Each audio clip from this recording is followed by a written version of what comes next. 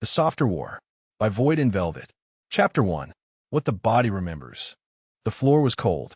That was the first thing Rael became aware of. The cold of the stones seeping through his shirt, through the muscle of his back, specific and grounding in the way that pain sometimes was. The second thing was his hands. He looked at them in the dark, waiting. They were shaking. He breathed. Once. Twice. The way Emmerich had taught him years ago, before either of them had understood what they were managing. Slow, deliberate through the nose. Count the inhale. Count the exhale.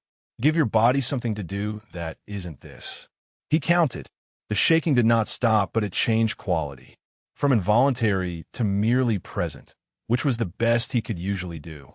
The room reassembled itself around him. The desk, the single chair, the narrow window above it showing a sky that was not yet gray. The barracks at Varenfall. 3 weeks since the Cedarwood Accords. He was on the floor of his quarters because he had come to himself there, and he did not remember how. And he had stopped trying to remember how because the trying did not help. What helped was the floor. What helped was counting. What helped was the absolute ordinariness of the room around him. The uniform folded over the chair back, the cup from last night still on the desk, his left boot placed slightly crooked beside the door in a way that was not precise, and which he had not corrected because he was, apparently, the kind of man who left boots crooked now. Small disorder. Evidence of a life being lived in rather than occupied. He sat up. His back protested. He was 38 and had slept on worse surfaces, but he had slept on fewer of them in the last 3 weeks, which meant his body had begun expecting better. And he breathed through the protest without comment. The wound on his left forearm had opened again. He became aware of this through the wet warmth of it, the particular familiarity of that sensation, and looked at it with the detached inventory of a man assessing damage rather than feeling it. Not deep. The scar tissue there was old and had never knit cleanly. It opened in cold weather, in certain positions after nights like this when his body had apparently been doing things he wasn't present for. He pressed his palm against it. He needed a bandage. He did not have a bandage. He had not restocked the field kit in his room because he had not expected to need one, which was, in retrospect, optimistic. He looked at the kit on the shelf. He could see from here that it was empty of clean cloth, and then looked at the shirt he was wearing, which was old and had already been demoted from presentable to sleeping in. He used the shirt. It was not the most dignified medical intervention he had ever performed. It was effective, which was the relevant criterion. He wrapped it tightly around the forearm, tucked the end under, and rotated his wrist twice to confirm it would hold. It held. He set his arm on his knee and looked at the window again. The sky was beginning to turn. Not yet gray. The specific deep blue-black that preceded gray by 20 minutes or so. The color that meant the night was spent but the day had not yet committed. He knew this color well. He had spent years in this color. On campaign and off it, this particular hour when the dark gave up and the light had not yet arrived, and the world existed in a kind of pause that nothing during the day could replicate. He was not afraid of this hour. He had never been afraid of the dark. What he was afraid of, and he did not name it, even now, even alone, was the specific quality of silence that followed a night like this. The silence of a room in which something had happened that he could not account for and would not speak of.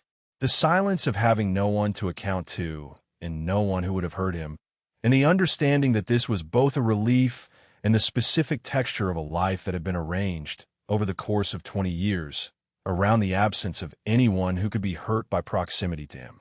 He was not maudlin about this. He had made the arrangement. Deliberately. It was the correct arrangement. He got up. This also took longer than it should have. The floor had stiffened his hips, and his right knee had an opinion, and his body in general communicated its unhappiness with the previous several hours in the comprehensive way of something that had been badly treated for a long time and had learned to say, soaked through accumulated minor complaint.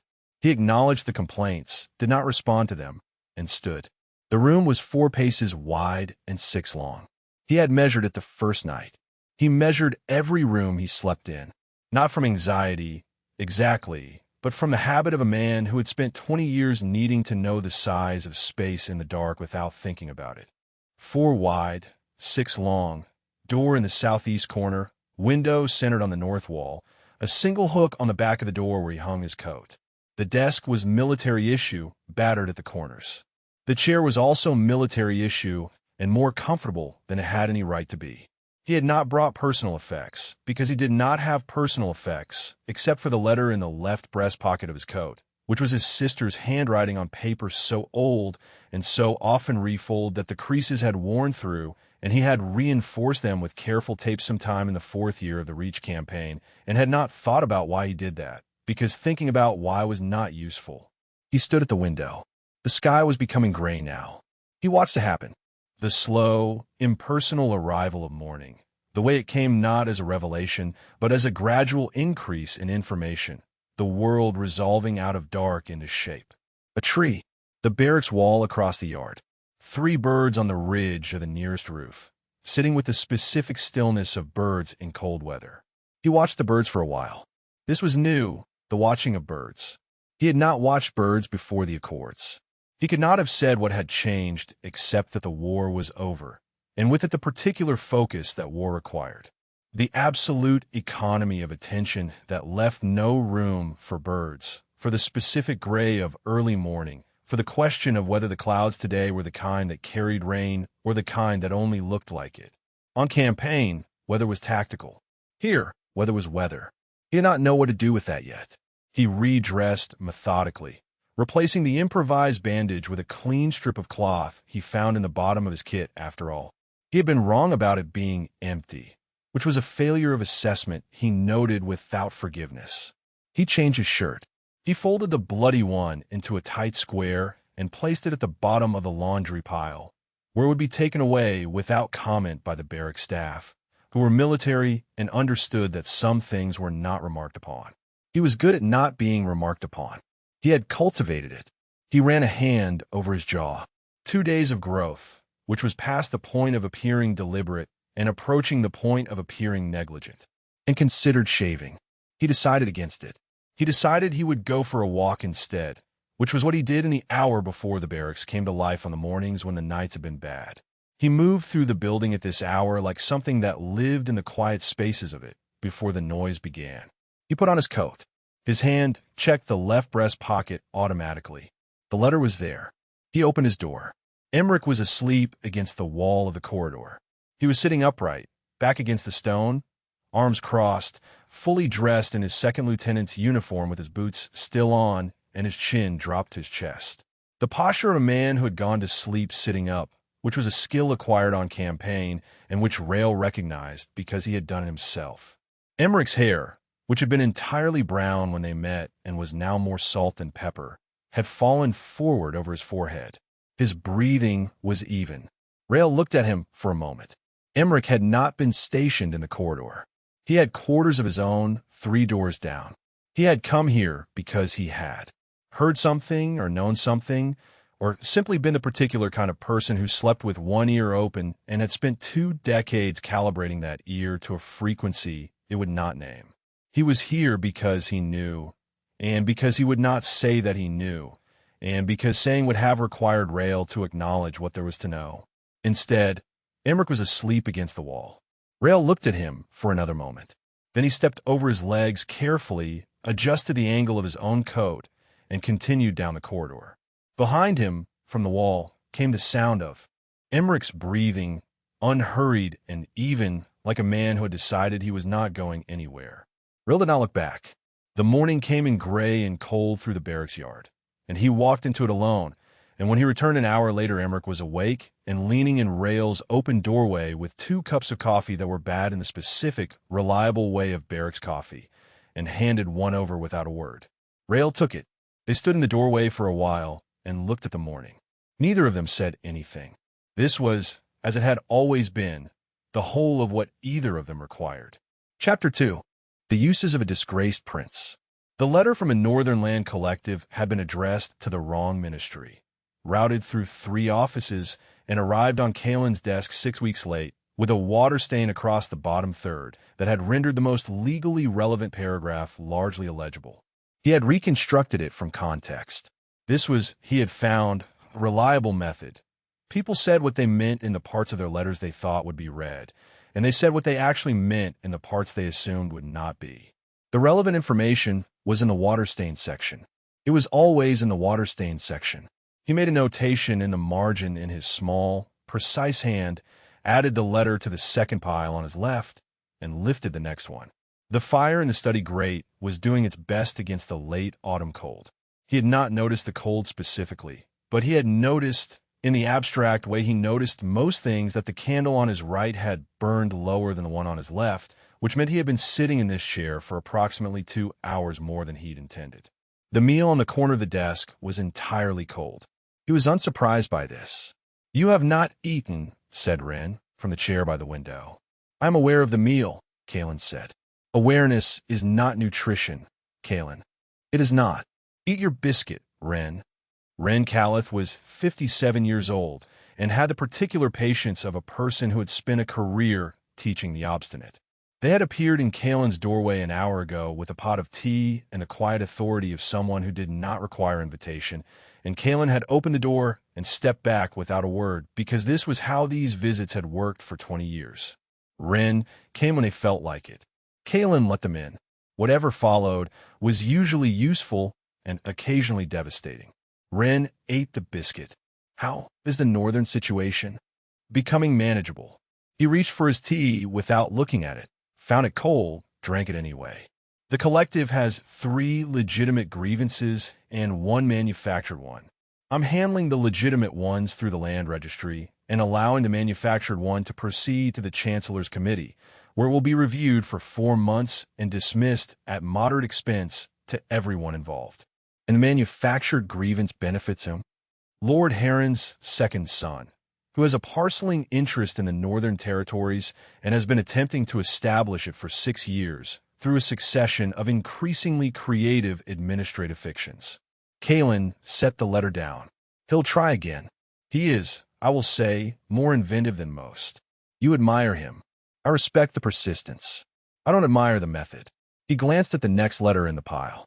He uses people who cannot afford the dispute cost to file challenges they don't understand, which means the dispute isn't between him and the collective. It's between the collective and itself, and he watches from a distance. It's elegant as a structure. It's also cruel, and you are dismantling it. I am redirecting it. He opened the next letter. Dismantling it would make enemies I'm not ready to make yet. Redirecting, it makes me appear helpful to everyone involved, which is more useful and also more accurate. Wren was quiet for a moment, which was not the same as having nothing to say. Wren's silences were full of pending observations, organized by priority and deployed when the room was ready for them. Caelen had learned this at 10 years old, and it still occasionally caught him. You spent a great deal of effort, Wren said, protecting things that don't know they're being protected. Caelen did not look up from the letter. The collective knows. I was not talking about the collective. The fire crackled. Outside the window, the palace gardens were doing their late autumn best, which was not their most impressive performance. The trees had mostly given up their leaves. The paths were empty at this hour. He was in the northeast wing, which had been technically described in his room assignment as well-appointed and was, in practice, comfortable in the specific way of spaces that were not quite grand enough to be used for anything important and not quite poor enough to constitute an insult. He had been assigned here 11 years ago. He had improved it substantially since, because he had the taste and the time, and there was little else he could do about most things. Wren, he said, not unkindly. Caelen, said Wren, with identical mildness. He changed the subject, which Wren permitted, because that was also how this worked. Wren said the true thing, Caelen redirected, and Wren allowed it, and the true thing remained said between them like an object placed carefully in the middle of a table that both parties agreed not to pick up today. The table was getting rather full. Caelen was aware of this. They talked about the eastern provinces for a while. Wren asked about the legal work he had been doing on the post-war land reallocation. Dry, intricate, the kind of work that would be done by the Chancellor's staff if the Chancellor's staff were better at it, which they were not. So Caelen was doing it from his technically comfortable exile in the northeast wing, uncredited through a minor court functionary who owed him a favor and whose name appeared on the documents. This also was not new. He had spent 11 years being useful in ways that were not attached to his name, because the alternative was being useless in ways that were, and he had made his preferences clear to himself early. Wren asked, eventually, whether he had given any further thought to the question of his standing. He had given it thought. He gave it thought the way the tide gave thought to a particular stretch of shoreline. Consistently, and with a certain inevitability. His standing was the problem it had always been. He was a prince of the Solvaine line, third of his name, holder of a title that had been stripped of its function and retained only because stripping it entirely would have been a political embarrassment the emperor's court preferred to avoid. He existed in the court as a kind of footnote. Present, technically documented, carrying the name without the authority it was supposed to carry. This had been his father's arrangement. His father was dead. The arrangement persisted. He intended to change this. He had been intending to change it for 11 years, which sounded like a long time and was, in the context of imperial courts, not particularly remarkable. You changed these things slowly through procedure and patience and the accumulation of debts you could one day call in. You did not change them by being right, as he had learned at 17. You changed them by being right and also irreplaceable, which was a different thing entirely. I am proceeding, he told Wren. Wren nodded as if this were sufficient, which it was, because they were both people who understood that proceeding was the whole of what could be done sometimes.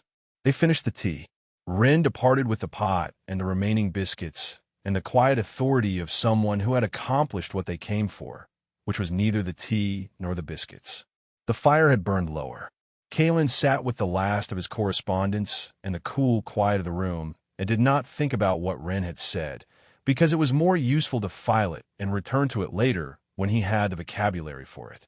He was partway through the final letter when the knock came. Not Wren. Wren did not knock as a policy. This was one of the palace functionaries, slight and apologetic in the way of people delivering messages that were above their authority to understand. A sealed letter from the chancellor's office. Caelen received it with his usual equanimity, tipped the boy 2 small coins because he looked like he'd been standing in the cold corridor for some time, and closed the door. He held the letter for a moment without opening it. The chancellor's seal was unremarkable. The delivery hour was not.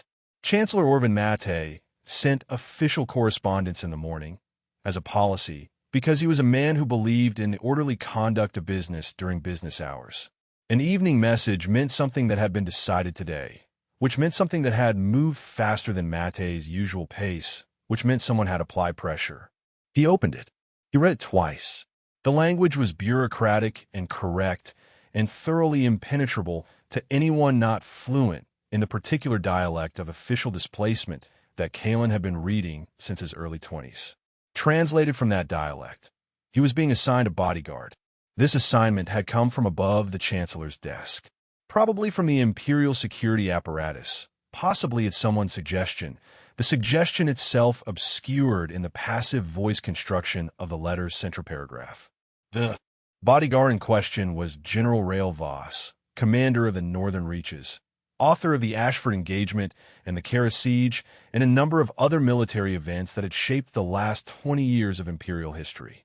Legendary in the specific way of men whose legends had outgrown their persons. Recently, with the signing of the Accords, without a war, Caelen read the name twice. He was not particularly surprised by it. A general without a war was an administrative problem, and administrative problems in this court were frequently resolved by attaching them to other administrative problems until they simplified each other or compounded catastrophically. He had been an administrative problem for 11 years. The logic was not unusual. What was unusual? And he sat with this for a moment, the letter resting across his fingers, the fire reduced to low red coals. Was the particular choice. Rael Voss was not a man who was typically assigned. Rael Voss was a man who assigned things. This posting was, in any reading, a demotion. The question was whose demotion it was designed to be, Voss's or his. Both, probably. This court had always been efficient about its embarrassments. He set the letter on his desk. He looked at his tea. Cold. Long since cold. He had been cold and not noticed for the better part of an hour. He picked it up anyway and held the cup in both hands and looked at the fire, which was not going to survive the night without attention he was not going to give it. The general was being sent to protect a prince who didn't need protecting. The prince was being given a guard he hadn't requested. Neither of them had been consulted. This was, by some distance, not the strangest thing that had happened to him in this court. He thought about what it would mean. The logistics of it, the schedule adjustment, the particular question of how a man like Rael Voss occupied space. Military men occupied space differently than courtmen. They were accustomed to purpose. He would have to think about what to do with that. He found he was mildly curious. He was not, he noted, unpleased. This was interesting, and he filed it away without looking at it. He rose and put out the last of the candles and stood for a moment in the dimming room. The coals giving off enough light to see by, barely, the study in its habitual quiet around him. For letters answered, one pending, the land dispute advancing through its proper redirected channels. Tomorrow, apparently, a general. He went to bed. He did not, as it turned out, sleep especially well. He did not examine why. Chapter 3. 31 names. Chancellor Orvin Mattei's office was very clean. Rael had been in a great many offices over the course of his career, and most of them told him something about the person who occupied them. The generals whose desks were buried under strategic maps and cold cups, the logistics officers whose filing systems were private alphabets no one else could read, the administrators who surrounded themselves with the evidence of their own authority. Mattei's office was clean in a way that was, itself, a kind of evidence. Everything had a position. The papers were aligned. The single decorative object, a small bronze inkstand in the shape of an imperial eagle, was centered precisely on the corner of a desk, which was not where inkstands were useful, but was where this one lived. Mattei was a man who did not permit his objects to be inconvenient. Rael stood at ease in front of the desk and read the orders he had been handed. He read slowly, not because the language was difficult. He had spent 20 years reading military documents and spoke bureaucratic fluently, but because he had learned early that orders had layers, and reading them the first time saved the cost of reading them wrong. The assignment is straightforward, Mattei said from behind the desk. He had the measured cadence of a man who had delivered difficult information many times and had learned to make it sound administrative. The prince has been without formal protective detail for 3 years, which the security apparatus has determined to be an unacceptable gap given the current post-war environment and certain elevated threat assessments. What threat assessments? Rael said. Mattei's expression did not quite shift. General, the orders mention elevated threat assessments. I would like to know what they are. A pause. I'll have the relevant briefing documents sent to your quarters. Which meant there were documents, and they had not been attached, and whether this was an oversight or a decision Rael could not yet determine. He noted it. He returned to the orders. Personal protective assignment. Indefinite duration. Full authority to establish security protocols for the charge's movements and residence. Charge, Prince Caelen Solvaine, 3rd of the Solvaine line, currently resident in the northeast wing of the palace. He knew the name. Anyone who had spent time in the capital knew the name, though knowing the name and knowing anything accurate about the person were, in Rael's experience of court life, frequently unrelated. What he knew: the public disgrace 11 years past, the physical illness that the court treated as a kind of polite, open secret, the succession rights stripped, the continued presence in the palace that was technically voluntary, and practically what it was when the alternative was an estate in a province that no one of any consequence ever visited. He did not know what the prince actually did. He had not thought to ask. There will be a period of adjustment, Mattei was saying, as His Highness has particular preferences regarding his schedule and the management of his correspondence. A careful pause before correspondence, the kind of pause that meant something more was contained in the word than was being said. I would ask that you work within those preferences where operationally possible. And where not operationally possible, I trust your judgment, General, which was a diplomatic way of saying that Mattei had no intention of adjudicating between them and wished them both well with it. Rael folded the orders with the same precision he would have given a battle map and placed them inside his coat. He looked at Mattei for a moment. The chancellor behind his very clean desk, the inkstand precise on its corner, the particular practiced blankness of a man who had been answering questions from generals for 30 years and had learned which ones to actually answer. The assignment, Rael said. Whose idea was it? Another careful pause.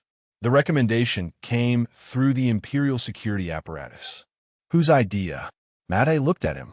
It was, Rael recognized, the look of a man deciding how much he was being asked to give up by answering. Lord Dast has an interest in the stability of post-war court arrangements. He has been involved in several security restructuring conversations. Rael nodded once. He did not know what to do with that yet. He would think about it. I'll report to my new posting this afternoon, he said. I'll need the threat briefings within the hour. Mate said that this could be arranged. Rael left. The corridor outside the Chancellor's office was wide and well-lit and smelled of the particular mixture of wax and old wood that characterized this part of the palace.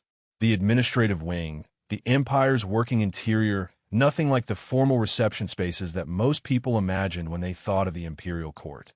He had spent enough time in the palace over the years to know it by its useful parts.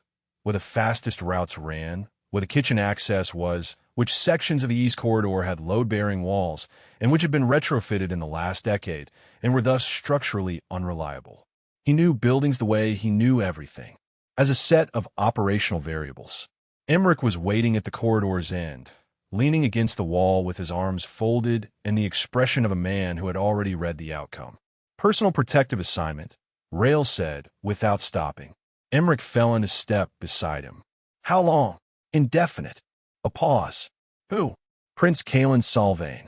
Emmerich processed this with the particular quiet of someone doing quick arithmetic. The disgraced one. There's only the one. I've heard things, Emmerich said. Everyone has heard things. About him specifically. That he's... Emmerich made a small gesture, searching for the right word. Not what people say. Rael walked.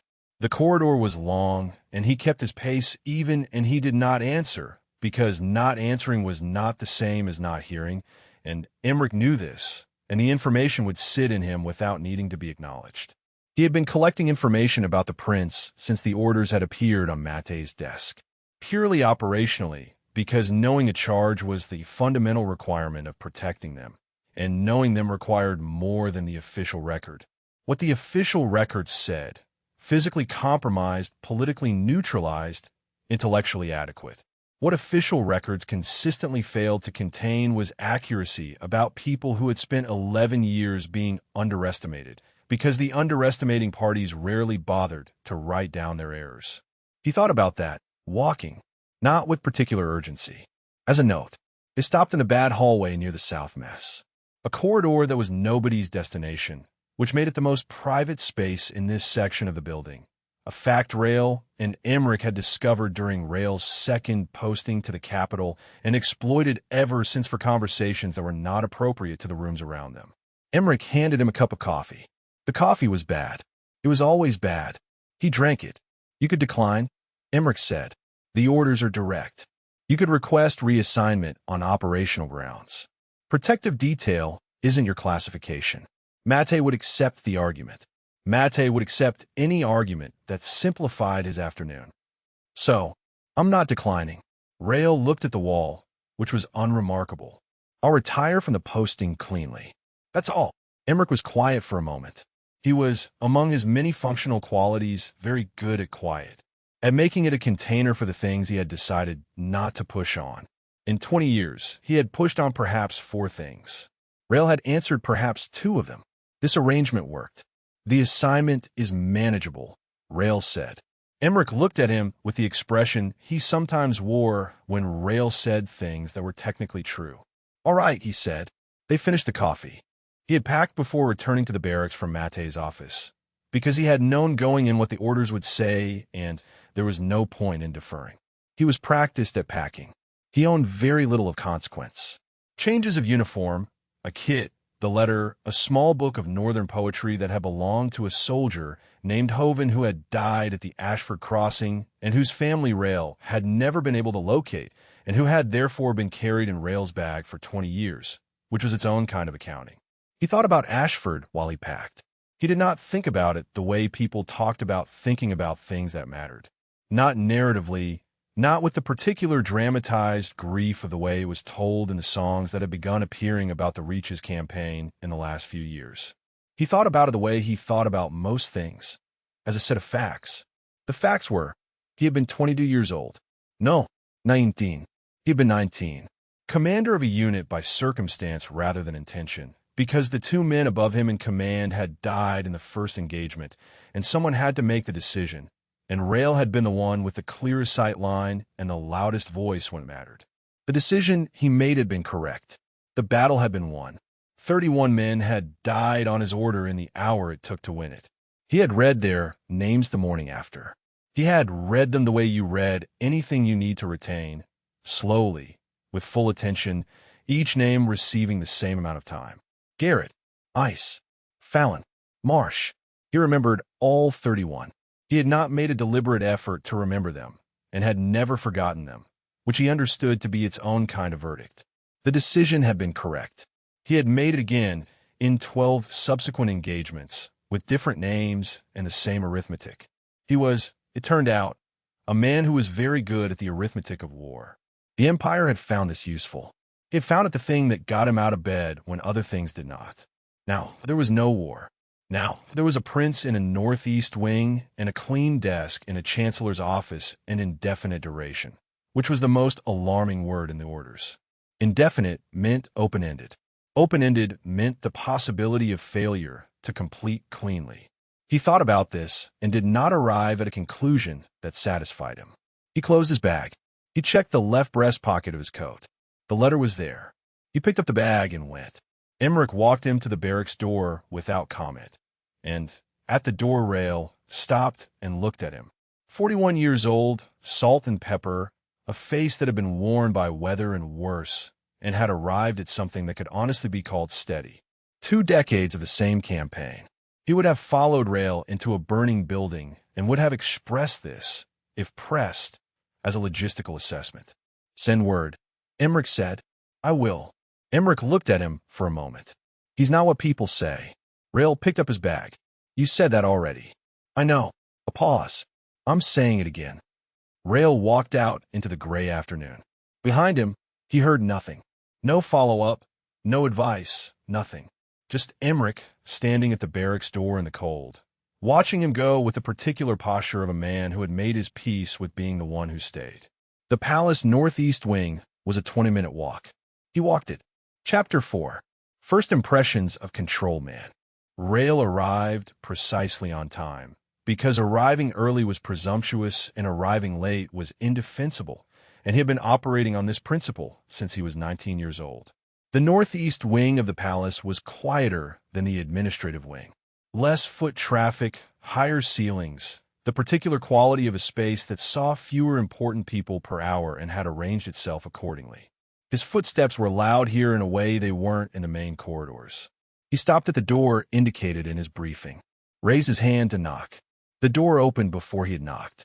The man on the other side was not a servant. He had known this was possible from the briefing. The prince used attendance minimally, for reasons not specified, and had adjusted his expectation accordingly.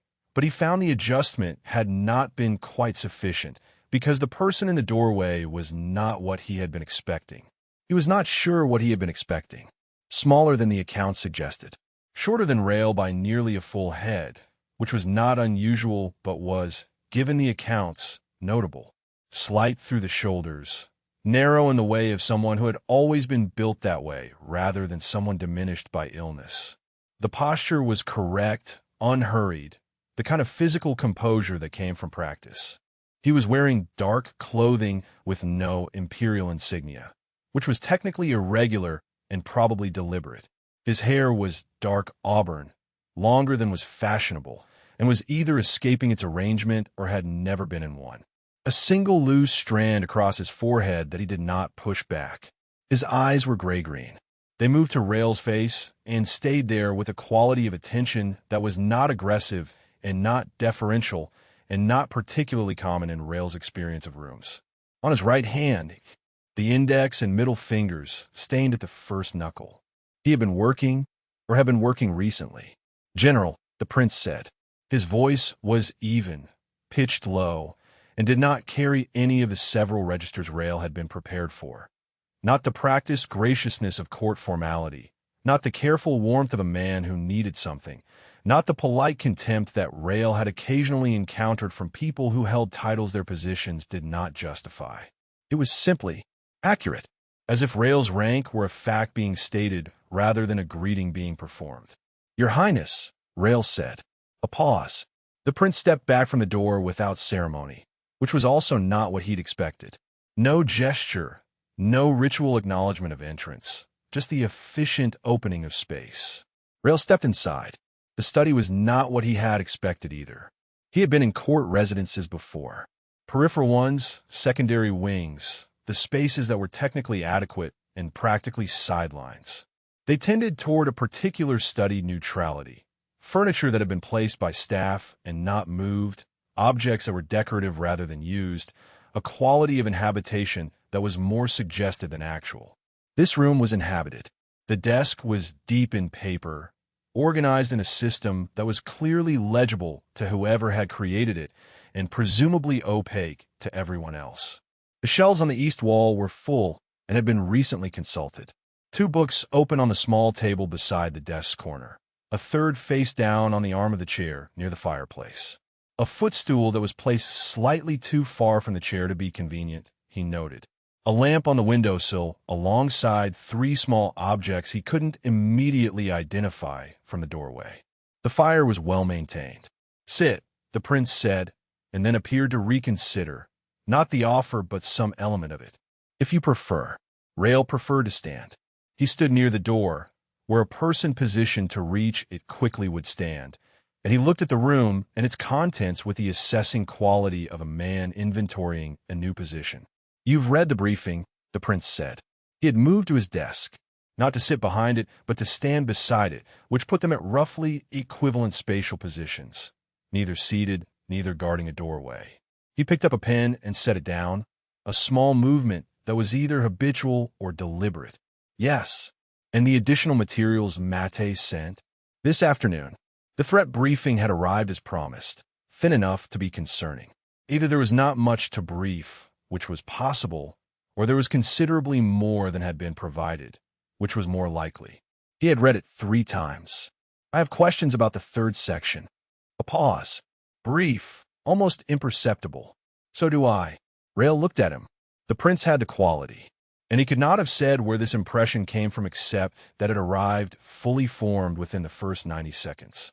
Of a man who was reading the room with the same attention Rael was, and filing what he read in a system that was similarly organized and similarly opaque. He was being assessed. He did not mind being assessed. He did, briefly, think about what the assessment was likely to return. "The protocols," Rael said. "Your current security measures." "Minimal," the prince said. "The briefing mentioned your preference." My preference is to move through my own residence without an armed escort and to have my correspondence treated as correspondence and not as intelligence." The tone was not sharp. It was even matter-of-fact, a man stating the parameters of a situation. "I don't expect you to agree with that preference. I expect you to tell me which parts of it present the most significant operational problems, and we can proceed from there." Rael was quiet for a moment. The operational problems were: minimal prior security meant unknown vulnerabilities in the physical space, which would need a full assessment. Correspondence was frequently used as a vector for threat delivery, and treating it as private rather than screened was a gap. And the preference for moving without escort was reasonable in a low-threat environment and not in a high-threat one, which this was per the briefing, or possibly more so, depending on what the briefing had not said. He said all of this concisely. The prince listened. He listened the way that people who were very good at listening listened, without interrupting, without performing attentiveness, without the particular impatient stillness of someone waiting for a pause to insert their own position. He just listened. "The correspondence review," he said, when Rael had finished, "is acceptable with conditions. You review for physical threats. Content is not your remit." "Agreed." "The space assessment. You want to start tonight, I assume. Tomorrow morning is sufficient." "Tonight," the prince said. Not an argument. A correction. "If you're taking the posting seriously, You'll want to know the space before you sleep in it. There's a floor plan in the second left drawer of the desk. The annotations are mine. Rael looked at him. You annotated your own floor plan. 3 years ago, when I determined that the previous security arrangement was inadequate and the one before it had missed 2 significant vulnerabilities. A slight pause. I've been managing this myself, General. I'm not asking you to replace that. I'm asking you to improve it. This was not what the briefing had suggested he was asking. The briefing had suggested a passive charge with strong preferences for personal privacy. What was standing on the other side of this desk was something else, and Rael adjusted his internal assessment with the same economy he applied to adjusting a battle plan when the ground turned out to be different than the map had said. He was, quietly, more interested than he had anticipated being. He moved to the desk and opened the second left drawer. The floor plan was there, precisely where it had been described. Several pages, carefully cross-referenced, with notations in small ink script that were clearly systematic and that he would need time to parse properly. He lifted the pages and looked at them and understood, from the first 30 seconds of looking, that the assessment they described was not the work of someone with minimal security knowledge doing their best. It was the work of someone who had been thinking carefully about the problem for 3 years. He set the pages down. The escort, he said. We negotiate case by case. Open corridors within the wing. You move as you prefer. Court functions, official events, any movement outside the northeast wing. I'm beside you.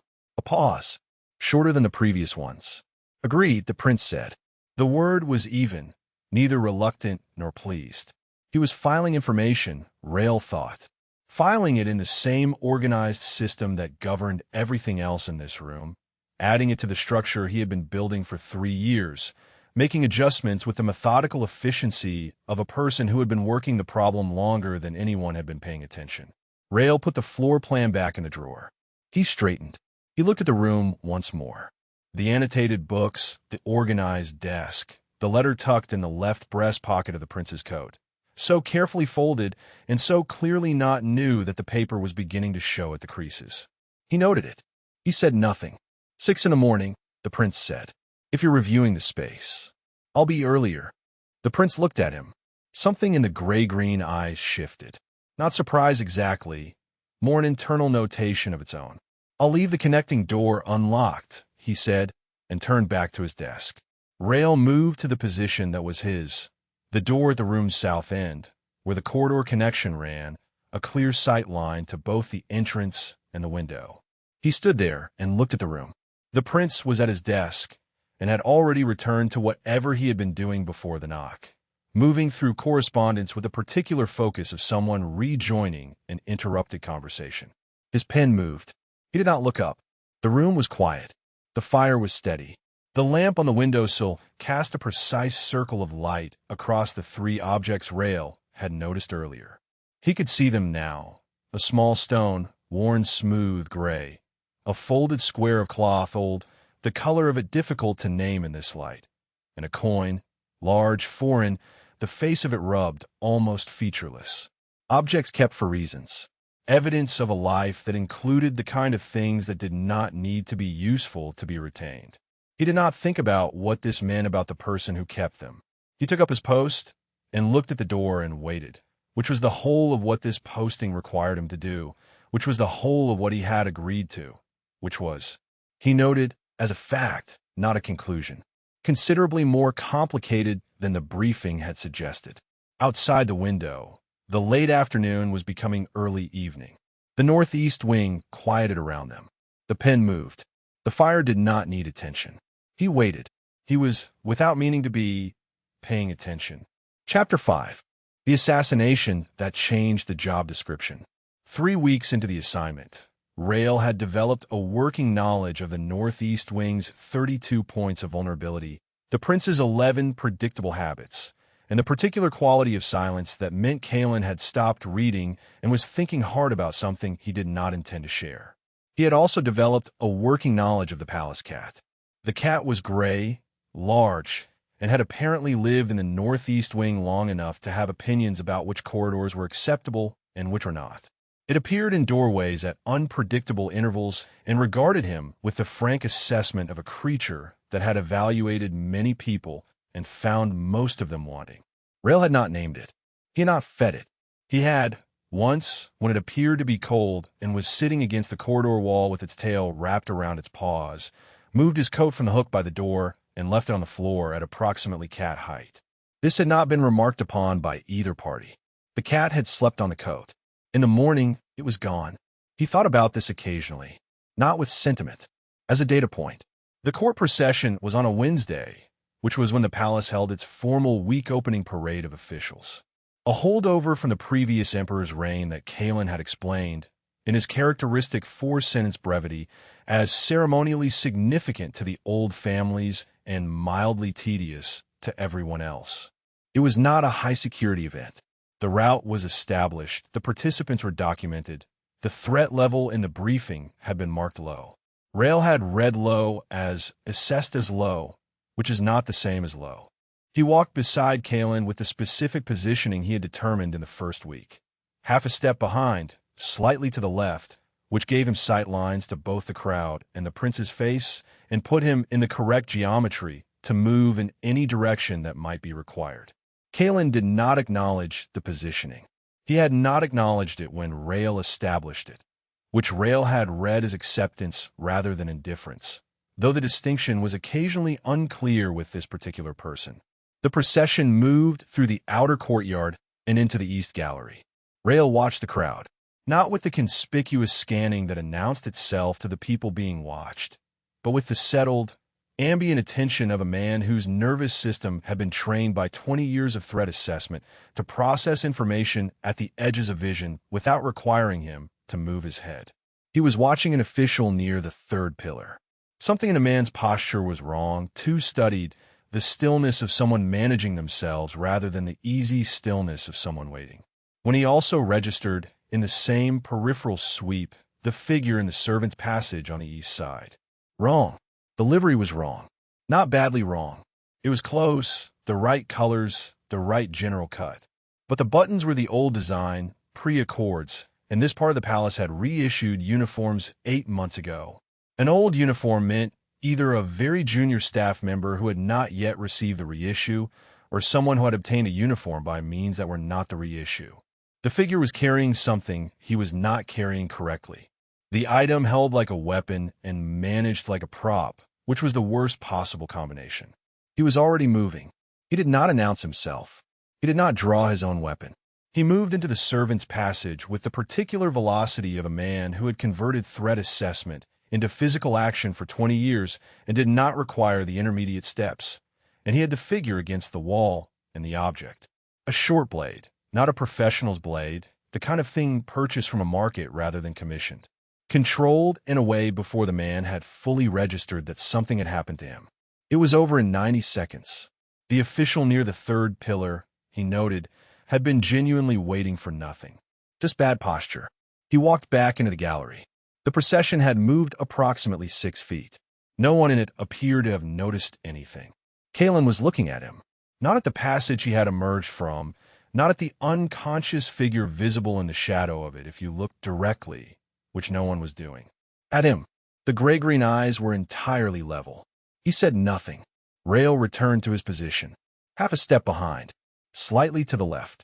The procession continued. Rael noted, in his peripheral vision, that Caelen's hand had found the edge of his formal coat and released it. A motion so brief it was not quite a motion. The tell for fatigue he had determined, or something functionally similar to fatigue. He filed it. When the procession concluded in the West Hall and the participants dispersed in the gradual, self-important way of people who understood their departure to be itself a statement, Caelen turned to him. The hall was emptying. They were not quite alone, but would be in 30 seconds. The man in the passage, Caelen said very quietly, "Dealt with. He's alive." "Yes." "You didn't call for the guard?" "No." Caelen looked at him for a moment. Then, "I knew about this one." The hall was nearly empty. Rael looked at him. He kept his voice at the same register Caelen was using. Low. Even a conversation that was not one. "What?" "I had intelligence. A contact in the outer staff. I keep several, for obvious reasons. Sent word 3 days ago that someone was asking questions about the procession route and the schedule of the East Gallery. The questions were specific enough to be concerning and unspecific enough to be inconclusive. A pause. I wanted to know whether the general assignment I had been given was functional or decorative. The hall was empty. Rael said nothing. He said nothing for long enough that Caelen's posture shifted. Not visibly, not to anyone who had not spent 3 weeks learning to read this particular person, but there, the very slight adjustment of a man who was aware that silence was a response and was assessing its content. You withheld threat intelligence, Rael said, on a procession that I was responsible for securing. The threat was minor. I assessed it as minor before confirming your assessment. The purpose was. I'm aware of the purpose. His voice was level. He kept it level with the same effort he applied to everything else he kept level, which was an effort he was not currently experiencing as small. You put yourself at deliberate risk to test whether I was worth informing. I put myself at a managed risk to determine whether the arrangement had operational value. A slight pause. I've been managing myself for 11 years, General. I don't extend trust on the basis of assignments.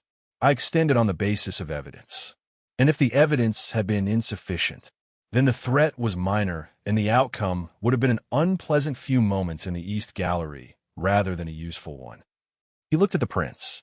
The narrow shoulders, the entirely steady gaze, the ink still on his fingers from whatever he had been working on this morning, the complete absence of any readable remorse. Not because he didn't understand why Rael was angry. He understood. He had the expression of a man who had made a calculation he stood behind and was prepared to account for it directly. This was either the most infuriating person Rael had ever protected or the most honest one. He could not immediately determine which. In the future, he said, you will share threat intelligence with me before the event it concerns. Not as a courtesy, as the operational condition on which this arrangement functions. That is a reasonable requirement, Caelen said, and I'll meet it when you've met mine. What is yours? A pause, shorter than most of his pauses, which meant something, proving you'll stay when it's inconvenient. Rael looked at him. The West Hall was quiet around them. Afternoon light came through the high windows, falling across the stone floor in the particular oblique way of late autumn, more horizontal than vertical. The light that meant the day was declining and had not yet committed to evening. It lay across the prince's hands, across the edge of his coat, across the floor between them. He had spent 20 years knowing exactly how to proceed. Threat identified, threat assessed, action taken, outcome recorded. The field stripped away everything else and left only the relevant question. What is required, and how quickly? He did not know what was required here. He knew, with a certainty that arrived without his consent, that he was not going to request reassignment. He was going to stand in this hall with the afternoon light falling between them and figure out what came next, because something had changed in the last 90 seconds, and the change was not the kind that could be undone by retreating to known ground. Tell me what trust requires, he said. It was not what he had planned to say. He was not sure what he had planned to say. Caelen was looking at him with the attention he gave to documents he considered important. Full, unhurried, not performing patience but being it. Already told you, he said. Rael was quiet for a moment. I'll stay, he said. The 2 words were plain and direct, which was how he said everything, and felt somehow larger than 2 words when they landed. When it's inconvenient. You have that. The prince looked at him for another moment. Something moved in the gray-green eyes. Too fast to read, and Rael was very good at reading things. And then settled. He said, then I'll tell you next time. Before the event. Before the event, Caelen agreed. He turned and walked toward the corridor, and his pace was ordinary, and his posture was correct, and nothing visible about him indicated that the conversation had mattered. Rael fell into his position, half a step behind, slightly to the left, and walked with him. Behind them, in the East Gallery, the man in the old uniform was going to wake up with a headache and a memorable morning. Rael had removed the blade. The guard would find him shortly. He did not know what to do with the thing that had just happened. He filed it, as he filed everything, and walked on. Chapter 6. Arguments for keeping distance. Rin kept rooms in the academic quarter of the palace, a set of offices that had accumulated books and papers in the way that a shoreline accumulated debris, gradually, inevitably, with a kind of gravity that suggested the objects had arrived of their own accord and were merely waiting to be found. There was a chair for visitors, which was not always visible, but was always there if you moved 3 things to find it. The tea was reliably good. The biscuits were reliably present. Caelen had been sitting in the visitor's chair, or sitting on the floor near the visitor's chair when the chair was fully occupied by books for 19 years. He moved 3 things and sat down. "You have that expression," Rin said, without looking up from the papers on their desk. "I have many expressions. The one you have when you've done something you're still deciding whether you're sorry for." Rin set down their pen. "The East Gallery, presumably. Word travels quickly. You know 3 people who talked to me. 2 of them were in the East Gallery." A pause. What happened? Caelen considered this. Not the question. He knew what had happened, but the manner of answering.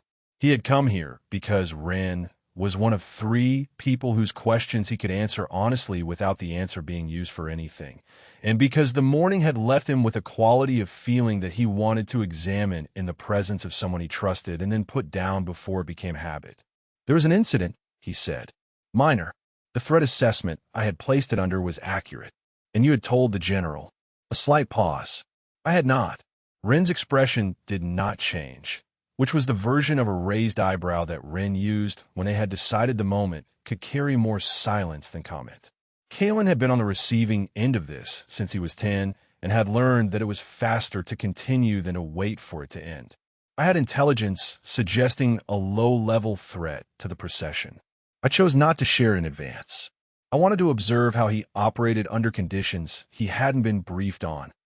He looked at his hands. The ink on his right fingers was from this morning or possibly last night. He had worked late, which was ordinary, and had gone to bed later than intended, which was also ordinary, and had lain awake for approximately an hour in the way that had been happening with slightly increased frequency since the arrival of a general in his quarters, in which he was not going to examine in this particular sentence. He was effective. "I would imagine," Rin said dryly, "that the Empire's most celebrated general is effective at stopping minor threats."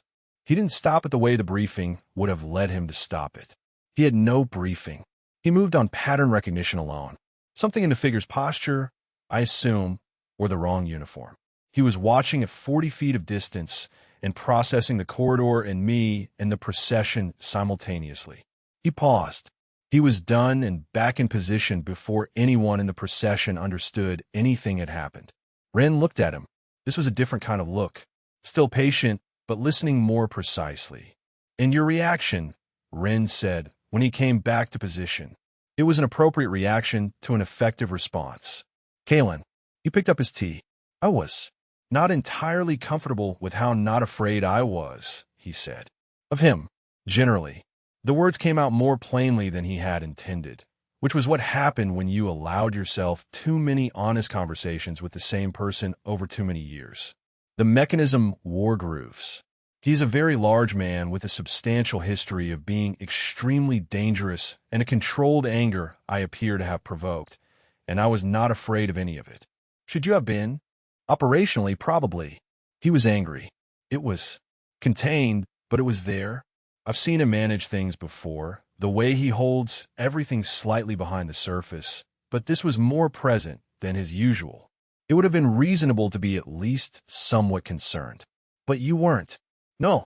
He set the tea down. He said he'd stay. When it was inconvenient. He said it like. He stopped. Started again.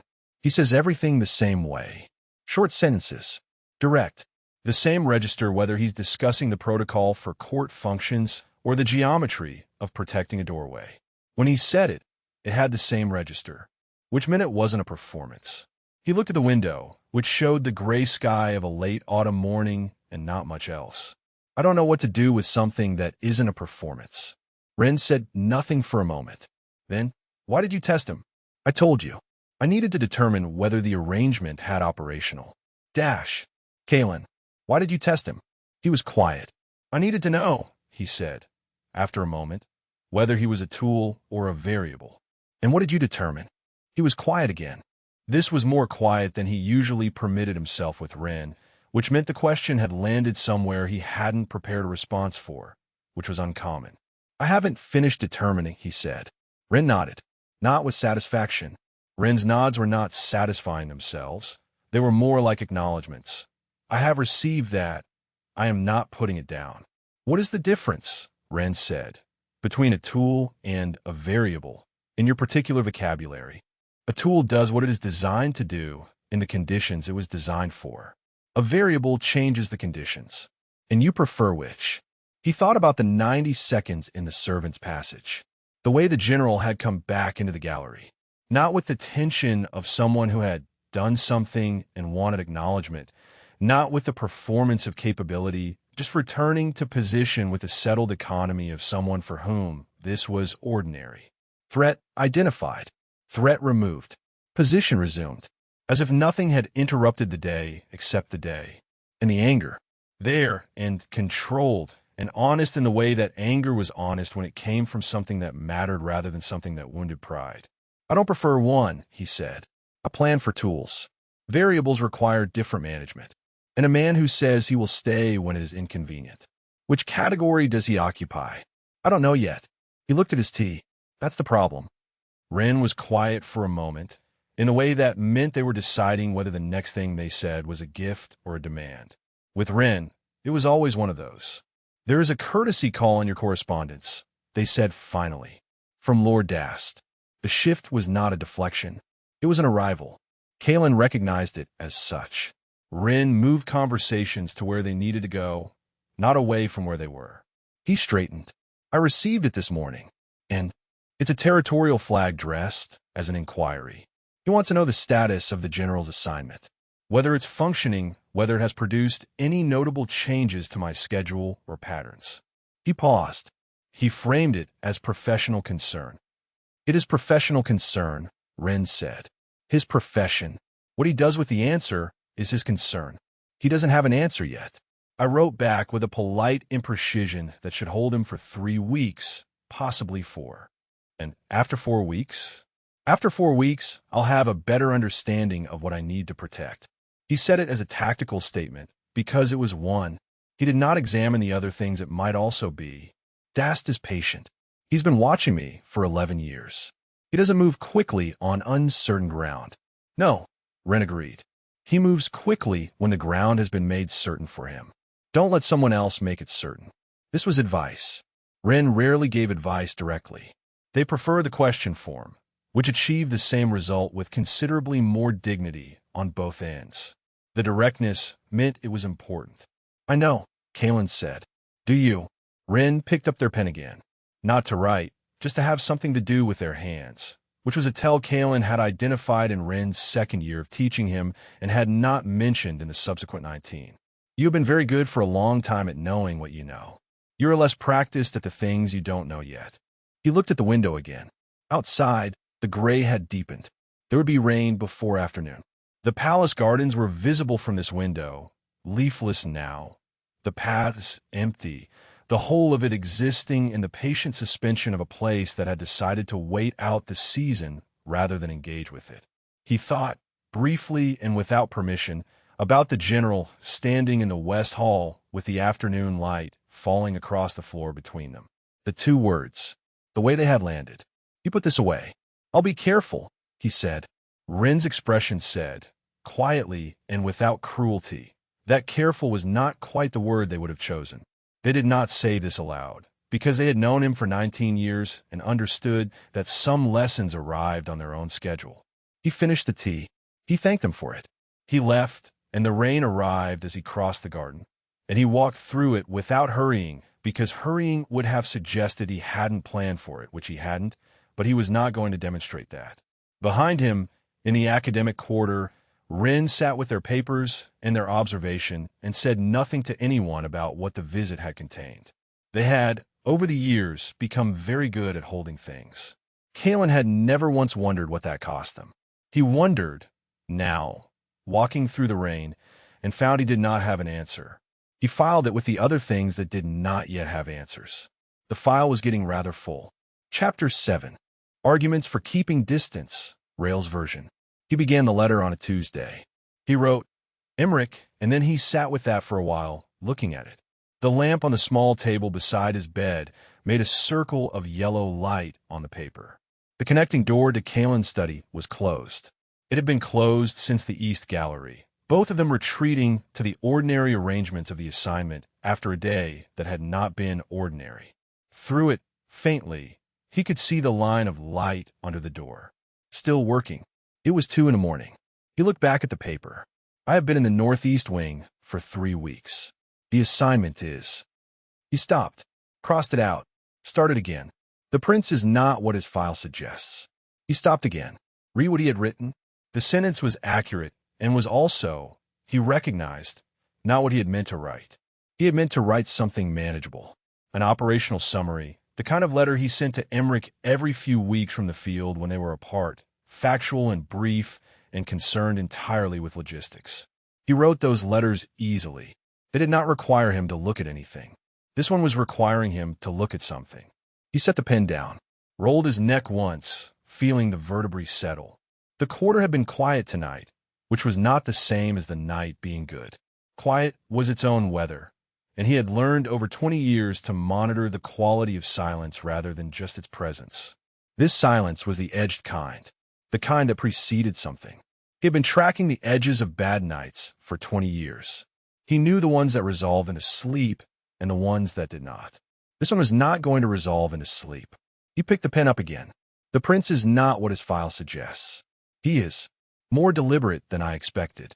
Everything he does is preceded by a calculation that he doesn't show.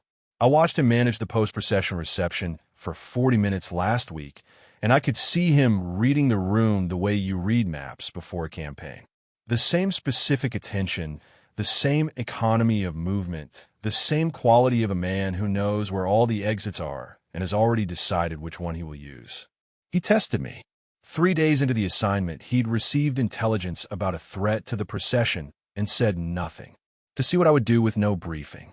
I handled the threat. The threat was minor.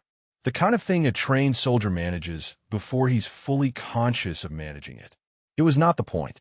The point was what came after, which was the most direct conversation I've had with anyone in 3 years. He said trust requires evidence. He said I had to prove I would stay. I said I would stay. He stopped. Read the sentence. He had the specific feeling of a man who has written something down that he has not yet admitted to himself, which was one of the reasons he wrote these letters and one of the reasons he didn't send them. He crossed out the last 2 lines. He wrote them again. He crossed them out again. Looked at the paper. The crossed out lines were still legible underneath.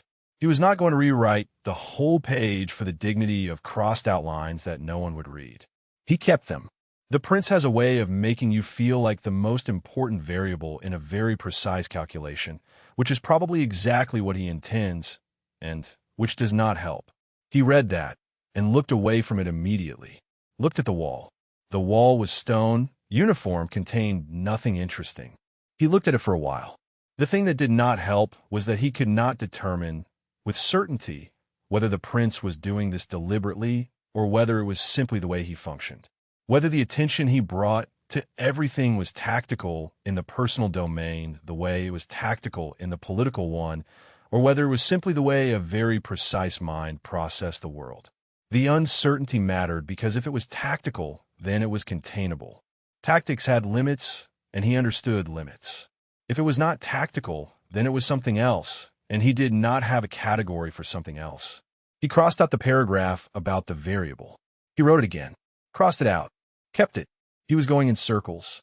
He set the pen down and sat back and looked at the ceiling, which was also stone and also contained nothing interesting. The line of light under the connecting door was steady, still there. He had not needed to know this and had checked it anyway, which was the kind of behavior he observed in himself without commenting on it. He breathed. Once, the way Emmerich had taught him, the edges of the bad night were getting sharper. He knew the progression. He knew it the way you knew the progression of a fever. Not through wanting to, but through long familiarity with the shape of something that was going to happen regardless of your preferences. The sound would start soon. Not real sounds, or not entirely real. The specific overlap of what was outside the window and what his nervous system had filed under things that happened, the two running on top of each other until they were indistinguishable. He had learned not to look for the origin, because looking for the origin was the wrong response. The response was breathing and counting and the floor. He sat on the floor, in case the floor was required. He kept the pen. He kept writing. I don't know what to do with the assignment. I know what to do with threats. I have always known what to do with threats.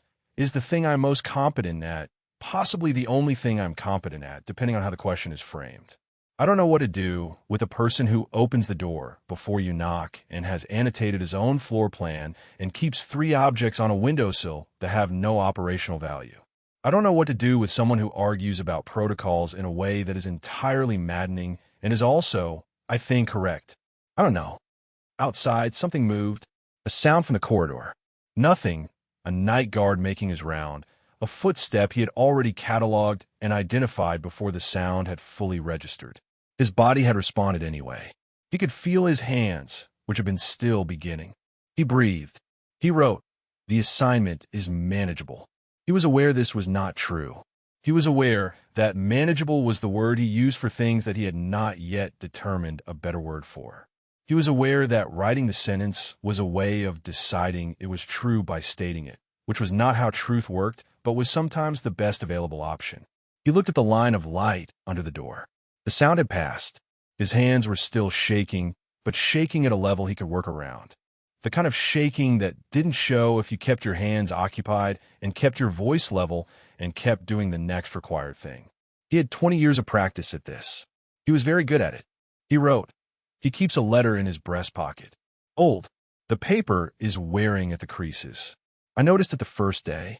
He doesn't know I noticed. I don't know why I'm writing this. He stopped. Read what he'd written.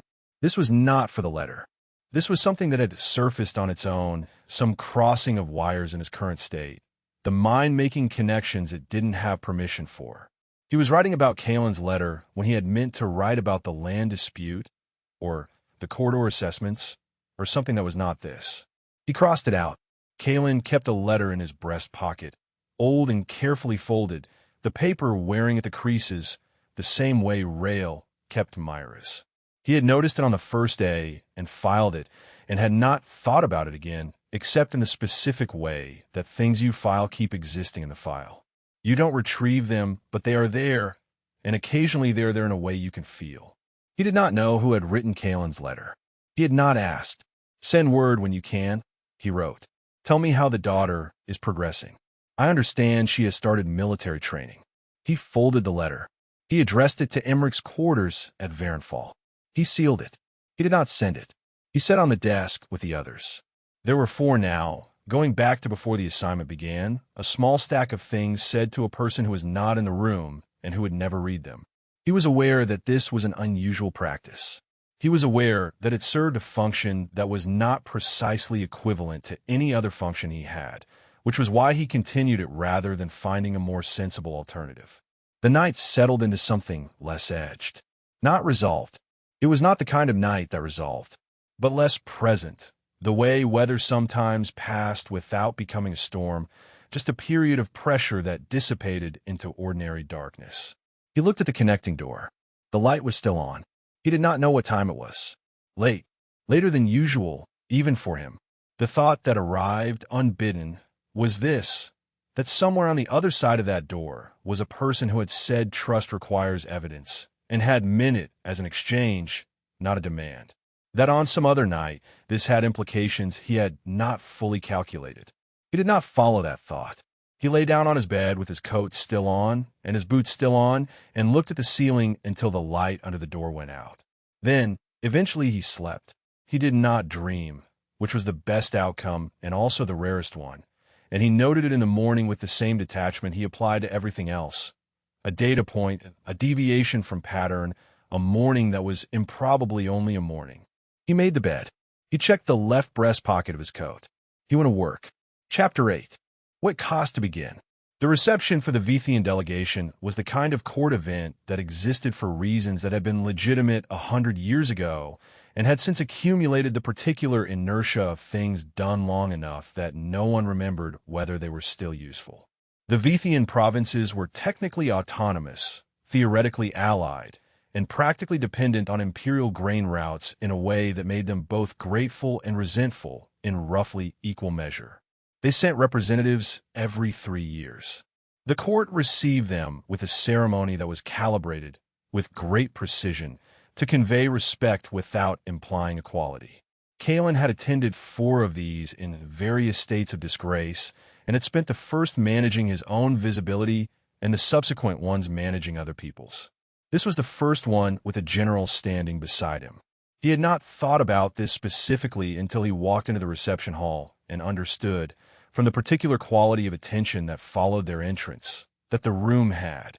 The hall was arranged in the format of a working reception rather than a formal one.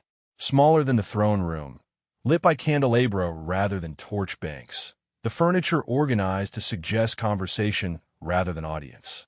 300 people, approximately, distributed in a pattern that Caelen could read like a text. The clusters around the people who mattered, the spaces around the people who were managing their own isolation, the deliberate positioning of Lord Dast near the south wall, where he had sight lines to 2/3 of the room.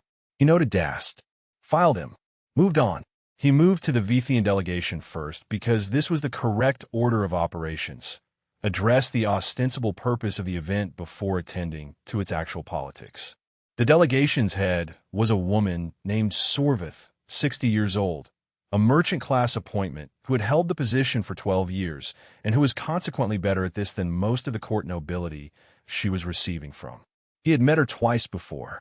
She remembered. "Your Highness," she said. Her eyes moved to Rael with a fractional pause that was not quite surprise. "And General Voss, I didn't expect to see you in a reception hall." "The general is attached to my household," Caelen said, "for the foreseeable future." Sorvith looked at Rael with the frank assessment of someone who had been evaluating people across negotiating tables for 30 years. Rael received the assessment without expression.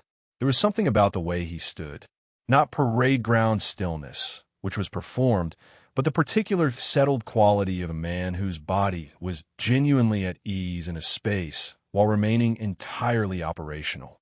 That Caelen had stopped categorizing as surprising and started categorizing as characteristic. "A significant attachment," Sorvith said. "I take my responsibilities seriously," Caelen said, which was technically about Sorvith's delegation and also not. They moved through the preliminary conversation. The grain route negotiations, the provincial boundary questions, the matter of the Eastern Transit tax that had been in procedural dispute for 8 months, and which Caelen was managing through a combination of patience and a minor functionary in the transit ministry who had excellent filing instincts and owed him a favor. Sorvith was sharp. He was sharper. They both enjoyed it, after a fashion. Rael stood half a step behind him and slightly to the left, and Caelen was aware of him the way you were aware of weather. Not as a specific thought, but as a constant ambient condition, something your body registered and your mind was not required to interpret. He had expected this awareness to diminish. 3 weeks in, it had not. He moved through the room with a systematic efficiency that was his characteristic approach to court functions. Identify the 12 people who mattered, spend appropriate time with each, manage the 6 conversations that were happening in code beneath the conversations that were happening in language, exit before the event's energy declined far enough to require social maintenance. He did this every time. He was very good at it. He was not, tonight, doing it alone. He did not notice this specifically until the 4th conversation. A delegation official whose name Caelen had and whose actual authority he was calibrating. When he felt, rather than saw, Rael make a small shift in position to his left. Not a security shift, a positional one, the kind that opened a sight line to the door that the official had been glancing at. Not because the official was a threat, because Rael had noticed the glances and had adjusted for them, and the adjustment had the effect. Caelen understood this only in retrospect, of making the official understand, without anything being said, that the glancing had been observed.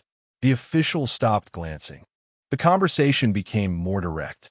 He finished the conversation, moved on, and thought about that for the next 15 minutes with approximately a quarter of his attention while the rest of his attention ran the room. Rael had read the dynamic, had adjusted for it, had done it without consultation and without announcement, and without afterward looking at Caelen to see if the adjustment had been noticed. It had been. He did not say so.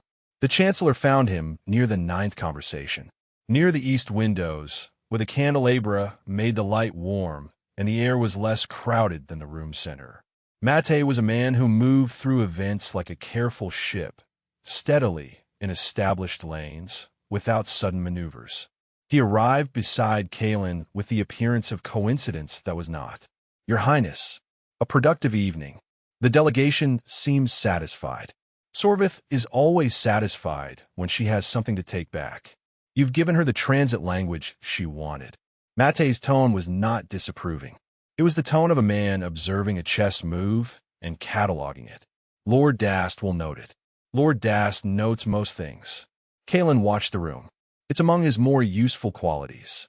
He also notes, Mate said, with the careful rhythm of a man delivering information he has arranged to sound incidental, the general's continued presence in your household. He had questions about the arrangement's parameters. He has my address. A pause. He does. He prefer to ask through me. That's considerate of him. Caelen turned slightly to look at Mate directly. Please tell Lord Dast that the arrangement is functioning as designed and that I have no current plans to alter it. Mate received this with the expression of a man who had been handed a document that needed filing and was determining the correct drawer for it. I'll pass that along. Thank you, Chancellor. Mate moved on. Caelen watched him go, noting the angle of his departure relative to Dast's position near the south wall. Not moving directly toward Dast, moving toward the refreshments, which put him in the path of Dast naturally, in the particular way of conversations that did not happen at court functions until they happened. He felt Rael come up beside him, not half a step behind this time, but adjacent, close enough for a low conversation in a loud room. The Chancellor, Rael said. Yes. And Dast. He's been watching us for the last 20 minutes from the south wall. Caelen kept his eyes on the room, not on Rael. This was easier. He was not sure when this had become easier and had declined to examine it. He's patient. He prefers to let information come to him rather than moving toward it. Does he have information? Not yet. He has observations. A pause. He's very good at observations. He'll build something from them eventually. The question is how long we have before whatever he builds is worth worrying about. Rael said. Caelen glanced at him. It was a brief glance, the kind that was almost not a glance, calibrated to appear like a natural survey of the room. Rael was looking at him with the expression that meant he was filing something. Is that incorrect? Caelen said. Rael was quiet for a moment. No. The reception moved through its final quarter with the patient efficiency of events that had been properly managed. The conversations resolving, the delegation satisfied, the court's political weather adjusted by approximately 4 degrees in the right direction. Caelen worked the room until the work was done, and Rael moved beside him and behind him and occasionally ahead of him with a fluency that was not something they had discussed or rehearsed and which had arrived, apparently, from 3 weeks of occupying the same spaces at close quarters and adjusting for each other without comment. He noticed this. He noticed it the way you noticed, eventually, the absence of something that had been painful. Not as a revelation, but as a fact you had been sitting with long enough to identify. He was not managing Rael. He was working with him. The distinction was, he found, larger than he had expected. The room emptied by degrees, the guests departing in the ordered sequence of people who understood their rank and its implications for exit timing. Caelen remained until the room had mostly cleared, a habit useful for picking up the conversations that only happened after the main event had given people cover, and then moved toward the corridor. He stopped at the doorway. He did not turn. He said quietly, You could have told Mate about the East Gallery. A pause, long enough to be deliberate. Yes, Rael said. Why didn't you? Another pause. Then, you asked me to prove I'd stay when it was inconvenient. A beat. I was trying to determine whether the same applies in the other direction. He turned then. Rael was looking at him. The very dark eyes, the particular quality of attention that was too direct to be comfortable and had never, in 3 weeks, been anything less than honest. The Jaskar caught the last of the candlelight. Caelen held the look for a moment. "It does," he said. "Apply in the other direction." He did not examine what he was saying. He was aware, with the specific awareness of a man who has spent 11 years knowing exactly what he is saying at all times, that he was not entirely sure of the boundaries of the statement. He said it anyway, because it was true. Rael looked at him for another moment. He said nothing. His hands, which Caelen had spent 3 weeks monitoring, were still. They walked back to the northeast wing together in the particular quiet of two people who have said something that does not require immediate follow-up. The palace corridors empty at this hour, the sound of their footsteps the only thing in the dark. In his study, with the fire low and the lamp burning and the connecting door standing open for the first time since the East Gallery, Caelen sat at his desk and looked at his correspondence and did not immediately begin reading it. He sat there for a while. Then he picked up a pen, opened the letter he had been drafting for a minor land registry official, and wrote 3 sentences that were better than the 3 sentences they replaced. Through the open door, he could hear, very faintly, the sound of Rael moving in his quarters. Nothing identifiable, just presence, just someone else in the building. He returned to his letter. He worked until 3 in the morning. He did not notice. Chapter 9. The Shape of a Careful Man. It began with the door. Not dramatically. It began the way most things between them began, which was without announcement and with complete plausible deniability on both sides. Rael left his door open one evening. The door between his quarters and Caelen's study, the one they had established as a security measure and used, by mutual unspoken agreement, as a boundary between the professional arrangement and whatever the professional arrangement was becoming. He left it open by approximately 3 inches. Not enough to see through. Enough for sound to travel. He told himself it was operational.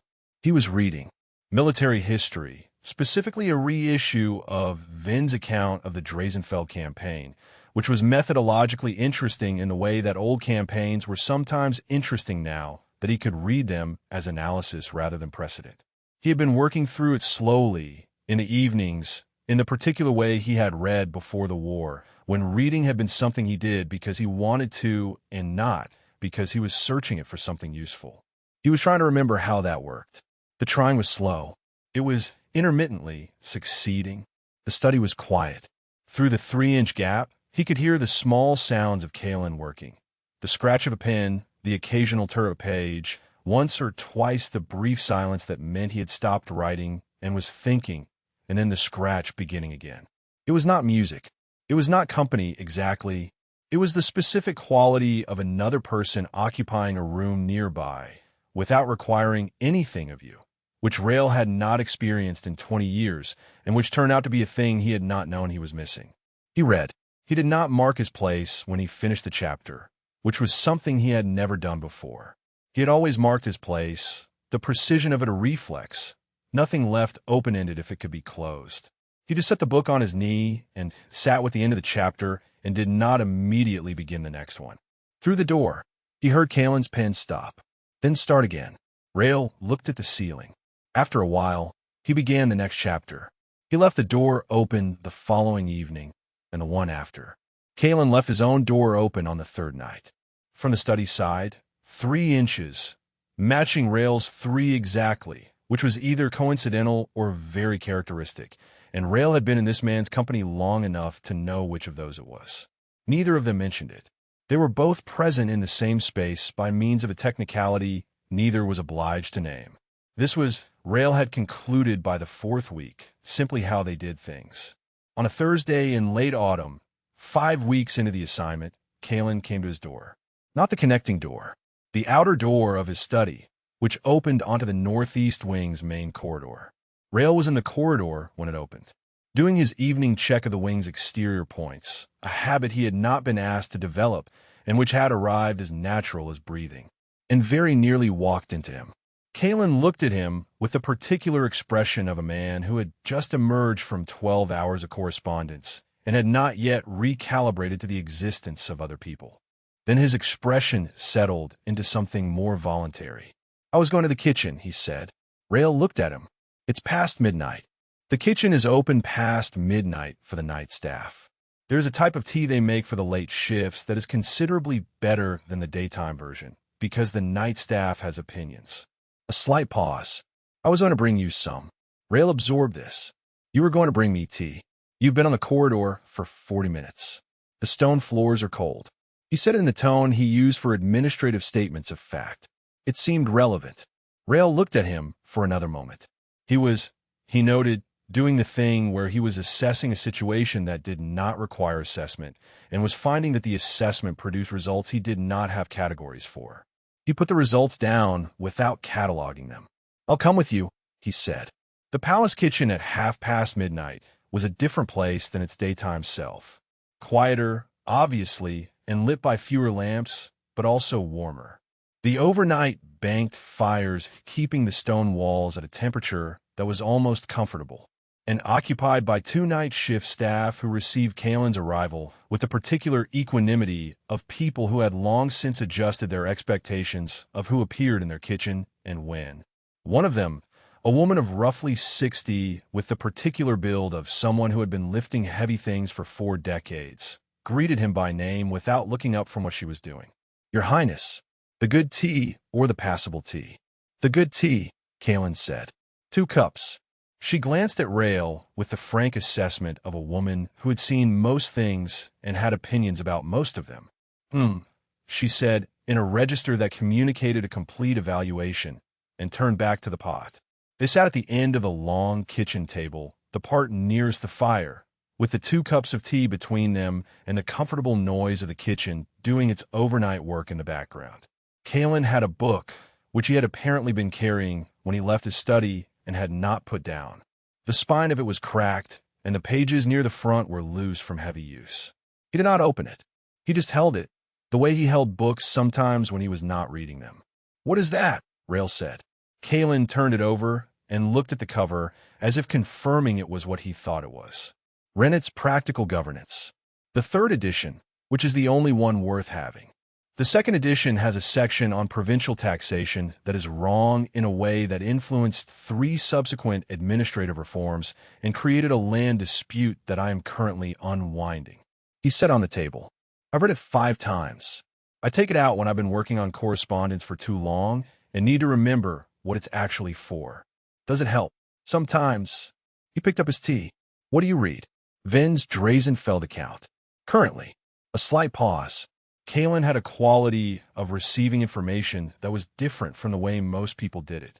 Not faster, not slower, but more total, as if each thing you told him was being filed in a system that already contained the context for it. For the Careth analysis, or the supply logistics? Rael looked at him. The command structure. The decisions he made in the 3rd week when the weather changed. He paused. "What do you know about Careth?" "Enough to have opinions." He was looking at his tea now, not at Rael.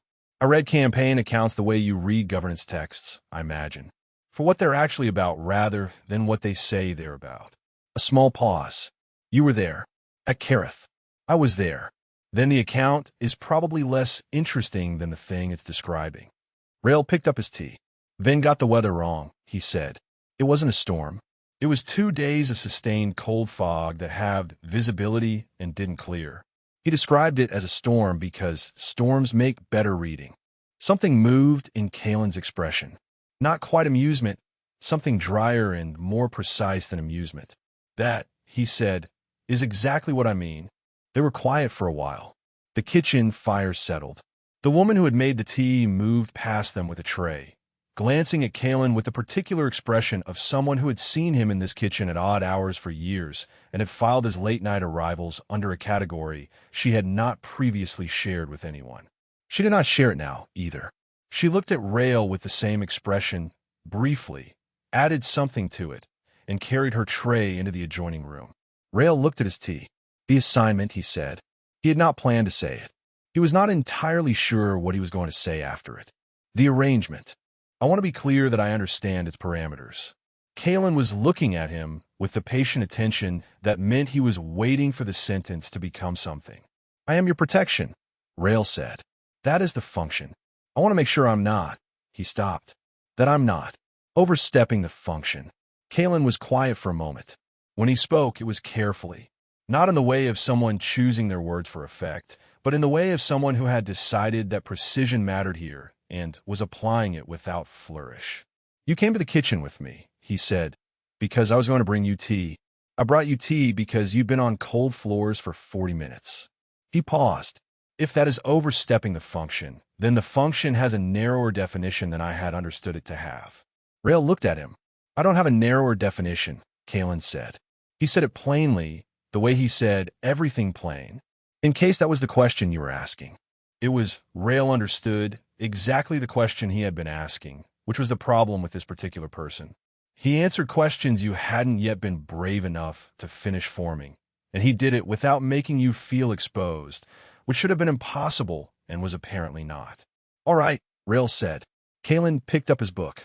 He turned it over once in his hands, set it down again, and picked up his tea instead. She thinks you're good for me, he said. A slight incline of his head toward the adjoining room, where the woman with the tray had disappeared. Ansel, she's been making my late-night tea for 9 years. She has opinions. What are her opinions? That I work too many hours and sit too still and don't eat enough and need someone to occasionally make me aware that I've been somewhere for 40 minutes. A pause, the weight of it just slightly heavier than his usual pauses. She hasn't said this. She communicated it through the quality of the look she gave me when I asked for 2 cups. Rael thought about the look. The HM. She seemed to approve, he said. She approves of most things that involve me eating or sleeping. Caelen's voice was dry, but underneath it was something warmer. Not performance, something actual. I think you're being categorized as a potential mechanism for both. Rael drank his tea. Outside the kitchen windows, the night was doing what late autumn nights did in the capital. Lying against the palace in a particular cold that was specific to places near water, pervasive and without drama. He had spent nights in far worse conditions than this, and had not noticed them because there had been nothing to notice toward. Here there was a fire and a woman named Ansel with opinions and a cup of something that was genuinely considerably better than the daytime version. He thought, not for the first time, about what peacetime was. He thought it might be this. He did not say this. He finished his tea, and Caelen finished his, and they walked back through the quiet palace to the northeast wing with the comfortable non-conversation of 2 people who had run out of the need to fill the silence and were content to let the silence be what it was. Rael did not mention the Mirror correspondence that night because there was nothing to mention. He did not know about it yet, had not found the envelope, the thread that would unspool itself in a later month, in a later chapter of this arrangement that he was, very quietly and entirely without his permission, beginning to think of as something other than an assignment. He left the connecting door open 4 inches when he went to bed. In the morning, it was still open. Neither of them mentioned this either. Chapter 10. How to Manage a Nightmare, Logistically. The night terror came on a Sunday. Caelen knew this afterward not because he had been watching the clock. He rarely watched the clock at night, insomnia being the one condition he had made a kind of peace with by ceasing to measure it. But because the candle on his desk had burned to a particular level that he could calculate, afterward, as roughly 3 in the morning, which was a Sunday. He had been working. He was almost always working. The silence of the northeast wing at this hour was a silence he had lived inside for 11 years and had learned to read in the way of a man who had no choice but to become fluent in it. He heard it through the connecting door, not screaming. He had been prepared, in some abstract theoretical way, for screaming. The accounts of men returned from long campaigns were not modest about their nights. This was nothing like that. This was silence. Specific silence. The silence of a room that had been making small, ordinary sounds. The subtle shift of someone's breathing, the occasional movement of a person sleeping, and had gone completely, absolutely still. His body understood it before his mind did. Some mechanism he could not name processed the quality of that stillness and returned a verdict without consulting him. Wrong. He was at the connecting door before he had made a decision. He put his hand on the door and stopped. He stood there with his palm flat on the wood and listened. The silence on the other side was total. Not the silence of a room that was empty. He had learned those sounds, had cataloged the way this wing breathed at night, the particular nothing of unoccupied space. This was occupied. There was a person on the other side of this door in a silence that was not sleep and was not absence and was not anything Caelen had a word for, which was unusual because he had words for most things. He did not open it. He stood and thought about what he knew, the outline of it, the shape he had constructed from a month's worth of careful observation, the nights that were smooth and the nights that were not, the way the lamp's light shifted after 2 in the morning when the nights were bad, the specific pattern of movement it suggested, not pacing, something less deliberate than pacing. The mornings that followed, hands slightly less steady, the incremental economy with which he managed himself back to level, which Rael performed so smoothly that someone paying less attention would not have noticed it at all. He had not stopped paying attention. He did not know what to do with what he was standing outside. He knew what not to do. He knew not to open the door and come in, because a man who had not asked for help and had spent 20 years not asking for help was not asking for help now, and offering it in the direct form would cost him something. The particular dignity of a man who had made self-sufficiency into the whole of his identity. And Caelen had no interest in costing him anything. He thought. He was very good at thinking. He applied it. He had the book in his hand. He had carried it from the desk, without thinking, the way he always carried a book, the same way other people carried lanterns or weapons. Practical governance, which he had put down earlier and picked back up because the letter from the eastern provinces had been making him irritable and he had needed something that reminded him what the work was for. He looked at the book. He looked at the door. He sat down on the floor on his side of it. The stone was cold. He arranged himself with his back against the door frame, and his legs extended and the book open across his knees, and he began to read aloud. Not loudly, just above the level of speaking, the register he used in small rooms when he wanted to be heard without wanting to announce himself. He read from where he had left off, a section on the relationship between provincial grain levies and road maintenance obligations, which was dry in a way of things that were extremely important dressed up as things that were not. His voice was even. He kept it even. He read the words at the pace he would have read them to himself, with the occasional pause at the end of a clause that complex syntax required, and he read on. He read for 40 minutes. He did not know if it helped. He could not hear anything through the door. The wood was thick, the wing was quiet, and whatever was happening on the other side of it was happening in a silence he could not parse from where he was sitting. He read anyway, because he had made a decision, and the decision was this, that the thing happening on the other side of the door was the kind of thing that needed witness rather than interruption, and that the closest he could come to witness from here was his voice, present and even in not asking anything of anyone. He finished the section.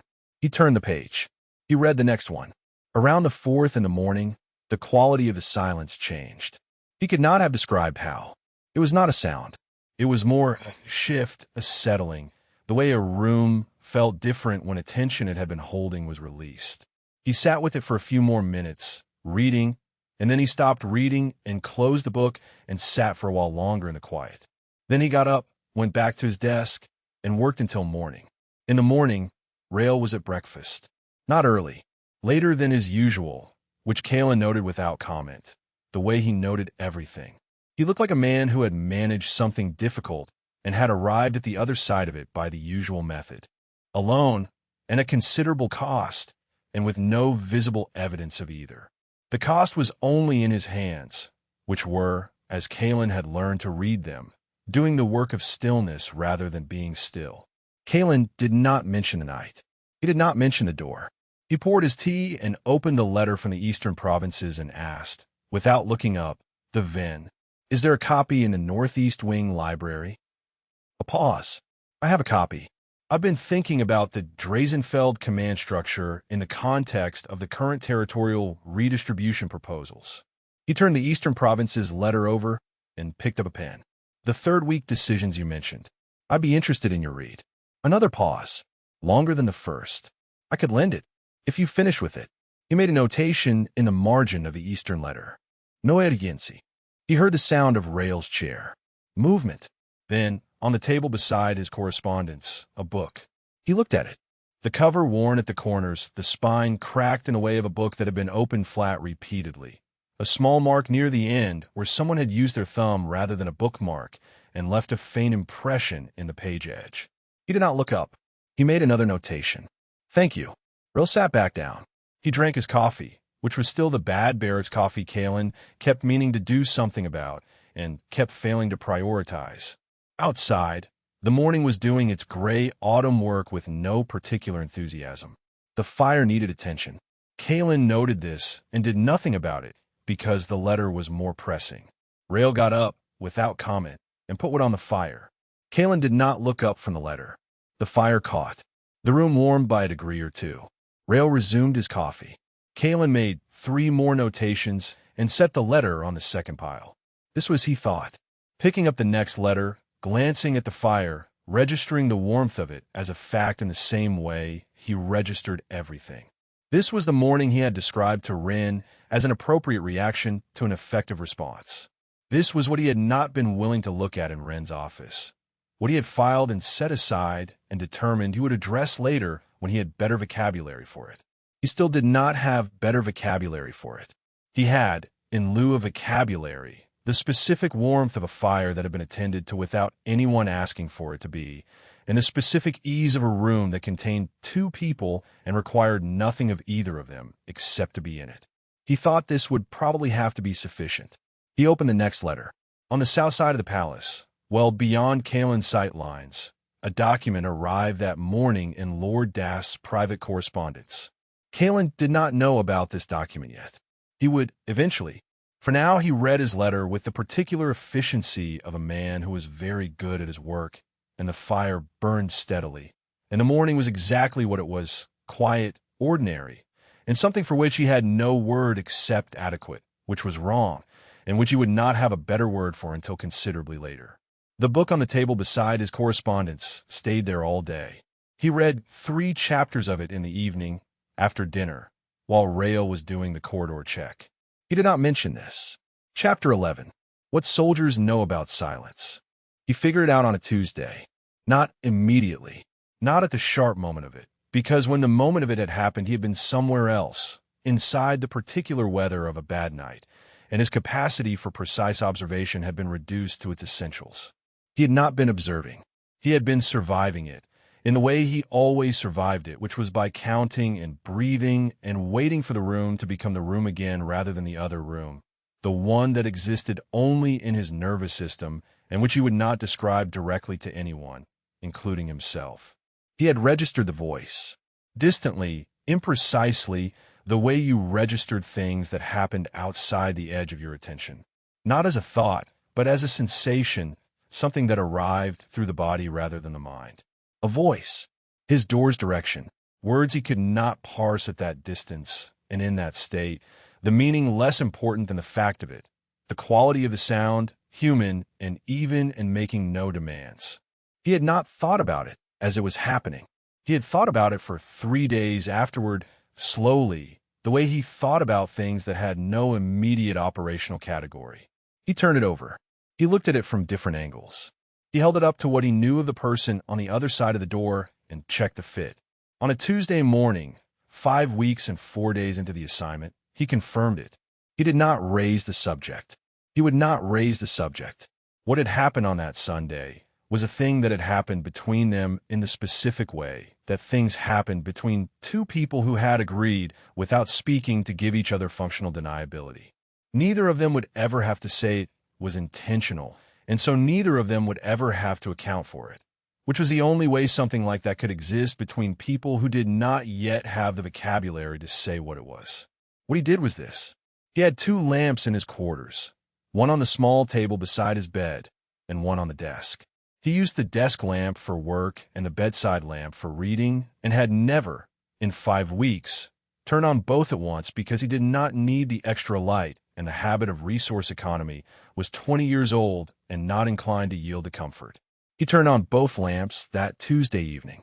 The lamp on the desk was visible, as it always was, through the connecting door as a line of light under the wood.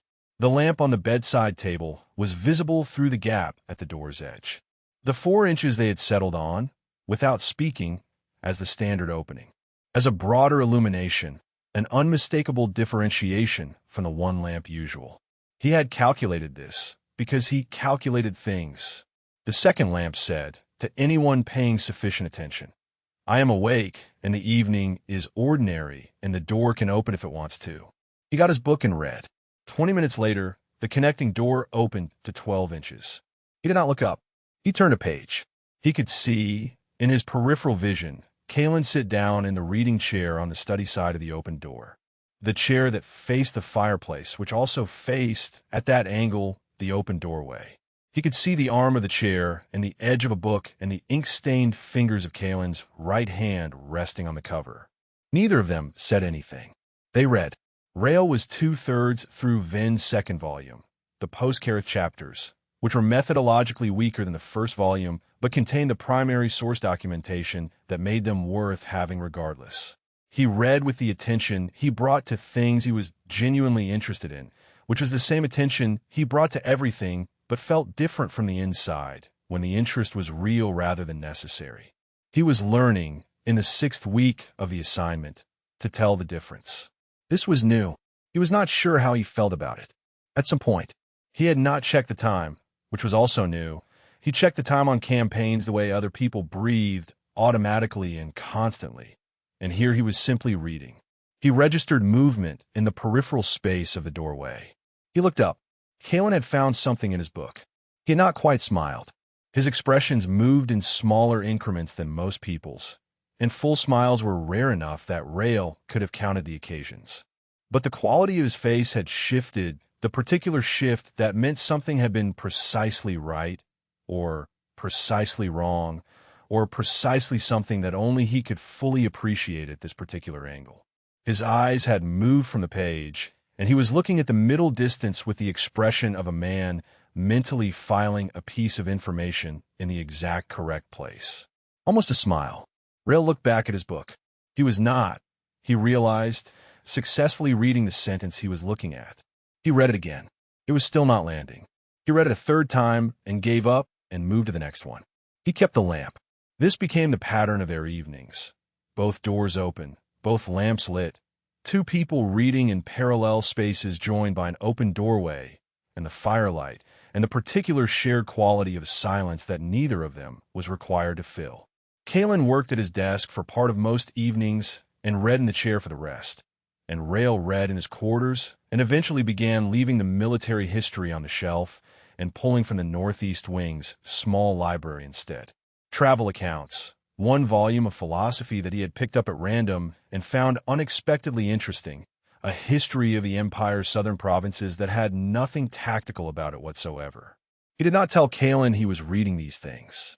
Caelen, who had the shelves memorized and noticed everything, said nothing about the gaps that appeared in them. This was their vocabulary. Rael was learning it the way you learned a language after childhood.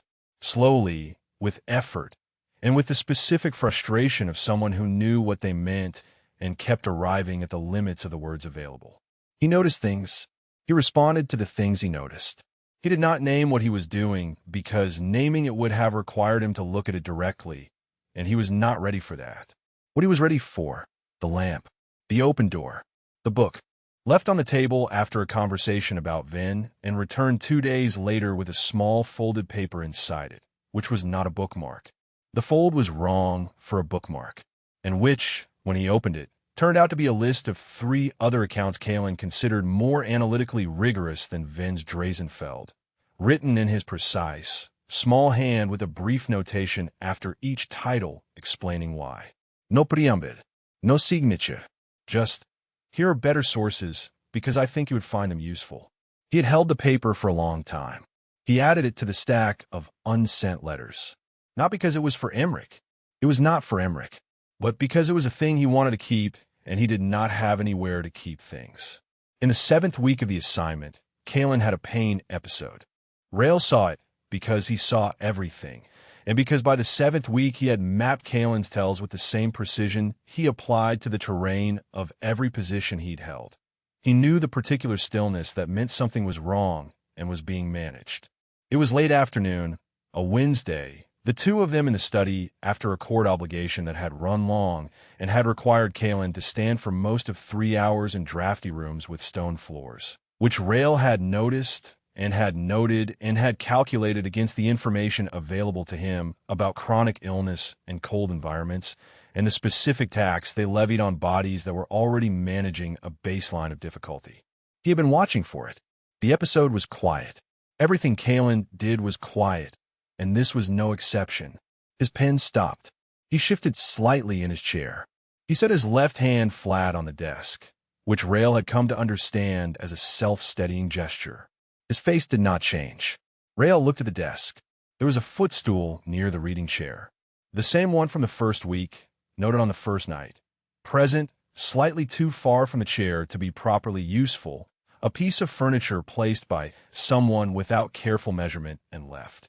He had noted it then as a fact about the room's arrangement. He looked at it now with a different question in mind. The desk was the problem.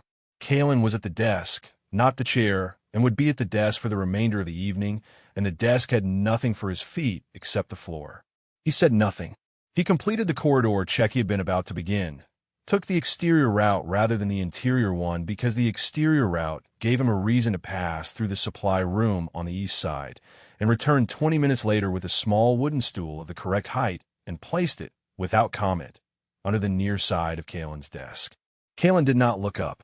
His pen had resumed. He did not acknowledge the stool, did not acknowledge Rael's return, continued writing with the focused efficiency of a man completing a sentence that had been interrupted by nothing that required acknowledgement. 20 minutes after that, he moved his feet onto the stool. His posture changed, marginally, the specific, subtle relieving of a pressure that had been present long enough to become background noise. He did not stop writing. Rael resumed his post and did not look at him. He thought, this is what I can do.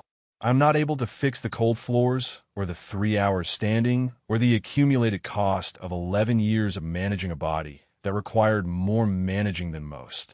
I can put a stool where it needs to be and not make it into something that requires acknowledgement or gratitude. I could do that much. He thought this, and then he put it away, and then he sat with his book in the chair near the door and read until the lamp burned low, and Caelen said, without looking up from his letters, "Go to bed, Rael." He had not used his name before. Not like that. Not the given name. First name, the name used by people who were not addressing a general or a stranger. He had used it precisely and plainly, the way he used everything. Rael did not react. He closed his book. He stood. "You too," he said. Caelen made a small sound that was not quite agreement and also not disagreement. The ambiguous register of a man who had heard the instruction and was currently deciding how seriously to take it. Rael left the lamp on in case the decision took a while. In his quarters, he sat on the edge of the bed and looked at the connecting door, which was open the full 12 inches now, had been the full 12 for 3 days, and thought about a name said in an ordinary register at the end of an ordinary evening and the specific, unreasonable difficulty of knowing what to do with something that was not a threat and was not a transaction and was not anything he had a map for. He thought, I don't know how to be in this. He thought, I am in it anyway. He lay down and looked at the ceiling and did not sleep for a while, but the not sleeping was a different quality from the not sleeping of bad nights. It was not the sharp-edged kind, not the kind that preceded something. It was the soft, full kind of lying awake because the room is warm and the mind is occupied and there is no particular urgency to put any of it down. He slept around 2 in the morning. He did not remember dreaming. It was enough. Chapter 12. The Things Lord Das Collects. The invitation arrived on a Monday, dressed in the formal language of a policy consultation. Caelen read it twice, which was the same number of times he read anything he considered potentially important, once for what it said and once for what it didn't, and set on the desk with the particular care of a man placing a sharp object on a surface that would hold it. Lord Severin Dast wished to discuss several matters of post-war administrative reorganization in which his office and Caelen's ongoing policy work intersected. He proposed a meeting at his convenience, at Dast's primary office in the South Wing. The letter was courteous, thorough, and precisely the length a letter needed to be to communicate exactly what it intended to communicate and nothing else. Caelen admired the craft of it in the abstract way he admired well-constructed things, the same way he admired a good chess opening, completely and without any reduction of his vigilance. He replied the same afternoon. He would attend with his household security. Wednesday at the second hour. He did not consult Rael about the meeting. He consulted him about it that evening. Dast has requested a policy meeting. Rael set down his coffee. Wednesday. He looked at his letters. He knows about your posting. He's been watching us at court functions since the Vithian reception. This is the formalization of a surveillance process he began in the 4th week. What does he want? Information, primarily. He's building a picture of the arrangement. What it is, how it operates, whether it represents a vulnerability or an asset to his particular interests. He picked up the next letter in the pile. He will not ask direct questions. He will ask questions that require direct answers to deflect, which will tell him what I don't want to tell him, which is itself information. Rael was looking at him with the quiet attentiveness of a man following a briefing. And you'll attend. It would be more suspicious not to. I have policy work that legitimately overlaps with his administrative brief. The veteran reallocation framework, I've been drafting the land registry work. He knows about both. If I decline, he'll draw conclusions from the decline that are potentially less useful to us than whatever conclusions he draws from the meeting. A pause. You want me outside the room, close enough to hear the quality of the silence, Caelen said. Not the words, just whether the silence has the right quality. Rael looked at him. You want me to read the room from the corridor? I want you to be there in case I miss something, which is not a thing I say often and which I am saying now, because Dast is the only person in this court whose read on a situation I'm not confident I can fully predict. He set the letter down. He's patient in a way that outlasts most planning. I've been managing him at a distance for 11 years. This is the first time he's invited me in. Rael was quiet for a moment. The fire moved. Outside the window, the late autumn dark was complete. Full dark now by the early evening. Winter arriving with a particular determined efficiency of seasons that do not negotiate. What do you think he knows? Rael said. That you're here. That the arrangement functions. That we, a slight pause, the weight of the word settling in the room before he continued. Operate as a unit at court functions rather than as a protector and a charge. He looked at the next letter without yet reading it. He may know about the nights. Rael's stillness changed quality. Not dramatic. He did not do dramatic. But the particular shift of a man whose stillness has moved from ambient to deliberate. Ow! The palace has staff. Staff talk to each other. Staff talk to people who talk to other people. I've been managing my private business in this wing for 11 years and have not entirely prevented the accumulation of impressions. His voice was even, factual. He was aware of the quality of the stillness on the other side of the desk and was not treating it as a warning. Was, if anything, moving more carefully because of it, the way you moved more carefully around something precise. He doesn't know details. He knows something, enough to make a direction of inquiry. Rael was quiet. The detail doesn't leave this wing, Caelen said. I want to be clear about that. Anything he knows is inference from proximity, not fact. Rael looked at him. His hands were on the desk, flat, which was the version of stillness that meant he was holding something. I am aware, Caelen said, more quietly, that this is not the same as it not being known.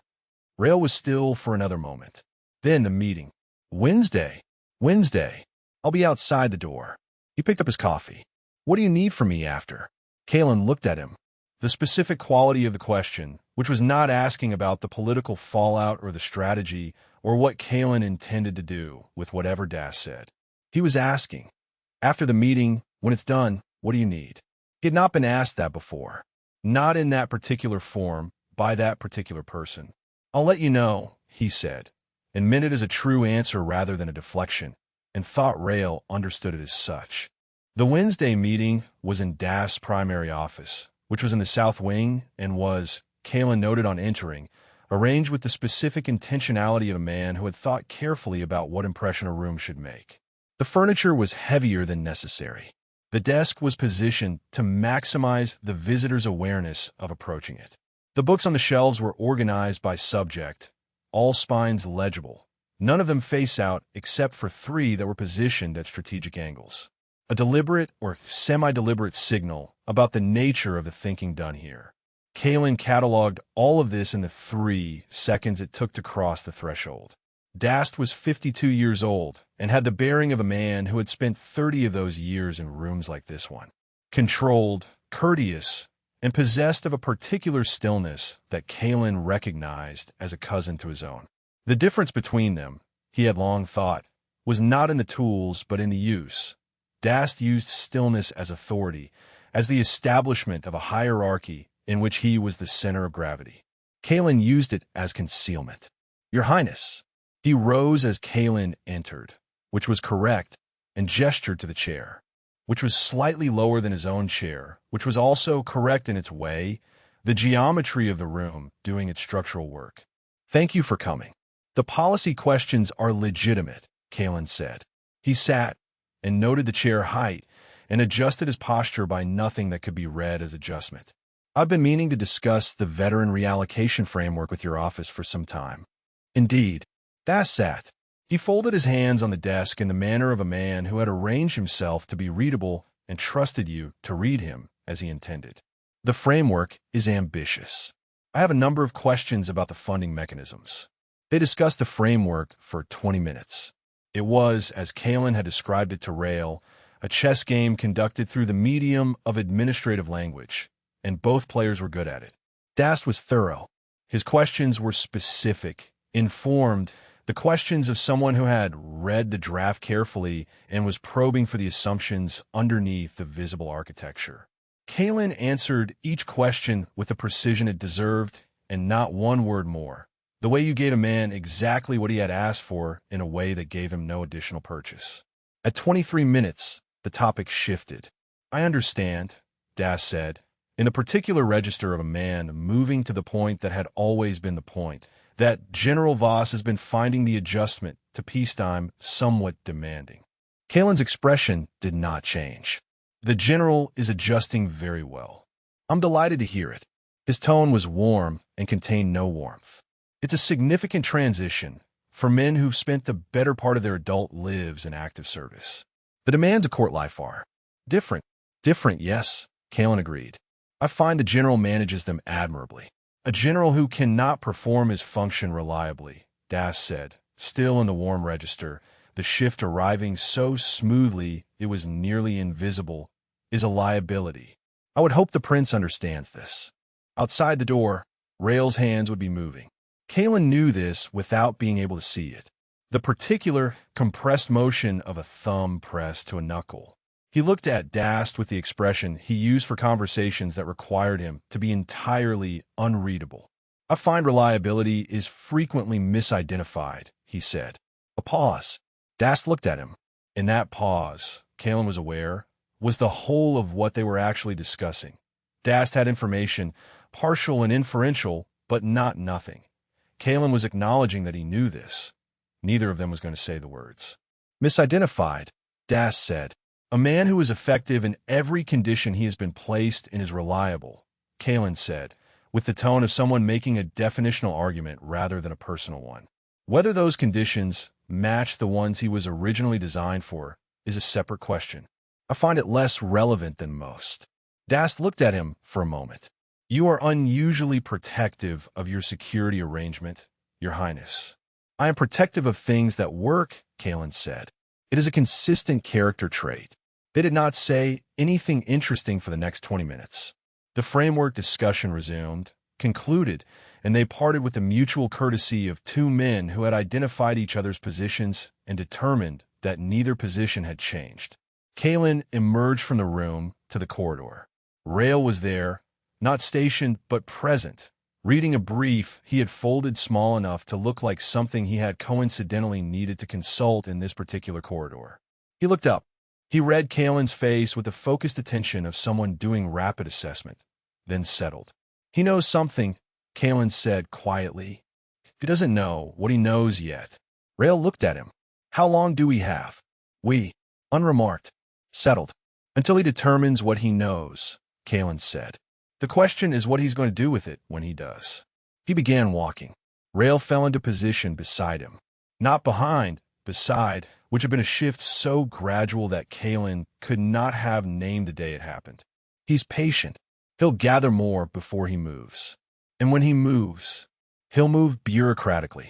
Caelen turned the corner into the central corridor, which is the most effective way to move in this court and the way I'm least concerned about, because bureaucracy leaves paper, and paper is what I'm best at.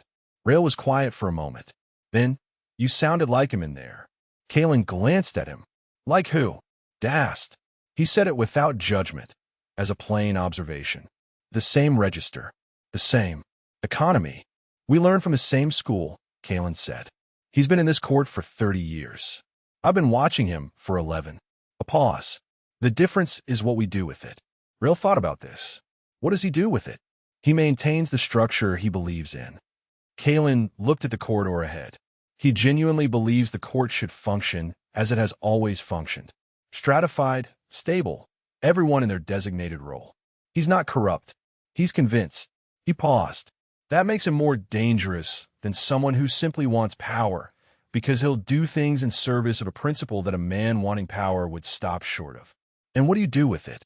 Caelen was quiet for a moment. "I change things," he said, "as carefully as I can, so they stay changed." They walked back through the south wing in the quiet of a late Wednesday afternoon, the palace around them doing its palatial business at the end of a working day, and Rael was beside him where he was supposed to be, and the quality of the silence between them had the particular texture of something that had been tested and had held. At the junction of the south corridor and the northeast wing's entry, Rael said, "The kitchen. Tonight." Caelen looked at him. "It's not midnight. It will be by the time we finish the Dast brief." A pause. The specific pause of a man recalibrating an expectation. "All right," Caelen said. They went in. Chapter 13. A general in peacetime is a dangerous thing. Emmerich arrived on a Thursday without notice, which was characteristic.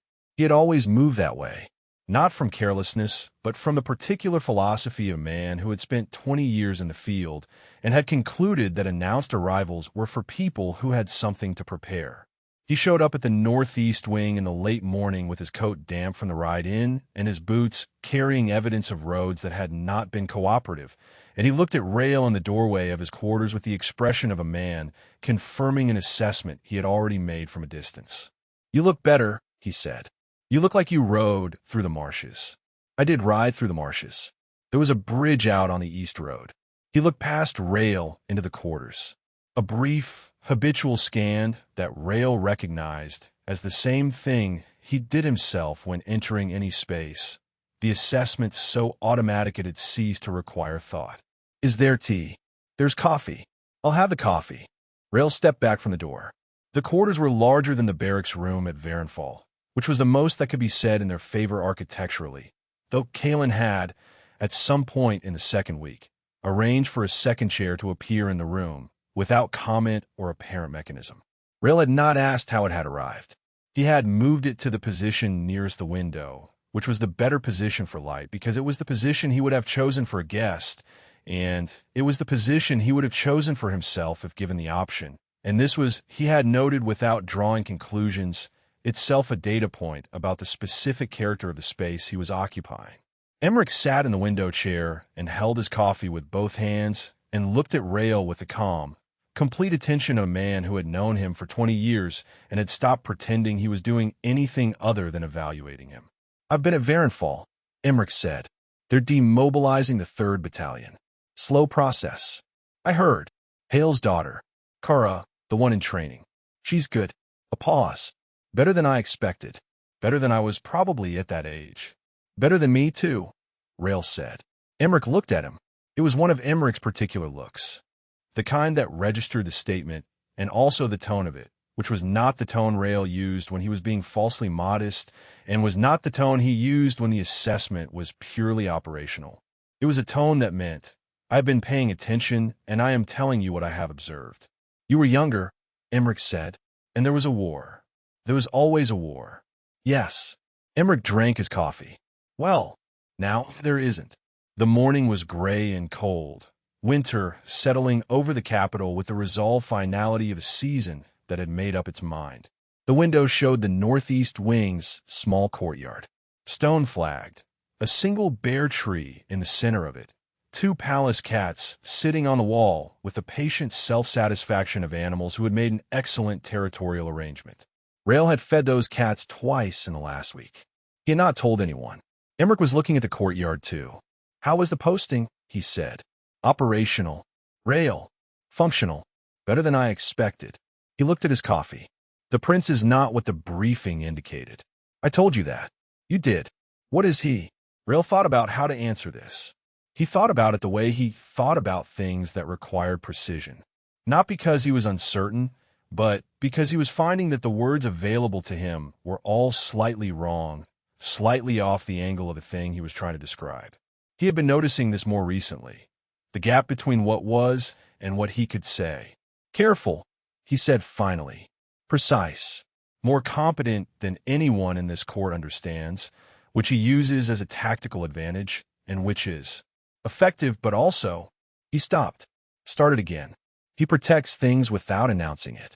The same way you and I would set a perimeter. He just sets different kinds of perimeters.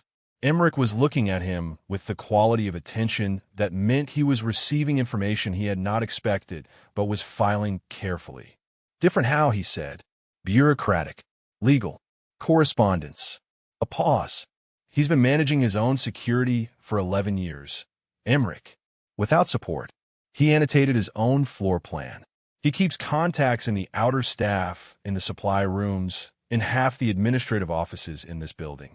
He knows where everything is and what it's connected to and what will happen if it moves. He looked at the courtyard. He's better at that kind of war than anyone I've fought alongside. That's a significant assessment. It's accurate. Emmerich was quiet for a moment. He drank his coffee. He had the particular stillness of a man who was doing something that required him to not react visibly, which Rael recognized because he did it himself. He works late, Rael said, without entirely meaning to. Every night. Past 2, usually. Past 3 when the correspondence is heavy. A pause. He forgets to eat. Emmerich set down his coffee cup. He did not say anything. He looked at Rael with the expression he wore. Rael had seen this expression perhaps 4 times in 20 years at inflection points. When he was revising a conclusion he had held with some confidence. Rael, he said. Don't. I wasn't. You were. He looked at the wall, which was stone and held nothing of interest. Whatever you're about to say, don't say it. Emmerich was quiet for a moment. All right, he said. The morning moved through itself at the pace mornings moved in this wing. Unhurried, without drama, the palace operating around them at a volume that was audible only when you specifically listened for it. Somewhere in the study beyond the connecting door, Caelen was working. He had been working since before Emmerich arrived. He would be working after Emmerich left. Rael knew this with the ambient certainty of a man who had mapped the patterns of space and the person inside it, and had long since stopped treating that knowledge as surveillance. At some point, the connecting door opened. Caelen stood in it, not in the doorway fully, just at its edge, with the quality of a man who had heard voices and had come to determine whether the voice was relevant. He looked at Emmerich. Emmerich looked at him. For seconds. Captain Hale, Caelen said. His voice was even, precise, carrying no readable register beyond accuracy. Just the name, acknowledged the way he acknowledged most things. Emmerich straightened, not to military attention. They were past the hierarchy of that, but with the subtle adjustment of a man who had decided how he was going to conduct himself in a situation he was still calibrating. Your Highness. A beat of silence. There's better coffee in the kitchen, Caelen said. If the corridor coffee is insufficient. He said in the tone he used for administrative facts. Not warm, not cold, simply present. Then, without waiting for a response, he withdrew from the doorway. Rael watched him go. He heard the chair. The particular sound of it, the way Caelen sat with the specific economy of someone who was returning to work. The scratch of a pen began. Emmerich was looking at the connecting door. He left the room, he said. Yes. Emmerich looked at him. He had the expression of a man who had received significant information and was still arranging it. You notice when he left, he said. Rael picked up his book. It was a history of the southern provinces that he had taken from the northeast wing's small library 3 days ago and which had nothing tactical about it, which was one of the reasons he had taken it. He had been reading it in the evenings, after the lamps were lit, and the door was open, and the study was quiet except for the sound of Caelen's pen.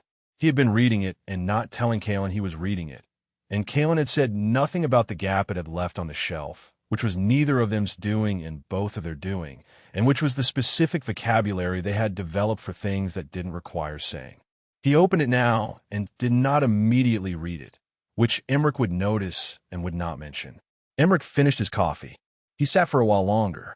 The comfortable, undemanding quality of sitting that was its own form of the thing they did not have to name.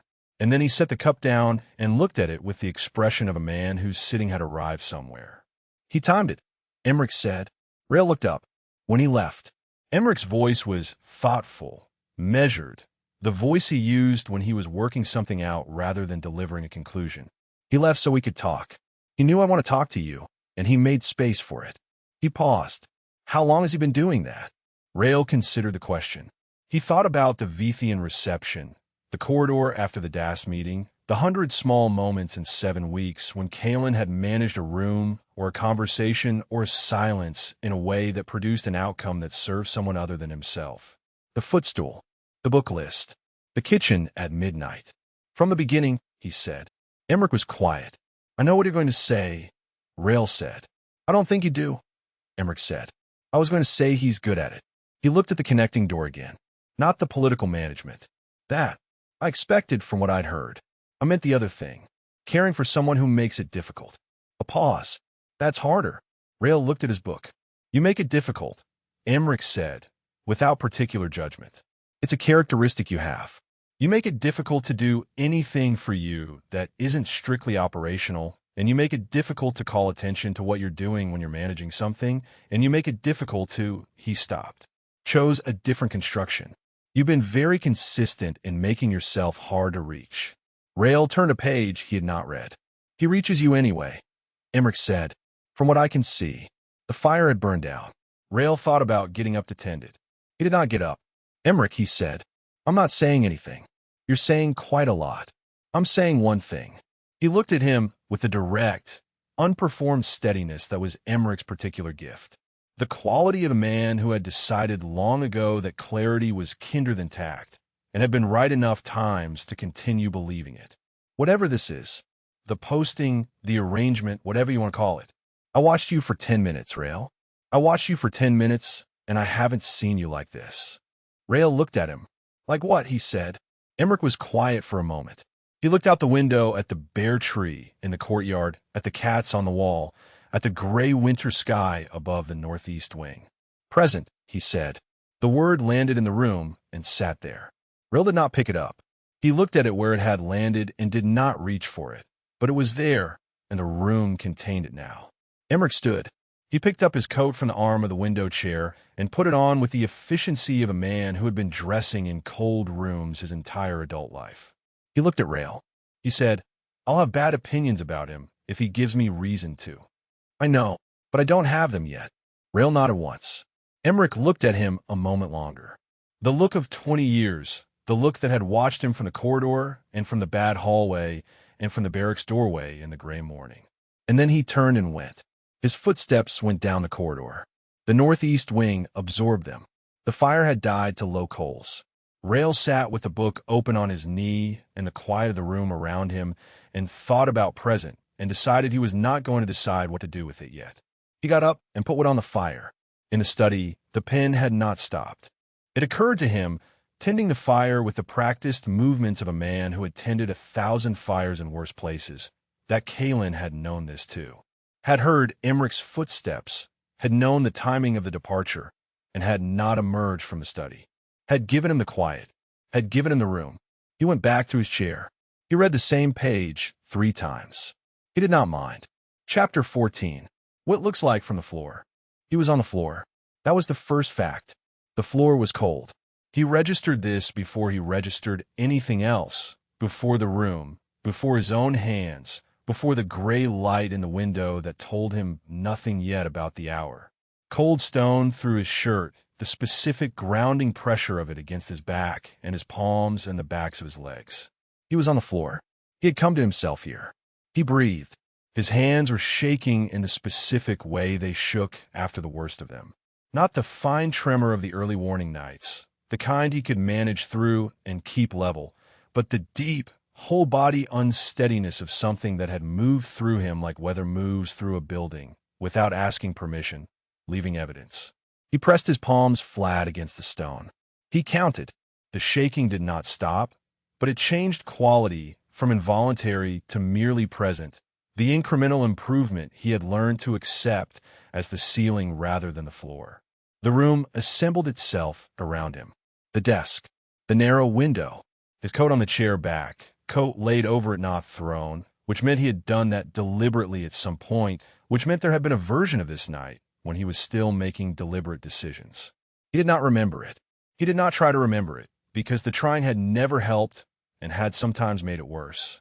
The window showed gray. Not the deep blue-black of 3 in the morning, not the true dark. Gray. The sky had already begun its reluctant commitment to morning. The night was over, or almost over, and he was on the floor of his quarters in the northeast wing of the imperial palace, and his hands were shaking, and the room was very quiet. Something in the quiet was different. He became aware of this slowly, with the hyperspecific attention of a man whose nervous system was still running on the wrong calibration. Noticing everything too sharply, the floor too present, the light too definite, the silence wrong in a way he could not yet name. He tracked the quiet the way he tracked threats. Assessed it. Came to the same conclusion twice. He turned his head. Caelen was in the chair by the window. He was sitting with his book open across his knees, but he was not reading it. He was looking at Rael with the expression Rael had learned over 8 weeks to read not as pity. Pity he would have had to leave the room for. He knew this about himself, had known it for years. But as something else, something that he did not immediately have a word for.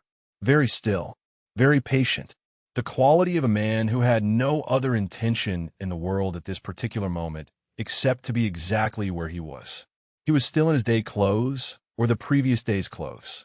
The same dark jacket, the collar slightly undone in the way of a man who had been sitting for a long time. His feet were on the floor. He had not arranged himself. He was simply there with the quality of having been there for some time, with no particular expectation about what came next. Rael looked at him. He did not know how long he had been on the floor before he registered chair.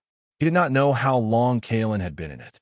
He was aware, with the same too sharp awareness that came with his territory, that his hands were visible. Shaking, visible, in a room with another person in it. And he did not move them. He looked at them once and looked back at Caelen and found that the gray-green eyes had not moved, had not slid away, had not performed the courtesy of not noticing. They were looking at him with the quality of something that had been here the whole time and was going to continue being here. He did not say anything. He did not say anything for a long time. The room was quiet around them. The specific, inhabited quiet of a space containing 2 people and no performance and no requirement. The gray in the window was strengthening. Morning was arriving in its slow, impersonal way, adding information to the dark without asking whether it was wanted. He sat up. His back protested. His right knee had an opinion. His body was, as it had been for the last 8 weeks of relative peace, in the process of informing him that it had been managing on insufficient maintenance for a significant number of years and that it found this unacceptable. He did not respond to these complaints. He sat up and set his hands on his knees and looked at the floor in front of him and breathed. His hands were still shaking. He heard movement. Small, quiet, unhurried. He looked up. Caelen had set the book on the windowsill. He had moved from the chair to the floor. He had not asked. He had not announced it. He had looked at Rael on the floor and had moved with the same practical economy he brought to everything to the floor. He sat against the wall below the window, with his legs extended in front of him and his hands folded in his lap, and his shoulder was against Rael's shoulder, and neither of them had arranged this. It had simply happened in the way that things happened between them, through proximity and the decision not to retreat from it. Rael became very still. Not the controlled stillness, not the performance of it, not the effort, just still. Something in him had stopped, the particular machinery of vigilance that ran continuously and never fully stopped. And he was sitting on a stone floor in the gray before morning with another person's shoulder warm against his own, and he could not tell whether this was better or whether better was the right word, or whether there was a right word or whether it mattered. His hands were shaking. Caelen's shoulder was against his. He did not speak. Caelen did not speak.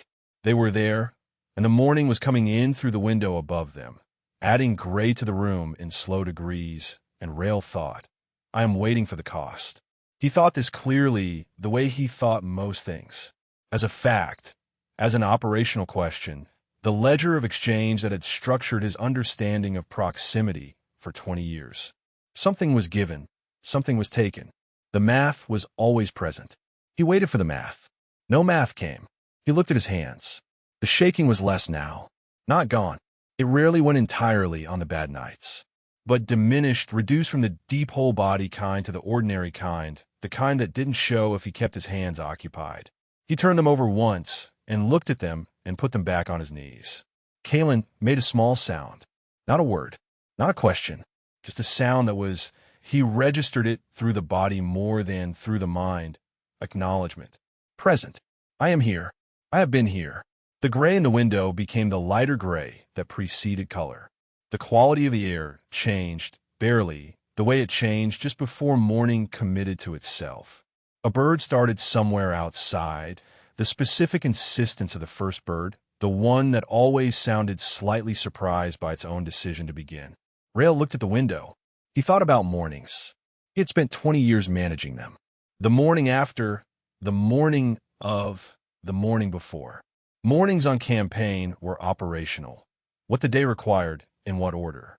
Mornings in peacetime had been the worst of it.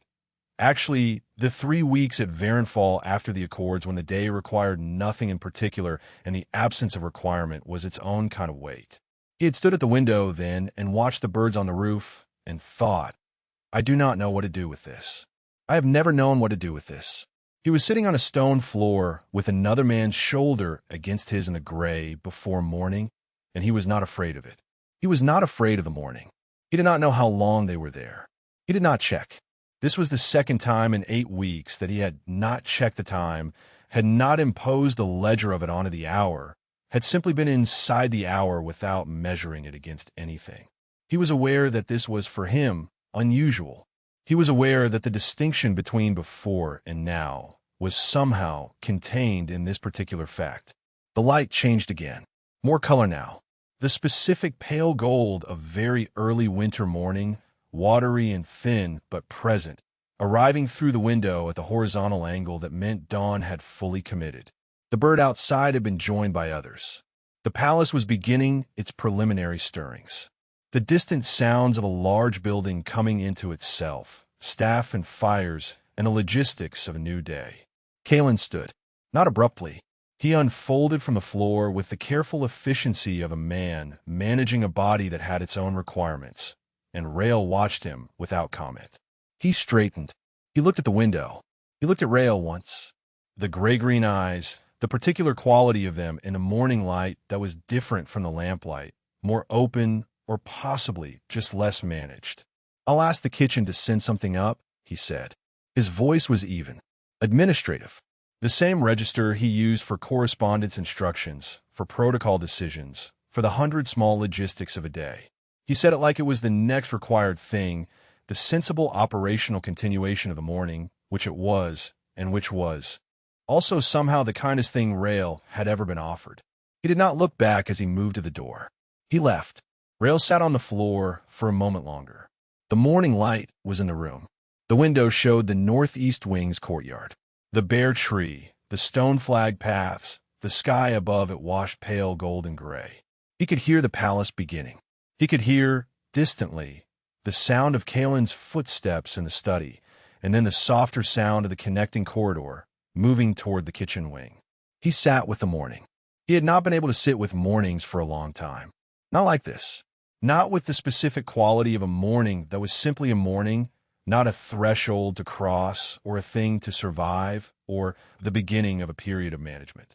Just a morning, with light in it and a pale sky and the sound of birds and the cold stone floor under him and still faintly, the warmth of a shoulder that had been against his until a moment ago. He put his hands flat on the floor. They were still. He sat there for a while, in the still and the light, and did not think about what to call it. He did not have words for it yet. He thought, with the specific clarity of a mind that had come back to itself from a distance, that he might not need words for it yet, that words were a different phase of a thing that was, right now, simply a thing that was happening in a morning in a room in a wing of a palace where someone had just told the kitchen to send something up. That was enough. He stayed on the floor until the breakfast arrived, and when the knock came at the door, he stood and opened it, and the morning was exactly what it was, gray and cold and ordinary and entirely unlike any morning he had survived before it. He ate the breakfast.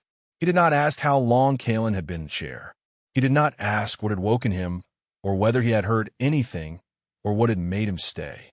He did not ask, because the asking would have required him to look directly at what had happened, and he was not ready for that, or was ready for it, but knew that looking at it directly, naming it, trying to put it into the correct category, would be a way of making it smaller.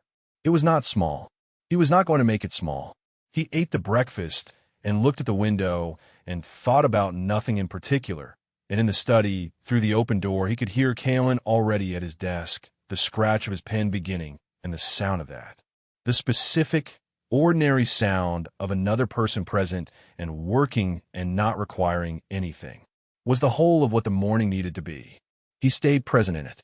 He was still learning how, but the learning was happening. That was something. That was, he thought, perhaps more than something, though he did not yet have the word for what it was more than. He poured a second cup of coffee and sat by the window and let the morning proceed. Chapter 15. Visibility has consequences. The document arrived on a Friday, not to Caelen's desk. He had back channels for a reason, and the reasons were exactly this. Documents that moved through the Chancellor's office before reaching it had a tendency to arrive at Caelen's desk already shaped by the conversation that had preceded them, already embedded in a context that made them harder to extract. He preferred to receive things before the context was added. He had cultivated, over 11 years, a small and reliable network of people with access to early drafts. The woman from the filing office had come to him on the previous Tuesday with a brief verbal summary, voice low, in a corridor that was nobody's destination. She had given him the document's title and its approximate contents, which had been sufficient for him to understand what it was before he read it. He had read it on a Thursday morning, 3 days after the morning in Rael's quarters. He had sat with it for 4 minutes. He had not mentioned it to Rael. He had not mentioned it because he had been, in the 4 minutes and in the 24 hours after the 4 minutes, doing the calculations. The document was a formal welfare review of General Voss's fitness for active protective duty, citing, in the precise, airless language of administrative concern, reported psychological instability as the basis for review. It had Das's fingerprints all over it without bearing his name anywhere in the text. The name on the submission was a functionary Caelen recognized as belonging to Das orbit, a man of modest position and impeccable procedural correctness who had been used for exactly this kind of paperwork before. It was as a piece of bureaucratic work, technically impeccable. He had read it twice and had understood, in the second reading, what it was actually doing, which was not what it said it was doing. It was not a welfare review. It was a probe, a document designed to require a response, and the response, whatever form it took, would produce information. If Rael's command denied the review, that was information. If Rael appeared for the review and presented well, that was information too, but the kind Das could work with. You couldn't present well for a formal review and simultaneously argue that the review was unnecessary, so the appearance legitimized the premise. The document was, in its elegant way, a trap in the form of form. He had spent 24 hours dismantling it. The dismantling was quiet. It was always quiet, his kind of work. It involved 3 pieces of correspondence dispatched through 3 different functionaries whose paths would not converge until the document reached Mate's desk, at which point the counter-information would already be part of the administrative record. The veteran medical certification codes Das functionary had cited were from the pre-Accords protocol, which had been superseded in the 3rd month after the signing. Caelen had been watching for exactly this kind of error. Men who moved quickly made procedural mistakes, and procedural mistakes were the most useful kind because they were undeniable. He had written the response with the calm precision of someone correcting a filing error. He had not told Rael. He was aware, with the specific awareness of a man who monitored his own reasoning with the same diligence he applied to everything else, of why he had not told Rael. He had not told Rael because Rael would not have wanted him to manage it. Rael would have wanted to be told, and to be consulted, and to have his own agency in the response. And the response required speed and precision and the kind of political leverage that Caelen had and Rael did not. And there was a version of this in which waiting for Rael's input cost them the 3-day window the procedural error had given them.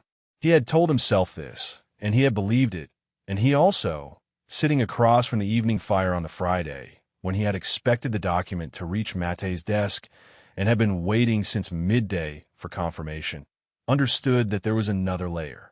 That the other layer was this. If he told Rael, Rael would understand that the document existed because of him, because of the nights, because of the specific visibility of being cared for and caring in return inside a palace that was made of other people's observations. And Rael would do something with that understanding that would cost both of them. He had not wanted to pay that cost before it was necessary. The confirmation came at the 7th hour. A brief note from the filing office, a single line, meaning, received, the procedural error had been logged, the review had been deferred pending protocol clarification. He had the document managed. He sat back and looked at the fire. Then the knock came at the outer door, and it was Rael, which it was not usually. Rael came through the connecting door. Always had been coming through the connecting door for 8 weeks. The outer door was for the palace staff and the occasional courier. And the quality of the knock was wrong, too deliberate, too controlled. The kind of knock that meant someone had been standing outside the door for a moment before raising their hand. He stood. He opened it. Rael was standing in the corridor. He was holding a document. "You should come in," Caelen said. Rael came in. He stood in the center of the study with the document in his hand and looked at Caelen with the quality of stillness that meant he was holding something very still that would not, if released, be still at all. "Emmerich forwarded this," he said, "through the military dispatch. It arrived this afternoon." He set the document on the desk. It was a copy. The document had apparently made its way through military channels before the procedural error had fully halted it. Someone in the distribution chain had sent the copy before the review was formally deferred. It's dated 4 days ago. 4 days ago. Before the morning in the floor. No, the morning in the floor had been 3 days ago. The document was 4 days old. "You knew," Rael said. His voice was level. It was the specific level that was the outermost surface of something that was not level underneath. "About the document. I knew about the document." He looked at the document on his desk, rather than at Rael, then corrected this. It was a failure of courtesy to not look at him. He looked at him. "I'm managing the document. I didn't ask you to manage it." "I know." The fire was burning steadily. The evening was doing its quiet work around them. Somewhere in the building, a door opened and closed. Someone else's evening, someone else's ordinary moment. "You knew," Rael said, "and you chose not to tell me." He was looking at him with the dark eyes, the directness of them, the specific quality of a man whose stillness had become the complete containment of something moving fast underneath. "For 4 days, including—" He stopped. Caelen looked at him. He did not look away. He was aware of what Rael had not finished, what the including contained. 3 days ago, the floor, the shoulder, the morning that had come. The morning that had happened after Caelen had been managing a document that Rael had not known about. "Including 3 days ago," Rael said. "Yes." A silence. "That was not," Rael said, with the careful, absolute control of a man disassembling something word by word, a piece of information you had the right to withhold. "Not operationally. And not—" He stopped again. His hands were very still in the way that meant they were being kept still. "No," Caelen said. He said it plainly, because Rael deserved plain. "It wasn't." Then why? This was the question. He had known it was coming, had been waiting for it, had spent 2 days turning his answer over and finding that every version of it had a true part and a cost.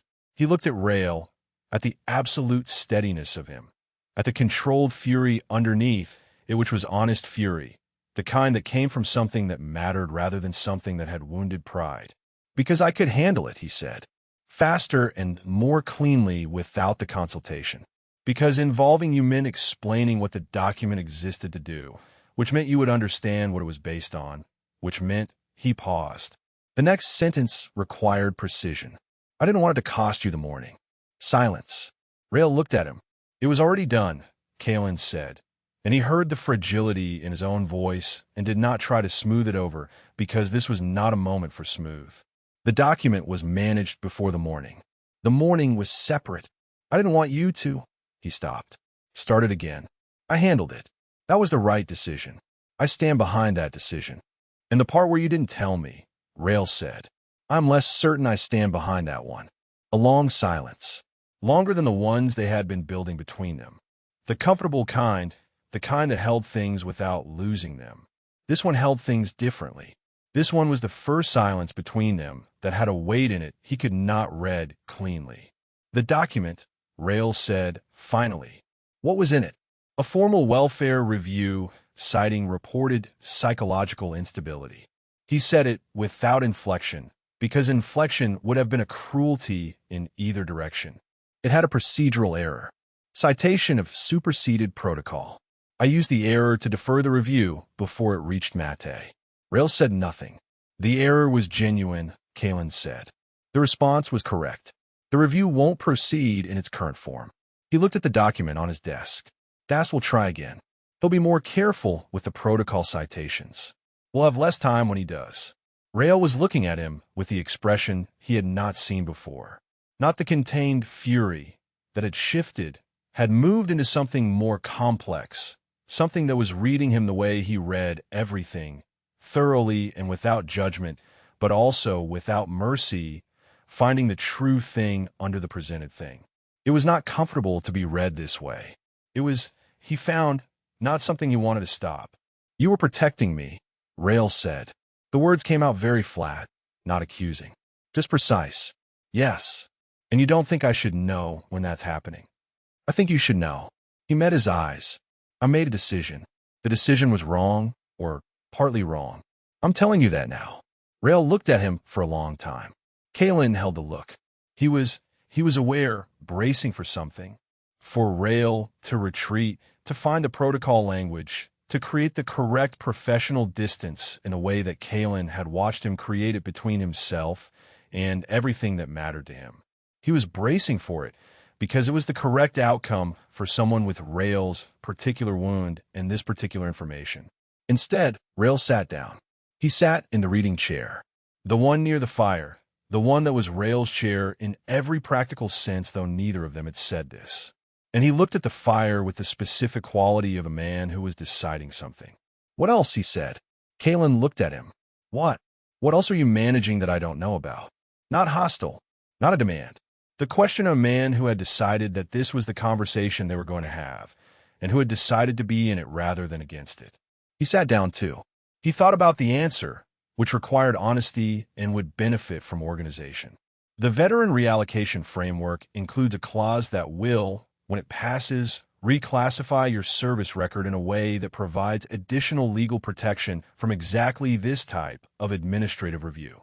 He said it with his eyes on the fire rather than on Rael. I've been drafting it for 6 weeks. It's not yet submitted. When it is, it will take 3 to 4 months to proceed through committee. Silence. The mirror correspondence, he said. You know about that. I know about that. I have not sent her the information about the document. I was waiting to understand the situation before. He stopped. I was managing it in sequence. I should have told you first. Rael was looking at the fire. His profile, in the firelight, was the specific thing it had been for 9 weeks now. The jaw scar, the close-cropped hair going gray at the temples, the absolute economy of a face that had learned a long time ago not to give anything away and had been, with increasing frequency, giving things away anyway. He was not giving anything away now. He was holding it, but holding it carefully, which was different. Tell me next time, he said. His voice had the same quality it had had in the East Gallery, weeks ago, when he had said, I'll stay. Direct. level. The statement that meant, I have looked at the full weight of what I'm committing to, and I am committing to it. Tell me, Rael said, before you manage it. Not after. Caelen was quiet for a moment. Yes, even if it costs the morning. He looked at him then. Rael was still looking at the fire, but the profile had changed. Something had eased in it, incrementally, the way things eased when a decision had been made and the making of it was complete. Even then, Caelen said, the fire settled. The evening moved through the room around them. After a while, Rael reached for the book on the side table. His book, The Southern Province's History, which he had been carrying between his quarters and the study for 3 days, and opened it. He did not read immediately. He held it open and looked at the page without looking at it, in the particular way of a man who needed the object in his hands and was not yet requiring it to do anything. Caelen pulled the DAS document toward him and began drafting the follow-on response. The silence between them had changed quality again. It was the old kind now, or nearly. The comfortable kind, the kind that held things without requiring them to be said. It was not entirely the same as before. There was something new in it, a weight that had been introduced and acknowledged and had not been removed, but had been perhaps placed carefully rather than dropped. He thought this was better. He thought this was, in the specific language they had been building for 9 weeks, the correct version of honesty. He thought he would have to earn back the full weight of the comfortable silence, and he thought he was willing to do that. He wrote. Beside him, after a while, he heard the small sound of a page turning. Rael was reading. It was, all things considered, enough to go on with. Chapter 16. The court has a long memory. The procedural deferral held for 11 days. Dast was, as Caelen had predicted, more careful with the second attempt. The new submission cited the correct protocol codes, the updated welfare review framework, the relevant post-accords administrative guidelines. It was thorough in a way that the first had not been, and it was submitted not through the functionary, but through a more senior member of DAS administrative staff, which meant it arrived at Mate's office with more institutional weight and less ability to be quietly returned on procedural grounds. Caelen had received it on a Tuesday morning and had sat with it for 8 minutes. This was longer than the 4 minutes the first document had required, which he noted as a data point about his own condition and did not examine further. He had told Rael that morning, before he began the response. He had placed the document on the breakfast table beside Rael's coffee, without preamble, and had waited while he read it. Rael had read it twice. He had set it down with the careful precision of a man, placing something he did not intend to break. He had not said anything. After a moment, he had picked up his coffee and looked at the window, and the quality of his silence had been the holding kind. Not closed, not done, but processing. The committee schedule, he said finally. The 4th week of the month. Mate's standard review cycle. He had the tea. That's 17 days. And the response. I have one prepared. He set the document back between them. It's better than the last one. But this version will get to the committee. We can delay the committee's decision, not the committee itself. Rael had looked at him. It was the look he used when he was deciding how to engage with something rather than whether to. What do you need from me? This was the question he had not asked the first time, which was the difference. I need you to prepare for the review. If it proceeds to formal evaluation, you'll appear before them. He said it with the directness the situation required, without softening the edge of it. The questions will be designed to make you describe experiences you won't want to describe in that room. I can limit the scope of questioning through the legal framework I'm applying, but I can't eliminate it. Rael was quiet. I can walk through the questions with you beforehand, Caelen said, if that would be useful. Another long silence. Then, yes, it would. This was, Caelen understood, significant, not because the offer was extraordinary, but because Rael had accepted it, had said yes without the several layers of deflection that would have been available to him, without the language of operational efficiency that he used when he needed to agree to something without appearing to need it. He just said yes. He was learning. They both were. They had walked through the questions that Thursday. It had not been easy. None of it had been easy. Caelen had asked, in the precise and bloodless language of the review committee, the questions about sleep, about function, about the nights. and Rael had answered them with the minimum viable words, the economy of a man who understood that every additional word was purchased for the wrong interpretation. He was, Caelen had observed, extraordinarily good at the performance of normalcy. The cost of it was only visible in his hands, which did their subtle work throughout the session. The thumb to the knuckle, the slow, deliberate flex, the press of palm to flat surface. Caelen had not commented on the hands. He had ended the session when the work was done and had made tea without being asked, which was now the signal between them for the end of something difficult, and they had drunk it looking at different parts of the room for a while. And then Rael had asked, without looking at him, "Is this what you do? For the work you can't show anyone. Do you just carry it?" He had thought about this. It was an honest question, and it deserved an honest answer. "Yes," he had said. Rael had been quiet for a moment. "Then, does it work?" "Mostly." A pause. "Less well recently." Rael had looked at him then, the direct, dark gaze, and had not said anything, and had not needed to. The review committee met on a Wednesday. Mate was present, as was required by protocol. He would not adjudicate, but he would witness, which was a different kind of presence, and in some ways a more demanding one. The committee itself was 4 people: the chief administrator of the Imperial Medical Service, a military review board member, a court legal officer, and a civilian representative of the Veterans Welfare Administration whom Caelen recognized as a man he had worked with on the land reallocation framework and who owed him, in the precise informal accounting of the court, 2 significant favors. He had not deployed the favors. He had thought about it and had decided against it, because deploying them would have left a mark in the accounting, and the accounting was something Das was watching. Instead, he had submitted, the day before the review, a 40-page supplementary document on the post-Accords transition guidelines that had the effect of significantly expanding the committee's interpretive obligations, which meant the review was now technically required to evaluate Rael against a broader and more rigorous standard than the one Das submission had cited. It was not a defeat of the review. It was a complication of it, which was all he had needed. Caelen was not permitted in the room. This was the protocol, and the protocol was correct, and he had known it going in, and the knowledge had not made the hour of waiting any more straightforward. He had brought a document, the Eastern Province's Land Registry Summary, which had been due for revision for 2 weeks, and which he had been avoiding because the revision was detailed and tedious and required the particular focused attention that was difficult when the rest of his attention was elsewhere. He had decided that the review committee was the correct occasion for the Eastern Provinces. He had set himself up in the corridor outside the review room in the chair he had arranged to be there through the same mechanism he always used for corridor chairs. He had never once asked directly, had simply mentioned to the right functionary at the right moment that a particular corridor might benefit from seating, and the seating had appeared. The chair was positioned at the correct angle to be visible from the review room's door when it opened. He read the Eastern Provinces. He read them thoroughly and with genuine attention, which was not difficult because the attention he applied to documents was structural. It ran on a different track from the attention he was also applying to the corridor and the door and the quality of sound from behind it.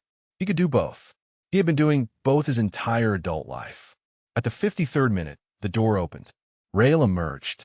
He looked like a man who had just performed a significant feat of endurance, and had performed it well, but at cost.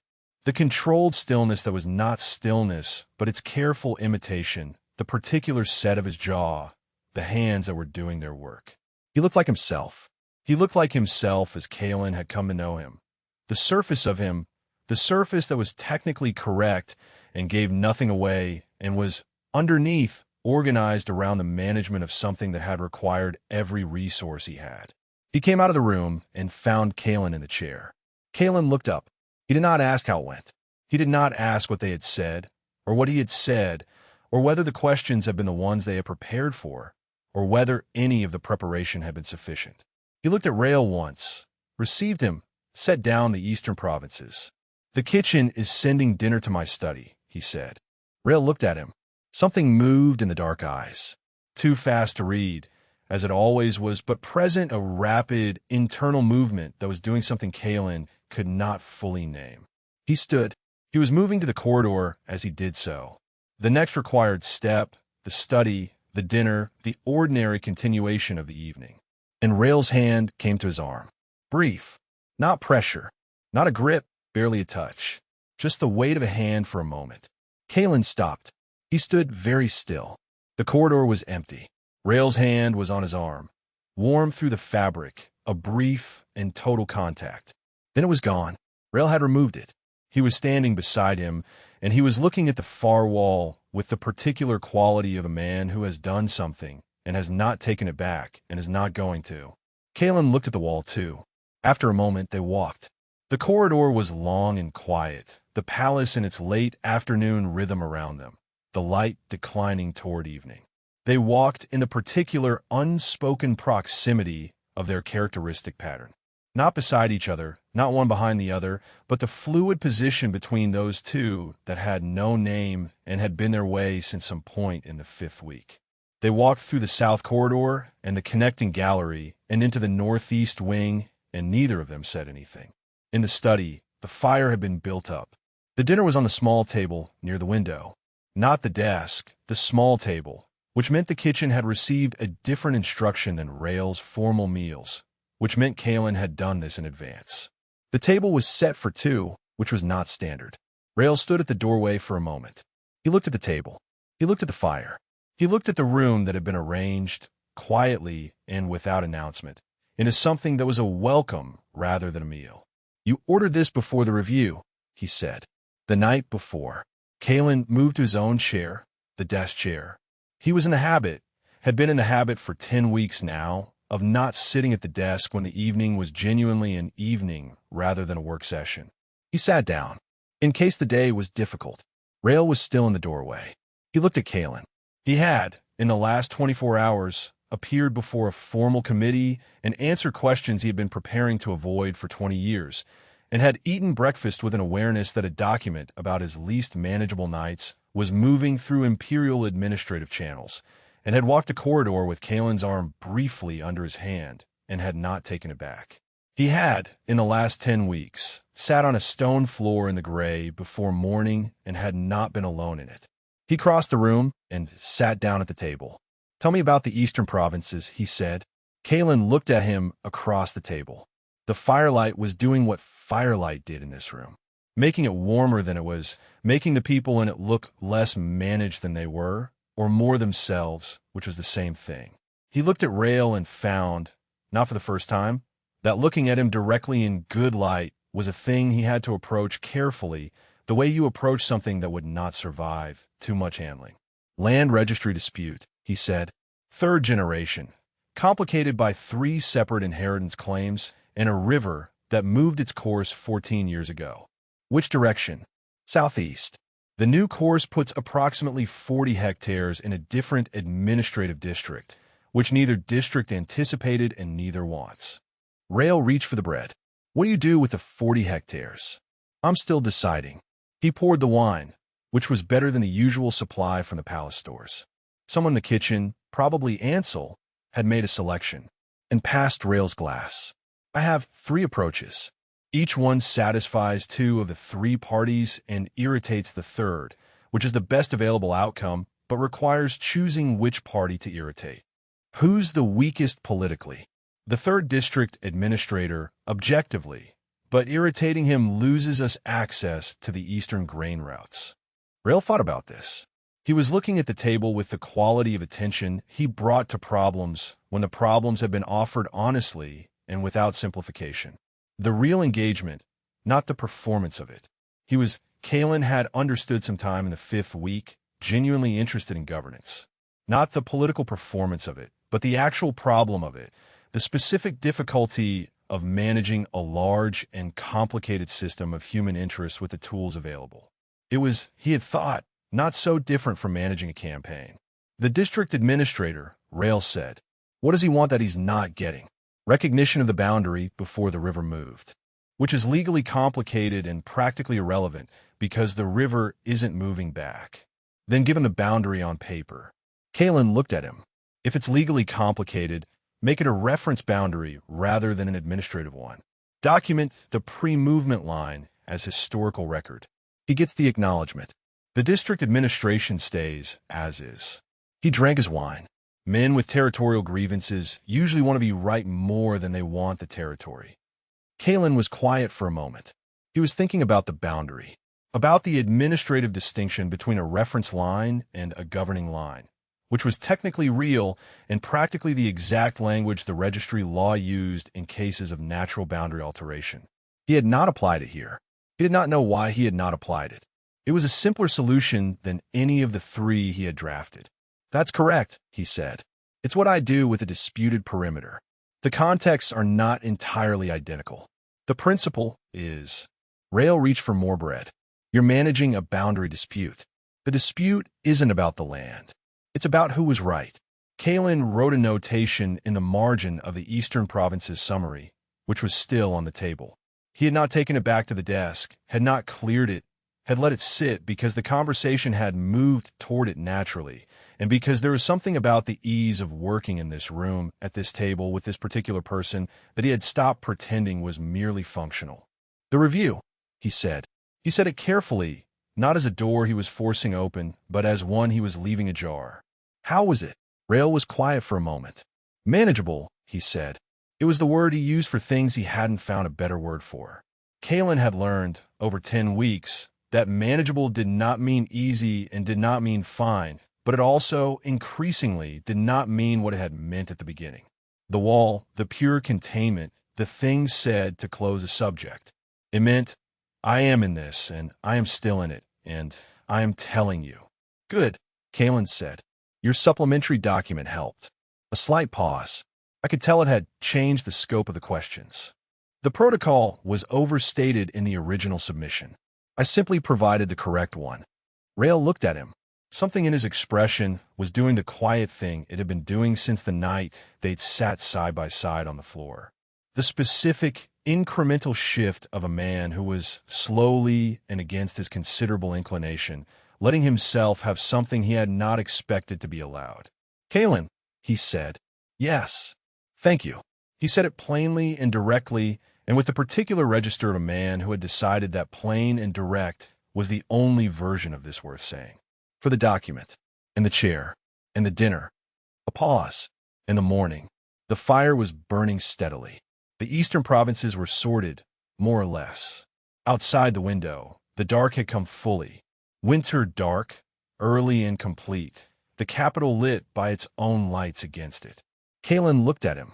"You don't have to thank me for the morning," he said, and his voice came out more quietly than he had intended, but he did not correct it. I wasn't doing that for your benefit.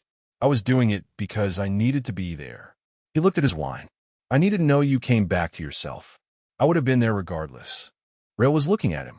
"I know," he said. The room was quiet and warm, and the dinner was mostly finished, and the eastern provinces were on the table between them like evidence of something, and Caelen thought, "This is what we are. This is the shape of it. The boundary documentation and the corridor chair and the floor at 4 in the morning. The work and the difficult questions and the hand on the arm for a moment in an empty corridor." He thought, "I don't have an exit strategy for this." He thought, to his considerable surprise, that he was not looking for one. He refilled Rael's wine without being asked. Outside the window, the winter dark pressed against the glass, and inside, the fire held. Chapter 17. What he did without being asked. He found on a Tuesday. He had not been looking for it. He had been returning a set of correspondence to Caelen's outgoing basket. A bundle of letters he had reviewed for physical threats, as was now their established arrangement. Content unread, the protocol they had negotiated in the first week and which still functioned cleanly. He had set the bundle down, and on top of the existing outgoing correspondence, the envelope had been sitting where it sat, address up, waiting for the morning post. He had looked at it the way he looked at everything. The automatic, ambient registration of detail that had been operating in him for 20 years without requiring a decision. The handwriting was Caelen's. He knew Caelen's handwriting by now the way he knew the sound of his pen. The particular precision of the script, smaller than most people's and more legible than it had any right to be given the speed at which it was produced. The address was in the northern reaches. The province, the estate district, the name. Mira Fosseiten. He looked at the envelope for a moment. He set the letters down. He turned away from the desk. He went to his quarters and sat on the edge of the bed and looked at the floor, and he sat with it in the specific way he sat with things that had arrived without warning and required time before they could be named. His sister's name in Caelen's handwriting. He knew the address. He had not given the address to anyone. He had not needed to give it, had not thought about it, because the address was in his own breast pocket in the only form he kept it. The letter folded and refolded until the creases had worn to near transparency. For years old now, the last thing Mira had sent him before the Reach campaign had moved into its worst period, and he had stopped being reachable in any form that correspondence could find. He had not been reachable for 4 years. He breathed. The questions arrived in order. The first, how long? The answer arrived before he had finished asking it. Caelen had mentioned the Northeast Wing library correspondence records in the 7th week, had referenced the military archive in the 8th, had known Myra's name before Rael had spoken it. He was certain of this, now that he was looking at it directly. The first mention had been casual, filed away, not questioned. He had not questioned it, because questions had not been his first language in this arrangement. He had been learning Caelen's language of indirect things, and had become, apparently, fluent enough to miss this one entirely. The second question, why? He held this one longer. He held it the way he held the things that did not have immediate operational categories. Slowly, from several angles, checking the fit between what he knew about Caelen and what the gesture of writing this letter required. He knew about the indirect care, the footnotes and small adjustments, and the corridor chair, and the book list folded into his Venn volume. He knew about the 40 minutes of reading through a door. He knew about the morning. He had been learning, for 11 weeks, how this particular man expressed things that he could not say in the direction they were meant for. He thought. He wrote to Mira because he wanted something of me that I haven't given him. He thought. He wanted the version before the war. He sat with this until the evening, which was longer than he sat with most things. He thought about what it meant that Caelen had wanted that. The boy at 15, the summer before he enlisted, the person who had existed without the weight of Ashford and the Reach campaign and 20 years of converting himself into a function. He thought about what it meant that Caelen had gone looking for that person not in order to use him, but in order to know that he had been there. That he was still there, somewhere, in the particular way that things which existed once did not entirely stop. He did not think about what it meant for himself, because that was the kind of thinking that required more than a Tuesday evening. He went to supper. Caelen was at his desk. He was deep in the veteran reallocation framework, which Rael had learned to identify by the particular quality of his focus. The stillness that meant he was working on something he cared about, not the managed stillness, but the real one, the kind that meant the room could dissolve and he would not look up. He had 3 documents open in the specific overlap and reference arrangement that meant he was pulling from all 3 simultaneously, the kind of work that was less reading than architecture. Rael set a cup of tea on the corner of the desk that was not occupied by documents. Caelen did not look up. His pen did not stop. He reached for the tea, found it, drank it without acknowledgement, and continued writing. This was itself an acknowledgement. Rael returned to his chair. He read for an hour. The fire needed attention once, and he attended to it. He did not rush toward the thing he was going to say, because rushing would have made it something it was not, would have loaded it with urgency it didn't require or weight it didn't yet need to carry. At some point, the lamp had burned lower. Caelen had shifted from drafting to annotating, which was a different quality of work, less total. Rael set down his book. "You wrote to Mira," he said. The pen stopped. It stopped with the specific quality of a pen held still rather than put down. Caelen's hand was still on it, on the desk, and the stillness of the room had shifted in the way it shifted when Caelen was doing what Rael had learned to read as going very still when he was afraid. The conserving stillness. The careful one. He did not say anything for a moment. "Yes," he said. Rael looked at the far wall. "I found the envelope in the outgoing basket. The address. I see." Another pause. He set the pen down now, deliberately. He was not looking at Rael. He was looking at his desk, at the documents arranged in their careful architecture. "I should have told you. You could have." "Yes." The word came out even, and under the even was something that Rael had very rarely heard in his voice. Unguarded. Not performing the evenness, but genuinely there, genuinely uncertain, a man in the territory of something he had not fully planned. I could have. I chose not to. Why? Caelen was quiet for a moment. One of his longer pauses. Not the tactical kind, the kind that meant calculation, but the other kind, the kind Rael had learned to sit with because it was the kind that preceded honesty. I didn't know if you'd let me, he said. The room was very quiet. The fire settled. Outside the window, the winter dark was total, the capital's lights beyond the courtyard making no impression on the glass. Rael sat with the sentence. I didn't know if you'd let me. He turned it over, felt the weight of it, the particular weight of something said directly instead of through the 9,000 indirect channels that were this man's characteristic medium. I didn't know if you'd let me. Which meant I wanted to. Which meant I wanted something of you that was not mine to take without asking, and I took it anyway, because I wanted it, and I have been sitting with the fact of having taken it and waiting for you to find it. Which meant something else he was not going to look at yet. What did you write to her? He said. Another pause. Shorter. An introduction. I told her you were well. I told her the arrangement was functioning. A slight catch in the cadence, barely, the kind of thing you only heard if you were listening at the right frequency. I told her there was someone who knew where you were. He looked at Caelen then. Caelen was looking at the desk. His left hand was flat on the surface, which was the steadying gesture, which meant what it always meant. That he was managing something and was managing it with the practice of a man who managed things alone. He was not looking up. She'll write back, Rael said. His voice came out quieter than he intended. He had not corrected. You know that. She has opinions. Caelen looked up, the gray-green eyes in the lamplight, the particular quality of them when he had been caught, doing something kind without strategy to cover it. Open in the specific way of a man whose face had not been given sufficient warning to arrange itself. He was looking at Rael with a full, unmanaged directness that Rael had seen perhaps 3 times in 11 weeks, and each time it had required a moment to receive. I know, Caelen said. Something moved in Rael's chest. He did not have a name for it. He had been not having names for things for 11 weeks, and the file was getting considerable, but this one was different from the others. Not the slow accumulation of warmth or the specific relief of shared silence or the morning on the floor.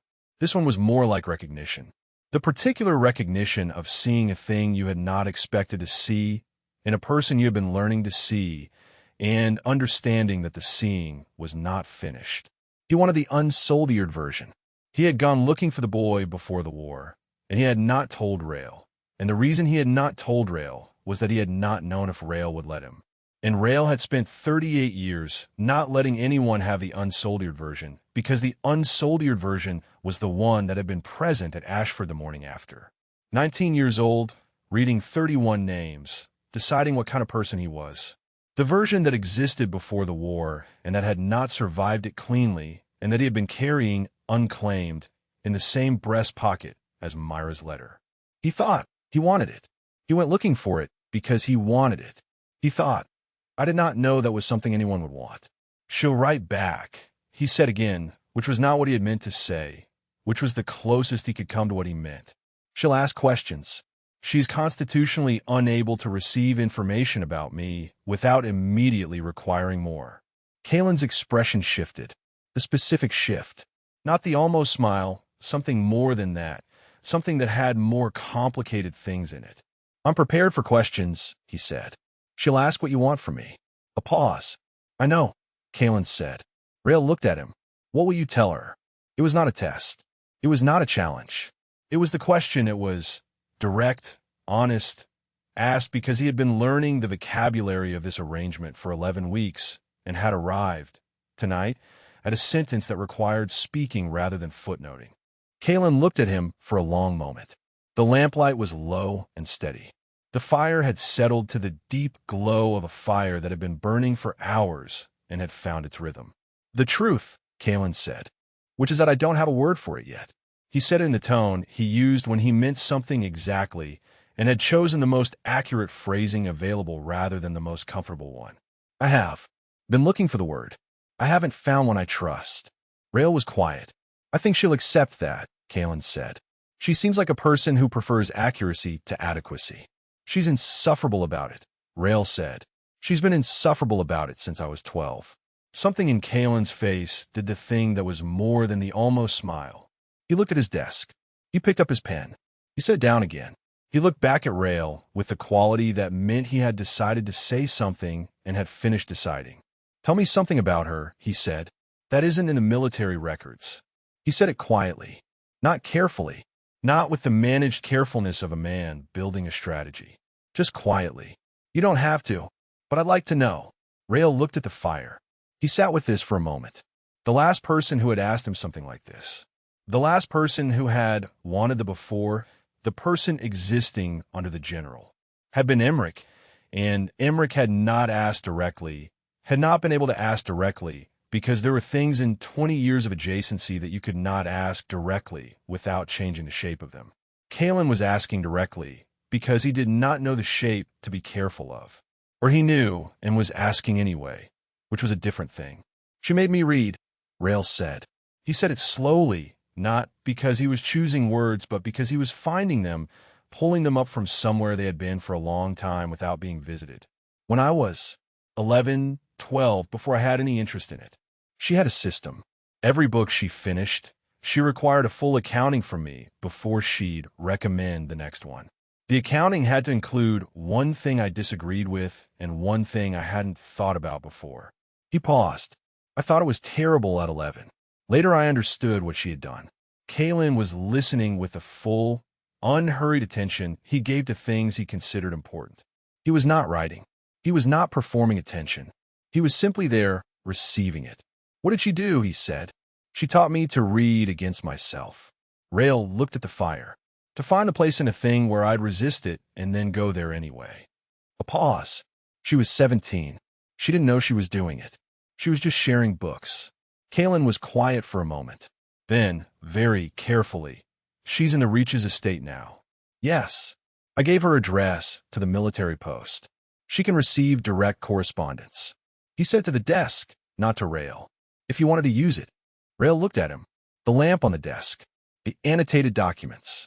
The ink on his right fingers. The same ink that had written Myra's address in his precise, legible hand and had placed the letter in the outgoing basket and had said nothing for however many days it had been sitting there, waiting to be found, with full understanding that it would be found.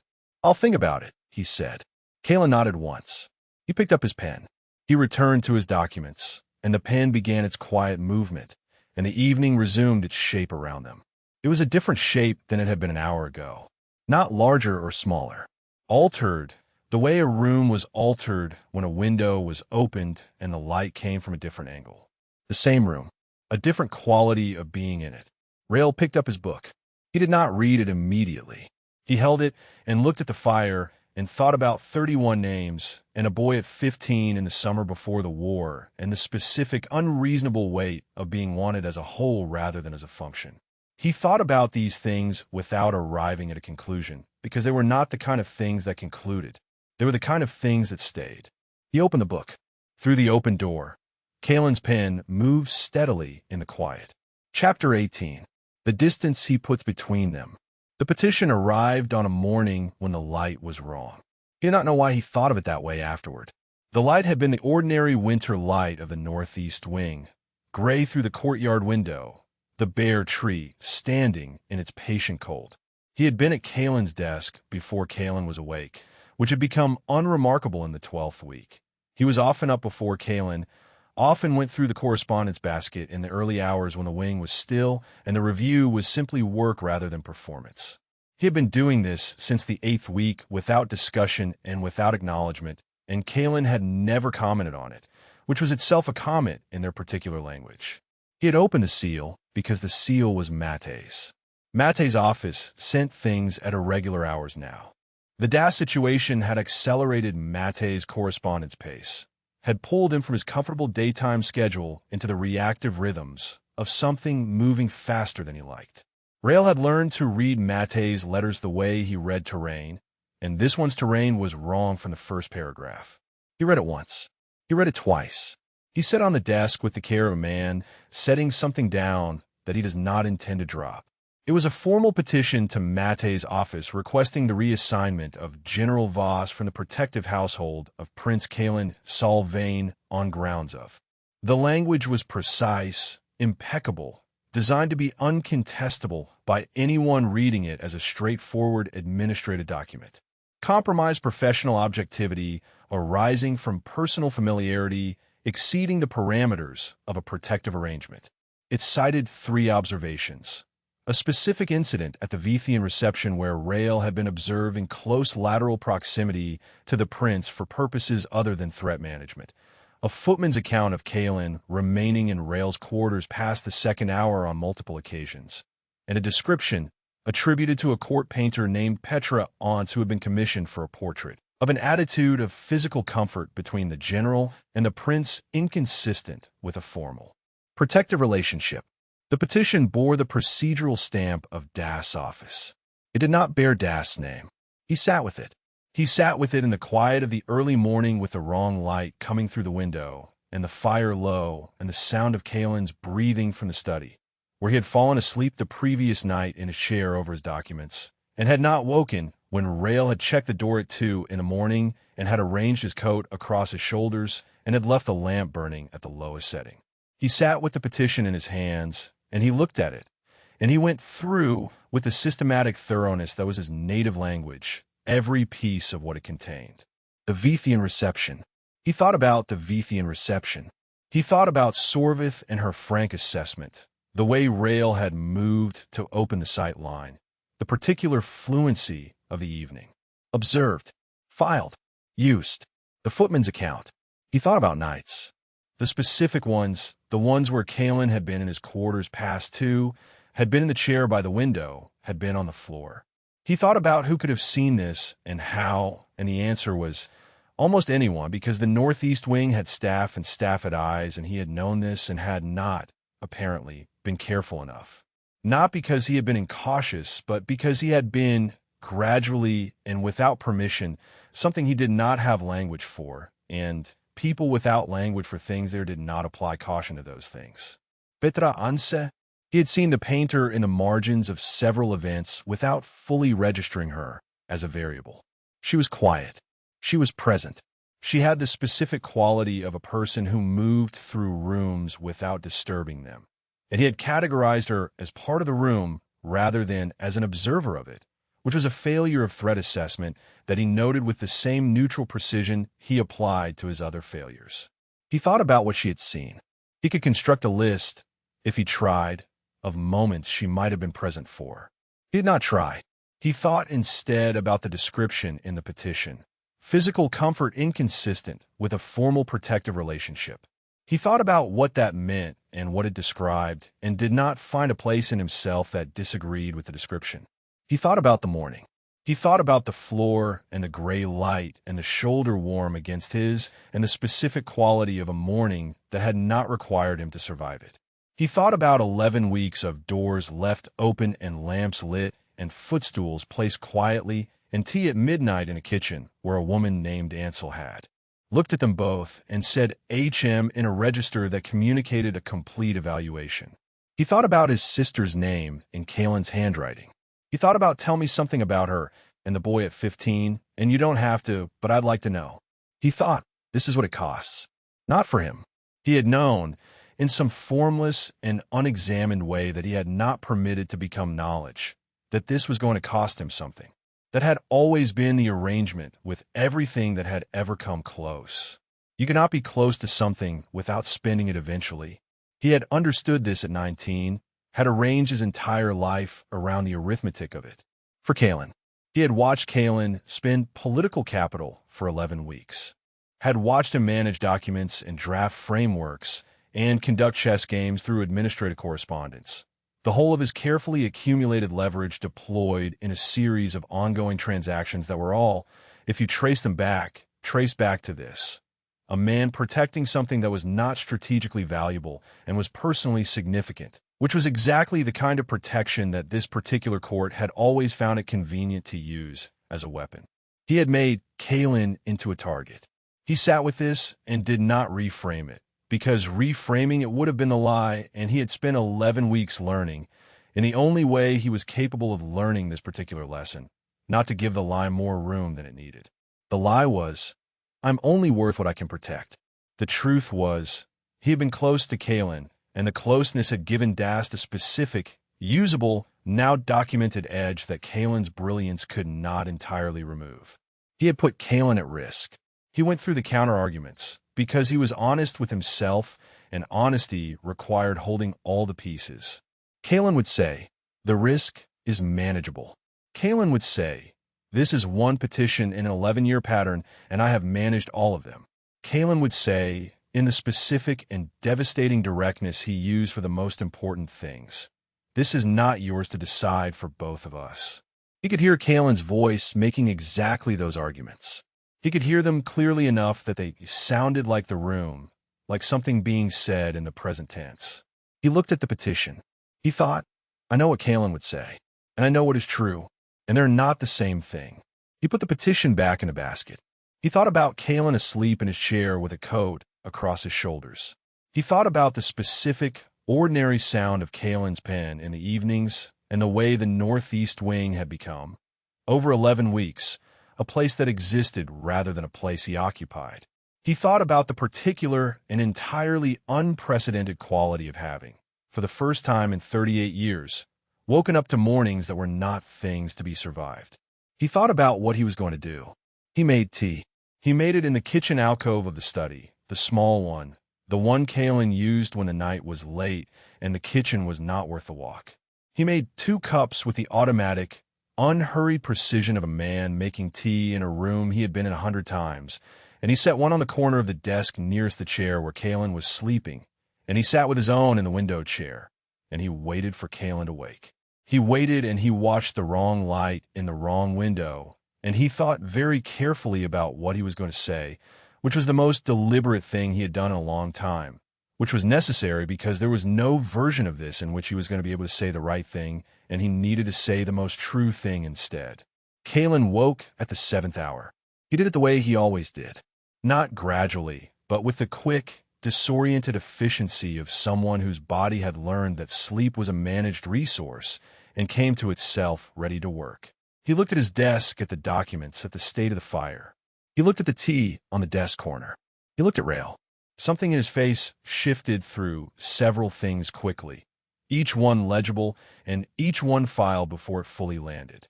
He picked up the tea. The petition, Rael said. Caelen looked at the basket. I've read it, Rael said. Caelen set the tea down and lifted the petition from the basket and read it. He read it with the focused, compressed attention of a man doing rapid triage, and when he finished reading it, he did not put it down. He held it, which was the tell Rael had learned in 12 weeks as the one Caelen did not know he had. When the hands held rather than set down, something was being held elsewhere too. He submitted it to Mate, Caelen said. His voice was even. Administrative. That's a different vector than a welfare review. He's moved from questioning your fitness to questioning the arrangement itself. He looked at the petition with the particular focus of a man looking at a document he was already disassembling. The observations are inferential. Nothing is direct evidence. I can challenge the sourcing on the Petra aunt's attribution. She's a court painter, not an official witness, and her account would need to be formally attested before it carries evidentiary weight. Caelen, Rael said, the footman's account is more complicated. I'll need to know which footman and determine whether he can be. Caelen. He stopped. He looked at Rael with the expression of a man who had been doing the work he knew how to do and had been interrupted in it and was now required to look at the thing behind it. Rael looked at him. He had spent the last hour rehearsing this and was now, in the presence of Caelen's actual face, discovering that the rehearsal had been for a different version of this moment. He said it anyway. I'm going to request reassignment, he said. The silence that followed was total. Caelen looked at him. He said nothing. He did not move. The petition was still in his hands, and his hands were absolutely still, and Rael could see the stillness in every part of him, the complete cessation of movement that was the fear-tell, the conserving stillness, the one that meant something had landed and was being held very carefully because it could not be put down immediately. Not because of the petition, Rael said. He said it precisely, because precision was the only form of honesty available to him in this moment, and he owed Caelen honesty. Not because of Dast, because the petition exists. He looked at the window, because you have spent 12 weeks spending yourself for this, for me, for a man who can be used against you in exactly the way this petition describes. I'm a liability, Caelen. I have always been a liability, and you have been very good at managing the liability, and I am not willing to be the thing that takes you apart. Silence. You could have told Mate. Caelen's voice was very even, not the managed even, stripped of it bare underneath. Before the Vithian reception, you could have put distance between us at any point in 12 weeks. You didn't. No. So this is a decision you've made in the last. He checked the window, the light. The last hour. It's a decision I've been making since Ashford, Rael said. It has taken me a long time to finish making it. The fire was low. Neither of them moved to tend it. Is this what you want? Caelen said. The question arrived very quietly, not as a challenge, as a real question. The question of a man who needed to know whether what was happening was choice or wound, because the response to one was different from the response to the other, and he was not going to respond to the wrong thing. Rael looked at him. It's the correct decision, he said. Caelen looked at him for a long time. The gray-green eyes, the morning light in them, the specific quality they had when he was reading something he did not want to misread. He looked and did not look away, and Rael held the look because he owed it to him to hold it. At least this much, at least this. That, Caelen said very quietly, is not what I asked. Rael did not answer. He did not answer because any answer he gave was going to be true in a way that would not help either of them. Because the truth was both things simultaneously, and he had no faculty for holding both things at once, and so he stood with neither. He stood. He moved to the door. He stopped with his hand on the frame and looked at the room once. The desk, the documents in their precise architecture, the three objects on the windowsill, the tea he had made, and the tea Caelen was holding, and the open connecting door beyond which his quarters existed, and his coat on the hook, and Myra's letter in the breast pocket. He left. He wrote the reassignment request from the South Administrative Office, precisely worded, citing operational grounds and professional parameters, the language of protocol and appropriateness. He submitted it to Mate's office by the 10th hour. He sent a copy to Emmerich with a single additional sentence that was not part of the official request. I made the correct decision. He believed this. He stood in the South Administrative Corridor afterward with the correct decision sitting in him like something very cold and very heavy, and he breathed, and he counted, and he thought. This is the arithmetic. This is always the arithmetic. You protect the thing behind you by staying in front of it. And staying in front of it means distance. And distance is the correct thing, and the correct thing has never, in 38 years, felt like anything other than a specific and particular kind of loss. He went to the quarters he would need to arrange for himself in the West Wing. Behind him, in the Northeast Wing, Caelen was in his study. He was standing at the window with his hand on the edge of the desk, holding on. Chapter 19. What they do with the quiet. 2 rooms. One night. Rael's room first. The West Wing quarters were larger than the Northeast quarters had been, which was irrelevant. They were better appointed, which was also irrelevant. They had a window that faced the garden rather than the courtyard, and the garden in winter was bare and gray and extended to the outer wall where the light from the gate lanterns made a thin line in the dark. He measured the room on the first night because he measured every room. 4 paces by 7. Window on the north wall. Door on the south. No connecting door. He did not think about this. He went to work. He was good at going to work. He had been going to work in the specific sense of using it as a method of continued existence for 20 years. The work changed, but the method remained constant. In peacetime, work was what there was instead of war, and it turned out that a palace in the aftermath of a long conflict had no shortage of things for a general to think about. The demobilization that was moving too slowly, the veteran welfare provisions that were inadequate, the territorial disputes in the eastern reaches that were going to become something worse if they were not addressed in the next 3 months by someone who understood the specific geography of the problem. He knew the geography. He drafted a series of operational assessments that no one had asked for and sent them to Emmerich, who would know what to do with them. And he did this thoroughly and for long hours, and he did not think about the northeast wing. He thought about the northeast wing. He thought about it at 2 in the morning on the third night, which was a bad night. Not the worst kind, not the floor kind, but the edge kind, the early warning kind that he knew how to manage and managed. He sat at the desk, and he wrote an unsent letter to Emmerich the way he always wrote unsent letters to Emmerich, because the function the letters served was not communication, but thinking, and thinking required an address to think toward. I made the correct decision, he wrote. He had written this sentence 4 times in 4 days, in 4 different versions of the letter, and he noted, with the neutral precision he applied to assessments, that it was not true more on the 4th time than it had been on the 1st. What was true on the 4th time was also true on the 1st. The decision was structurally correct. The arithmetic was sound. He had spent himself in the direction of liability and had been doing so with increasing disregard for the cost, and the petition had been the external confirmation of an internal reckoning that he had been deferring. The petition was not the cause. The petition was the acknowledgement. He looked at the sentence. He crossed it out and wrote it again, which was what he did when something was true in a way that he needed to keep stating even without believing it more. He wrote, "The prince has sufficient capacity to manage the political situation without the additional variable of my presence." He wrote, "I was becoming." And he stopped. He looked at what the sentence wanted to be. He wrote, "I was becoming something that could be used against him, and I will not be that." He put the pen down.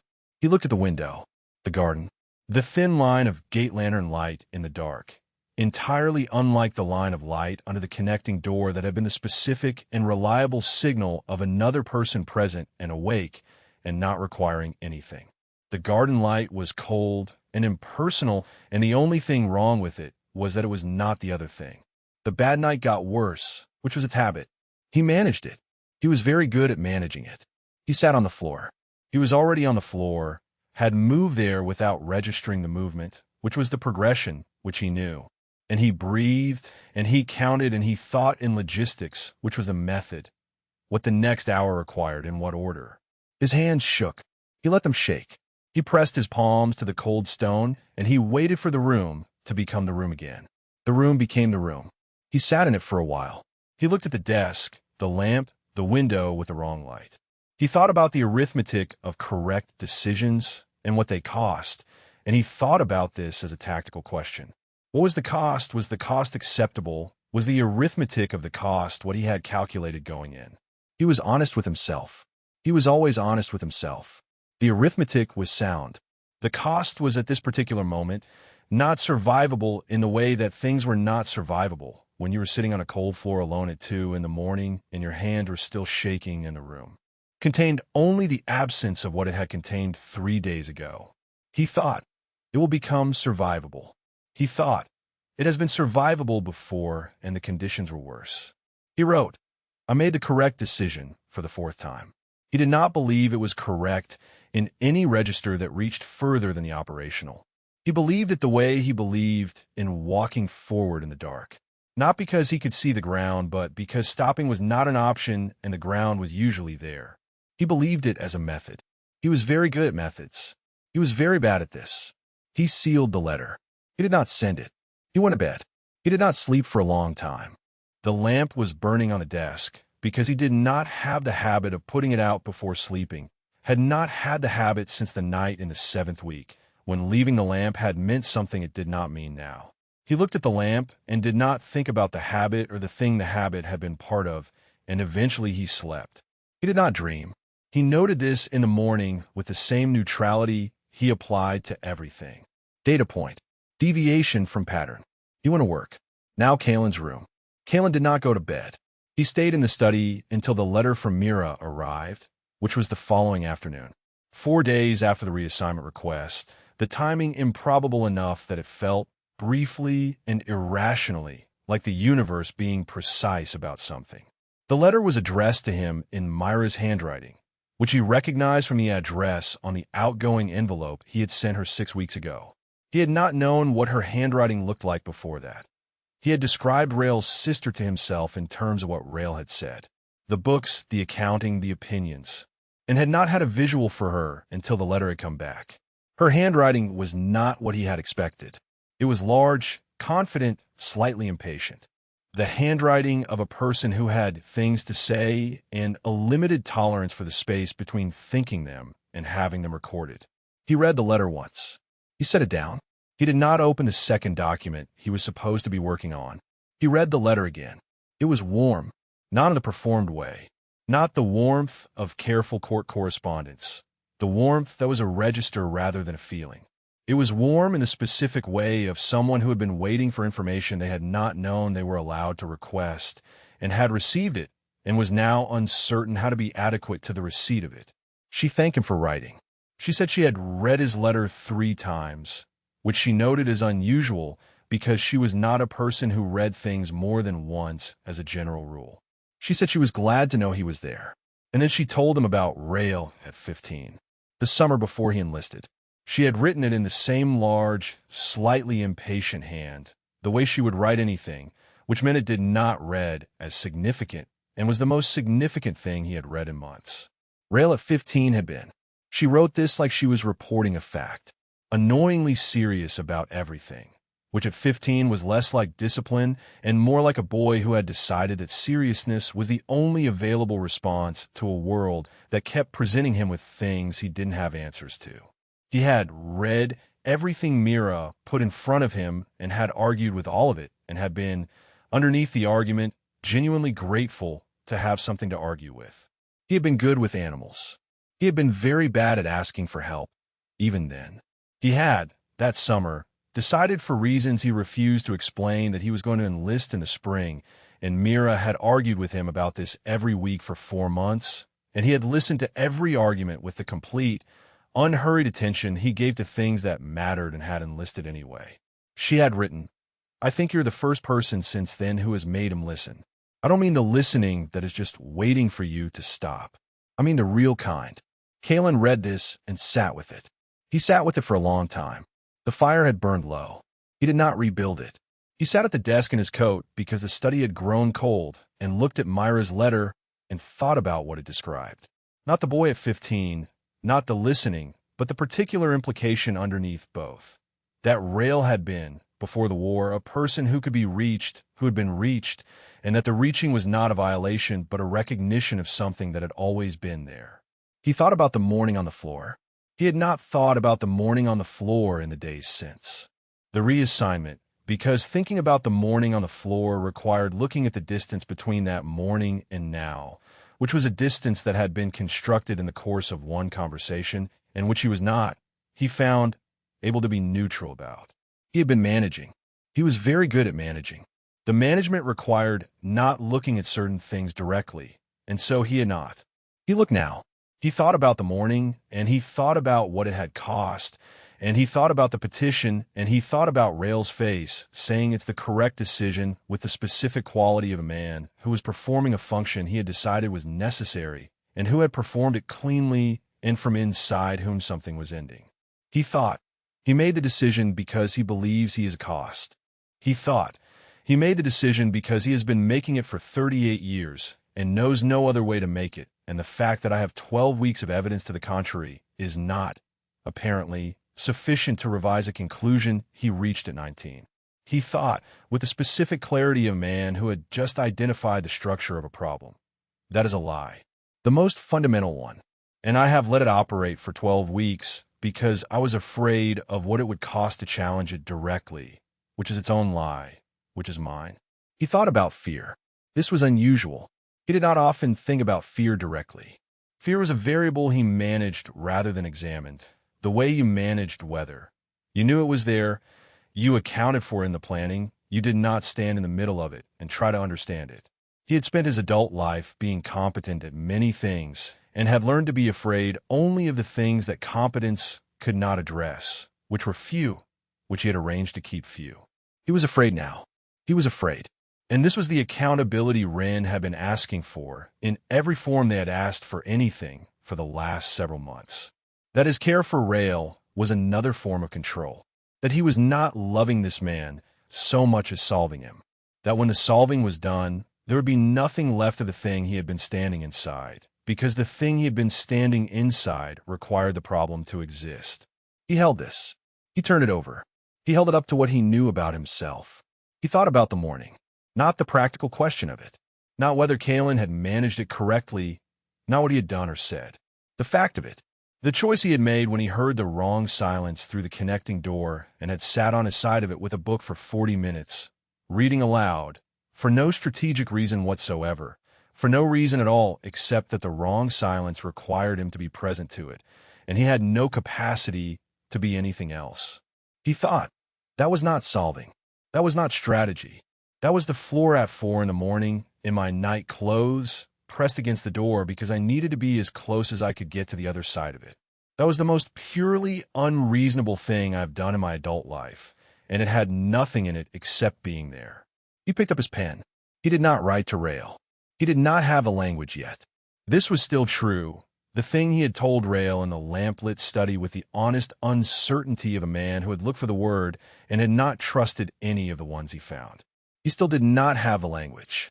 He wrote in the margins of Myra's letter instead. He wrote in his small, precise hand in the white space around her words. And what he wrote was not elegant, and was not crafted, and was the first thing he had written in 12 weeks that was not organized in advance. He wrote down what he was afraid of, and he wrote down what he thought was true, and he compared the two and found that the afraid of was the smaller thing, that the afraid of was the 17-year-old who had learned that being right wasn't enough and had spent 12 years trying to also be indispensable, and that what was true was separate from the 17-year-old and had nothing to do with indispensability. What was true was, he had been sitting on a stone floor with another person's shoulder against his, and he had not wanted to be anywhere else. What was true was, he had gone looking for the boy before the war because he had wanted to know the whole of him, and the wanting had not been strategic and was not going to become strategic, and was the most specific and total thing he had felt in his adult life. What was true was, the exit strategy was gone. He had not noticed when it had gone. He had stopped looking for it somewhere between the lamp and the window, and the name said in an ordinary register at the end of an ordinary evening, and he had not noticed its absence until this moment, this cold study, this letter, with his handwriting in the margins. He did not have an exit strategy. He thought about this. He thought, that is not a trap. That is the point. He folded the letter. He folded it carefully, with the care he gave to things he intended to keep, and he put it in his breast pocket, in the left breast pocket, in the exact pocket where Rael's letters went, and where the envelope had come from before it became the outgoing correspondence. He sat for a long time after. He was deciding, not the way he decided most things, not through architecture and preparation and the careful surveying of the board. He was deciding the way you decided things that had no good approach, which was by sitting with the decision until it became itself rather than a collection of its implications. He sat until the lamp burned low. He sat until the cold of the study had settled into his coat and his hands, and the letter in his pocket was the warmest thing in the room. Then he got up. He went to bed. He lay awake for an hour thinking about what he was going to say, and then he stopped trying to construct it, and then he slept. In the morning, he knew what he was going to do. He was not going to do it with a plan. He was going to do it without one. For Caelen Solvaine, this was the closest thing to terrifying he had felt in 11 years. He got up. He put on his coat. He went. Chapter 20. Who comes back first? He did not have a plan. He had the West Wing's corridor number from the reassignment paperwork, which he had obtained through the administrative office on the morning after the request had been submitted, because he was a person who gathered information, and he had gathered this one before he had allowed himself to examine why. He had number. He had not used it for 5 days. He was using it now. The West Wing was quiet at this hour. Early, the palace not yet fully committed to the day, the corridors lit by the lower winter light that arrived through the high windows at an angle that made everything look provisional. He walked through it with the unhurried precision that was characteristic of him, whether he was going somewhere or not. The precision that people read as confidence, and which was, in this particular moment, covering something considerably less composed. He had acknowledged this to himself in Myra's letter, in the margins of it, and he was not going to pretend it was something else. He found the room. He stood in front of the door. He stood there for longer than he intended to.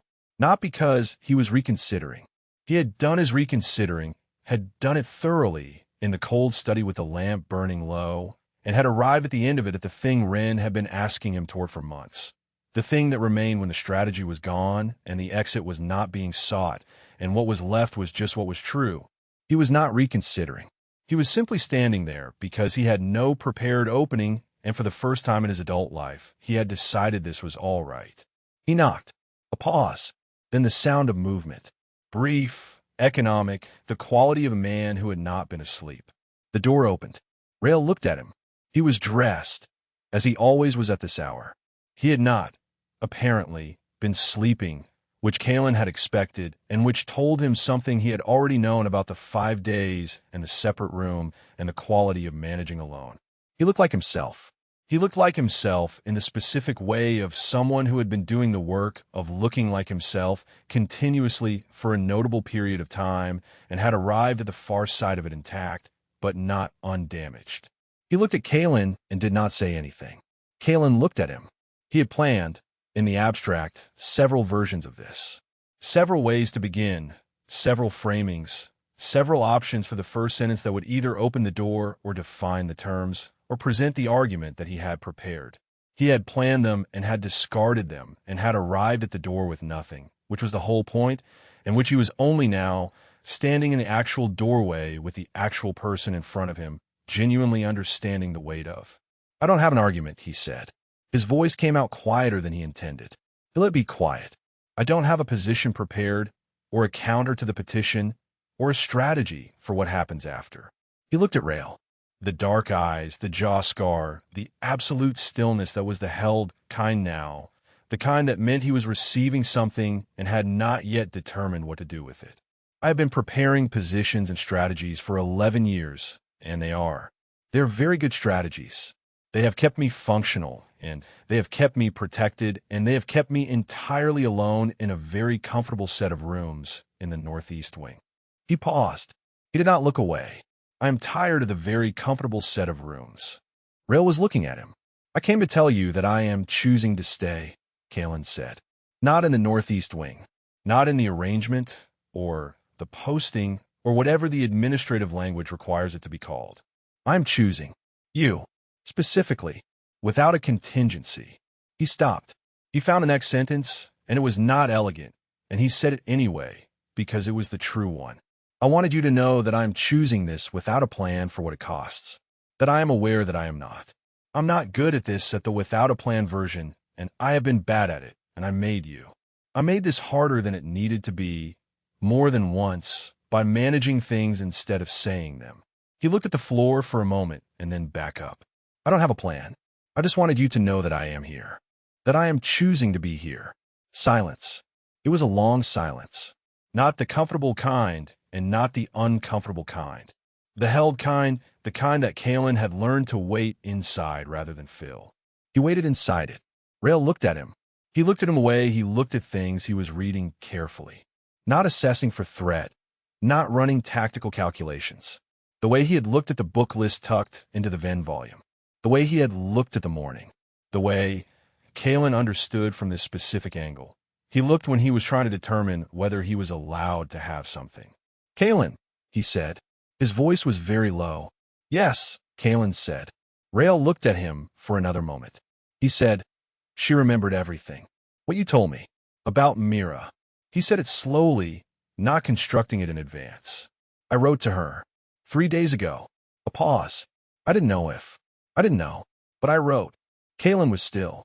"She wrote back," Rael said. "This morning." He looked at the floor between them and then back up. She told me things I didn't know she still had. Things from before." He stopped. He was not stopping because he had lost the thread, but because the thread was more than a single sentence, and he was finding his way toward it in the particular, careful way of a man who had learned to look at things he normally kept in peripheral vision. "She said you had written to her about the boy before the war. She said she was glad someone was looking for him." Caelen did not move. "I have been," Rael said, "the only person in this room for a very long time." He said it plainly, without inflection, the same voice he used for things that were facts and required no dramatization. "I arranged it this way. I know I arranged it this way. And I was going to keep arranging it this way, because I know how to be the only person in the room, and I don't know how to be anything else." He looked at Caelen. I don't know how to be anything else, he said again. But I think I would rather not be the only person in the room. The corridor was quiet. The West Wing light was doing its provisional work through the high windows. Somewhere distant in the palace, the morning was beginning its logistics. Staff and fires, and the slow machinery of a large building coming to itself. Come in, Rael said. It was 2 words. It was the quietest 2 words Caelen had heard him say, which was something, given how quietly he said everything, and it was not an instruction or an invitation in the formal sense. It was the other kind, the kind that meant, I am not going to keep the door between us, and I am not going to ask you to justify your position or provide your credentials, and I know what this costs, and I am saying it anyway. Caelen stepped inside. The room was larger than the northeast quarters and less inhabited. The West Wing furniture still placed by someone else's system. Only a few of Rael's things making their characteristic marks on the space. The coat on the hook, the books on the desk, the single letter propped against the lamp that Caelen recognized by the handwriting as Myra's return. 2 cups on the table, which was not something he had expected. 2 cups already there, which meant Rael had been up early enough to make tea and had made it for 2, which meant he had been expecting this or hoping for it or preparing for it without admitting he was preparing for it, which was so exactly like him that Caelen felt something in his chest shift with it. He sat down. Rael sat across from him. He picked up his cup and looked at it rather than at Caelen, which was fine, which was the version of this that Rael could do right now, and which Caelen could receive. Myra's letter, Caelen said. Was it? Good, Rael said. He paused. She has opinions. I was warned. About the opinions specifically. About the opinions in general and the opinions about you in particular. He picked up his own cup. The tea was the good kind. Not the kitchen kind. Rael had evidently found a source, which told him something about the last 5 days. She said she was glad I wrote. I know. A pause. She said the same to me. He was quiet for a moment. Then, she asked when she could visit. Caelen looked at him. I told her she didn't need to ask permission, Rael said. He said it to the cup, not to Caelen, but his hand was still as he said it. Still in the real way, the way they had been in the kitchen at midnight, and in the West Hall with the afternoon light, and in the gray morning on the floor. Still the way they were when something had been put down. Caelen thought, this is what it looks like when he chooses something.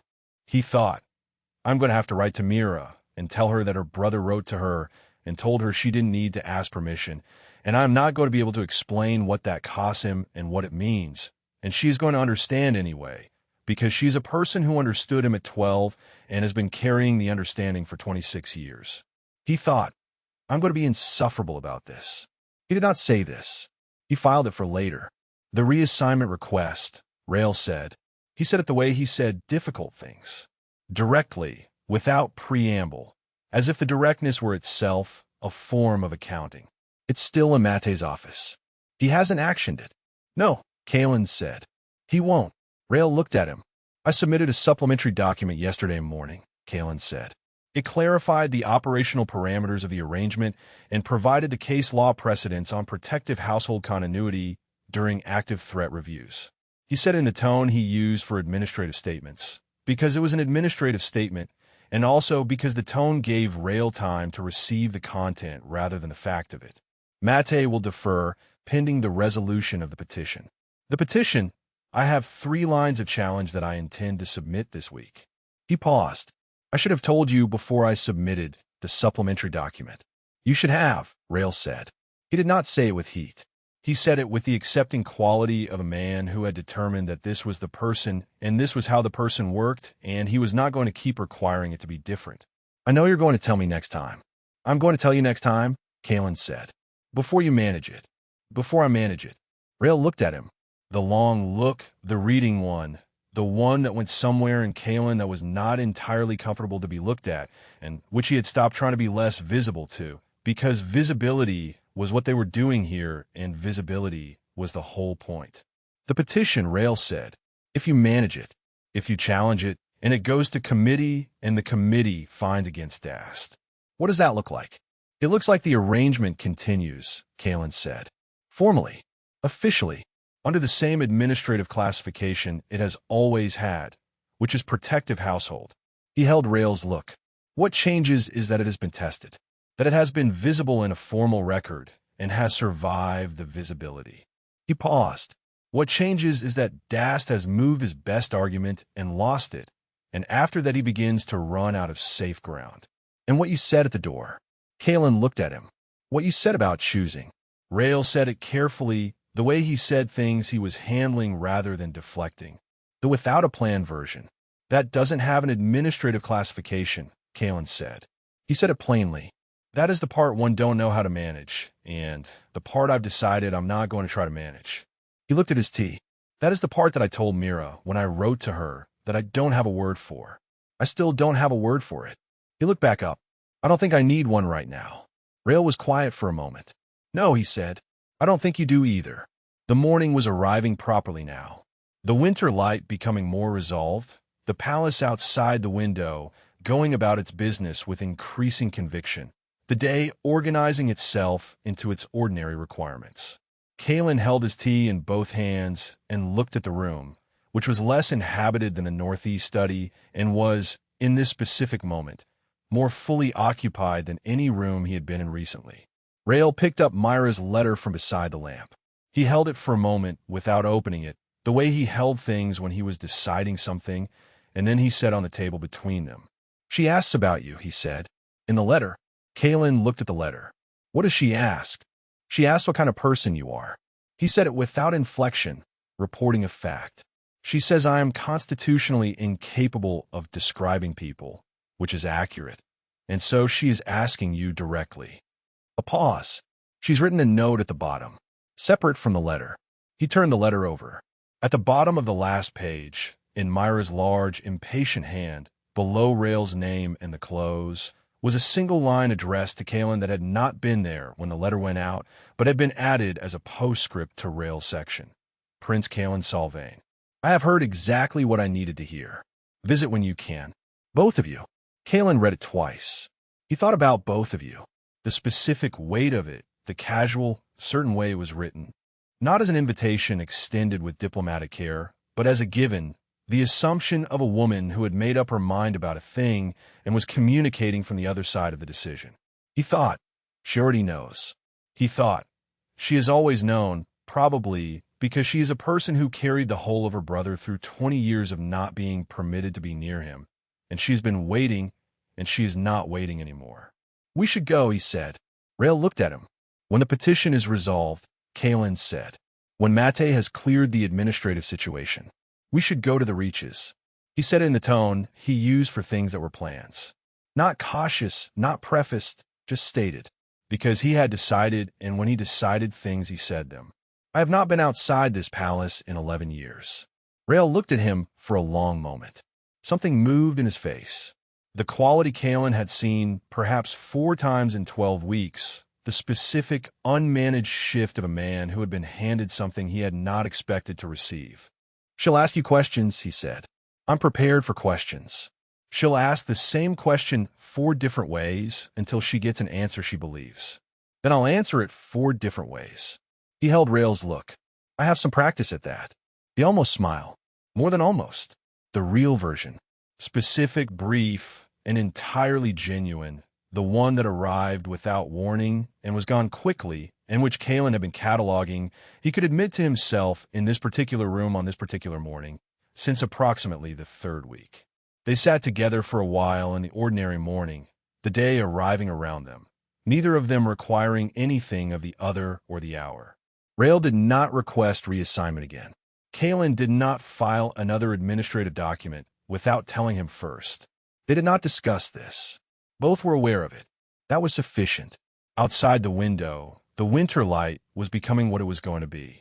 Thin, pale, the specific gold of season that was still cold and was no longer only cold, the kind of light that did not make promises and was for that reason the kind you could trust. Caelen finished his tea. He thought about the northeast wing and the connecting door and the 12 inches it stood open and the lamps lit in 2 rooms. He thought about going back to it. He thought, it is still there. It will be there when we return to it.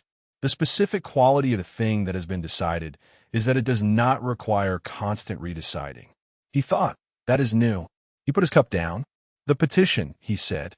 I have work to do. I know. Rael said. I'll tell you what I'm doing before I do it. I know, Rael said again. He said it in the specific voice that meant he had received the statement, and it had gone somewhere real rather than somewhere managed. Caelen stood. He moved to the door. He stopped, not because he had something to add, but because the room had a quality he was not quite ready to leave, the specific quality of a thing that had been new and was now beginning to be ordinary. And ordinariness was what he had been working toward without naming it, the whole patient accumulation of this. He looked back. Rael was looking at him. Caelen, he said. Yes. He did not say anything for a moment. His hands were still. Thank you, he said, for coming back. Caelen held this. He held it and did not deflect it and did not redirect it and did not file it for later examination. He held it in the room, in the morning, in the specific warmth of something being said plainly by a man who had no practice saying plainly and was saying it anyway. I told you, he said. I'm choosing to stay. He meant, for as long as you let me. He meant, without an exit strategy, which is new, which is the most frightening thing I have done since I was 17, which I'm not going to stop doing. He meant, both of you, like Mira said, as if it had already been decided, which it has been, which we're both only just arriving at. He did not say any of this. The room already contained it. He left. He walked back through the West Wing corridor in the winter morning light, and his hands were warm from the tea, and the letter from Mira was in his breast pocket. And when he reached the Northeast Wing and opened the door to his study and saw the desk and the documents and the connecting door standing open, he stood in the doorway for a moment. Then he sat down. He pulled out a clean sheet of paper. He wrote, Dear Mira, at the top, and then he sat with it, and he thought about what to say, which for once was not a question of strategy, but of truth, and truth, it turned out, was considerably easier than he had been making it. He began. Chapter 21. What a prince does with a petition. The counter-petition was 43 pages. This was not unusual for Caelen's work. Length was a function of precision, and precision was a function of how much was at stake, and what was at stake here was specific enough that he had been drafting it in various incomplete forms for 6 weeks. Since before the morning on the floor, since before the welfare review, since the first DAST meeting in the South Wing, when Caelen had sat in the slightly lowered chair and understood, from the quality of the silence at 23 minutes, that DAST had made his decision and was working toward its execution. He had been building the counter-petition since that afternoon. In the specific way he built things, from the foundation up, the legal architecture first, then the factual record, then the procedural precedents that made the factual record irrefutable rather than merely true. He had added to it through the welfare review. He had added to it after the second welfare review. He had added to it after the petition itself arrived, because the petition gave him the final piece. The argument's shape, which you could not see until the thing you were arguing against had fully revealed itself. He had concluded at 2 in the morning on the Wednesday, before he submitted it, the best piece of legal work he had produced in 11 years.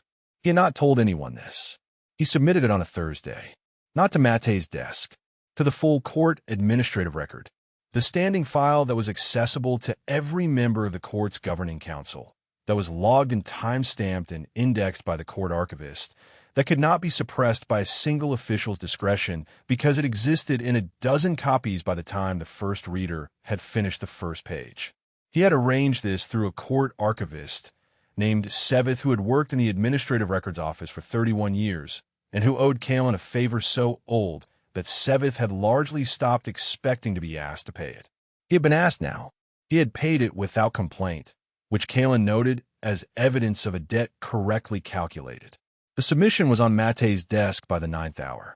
It was in the council record by the 10th.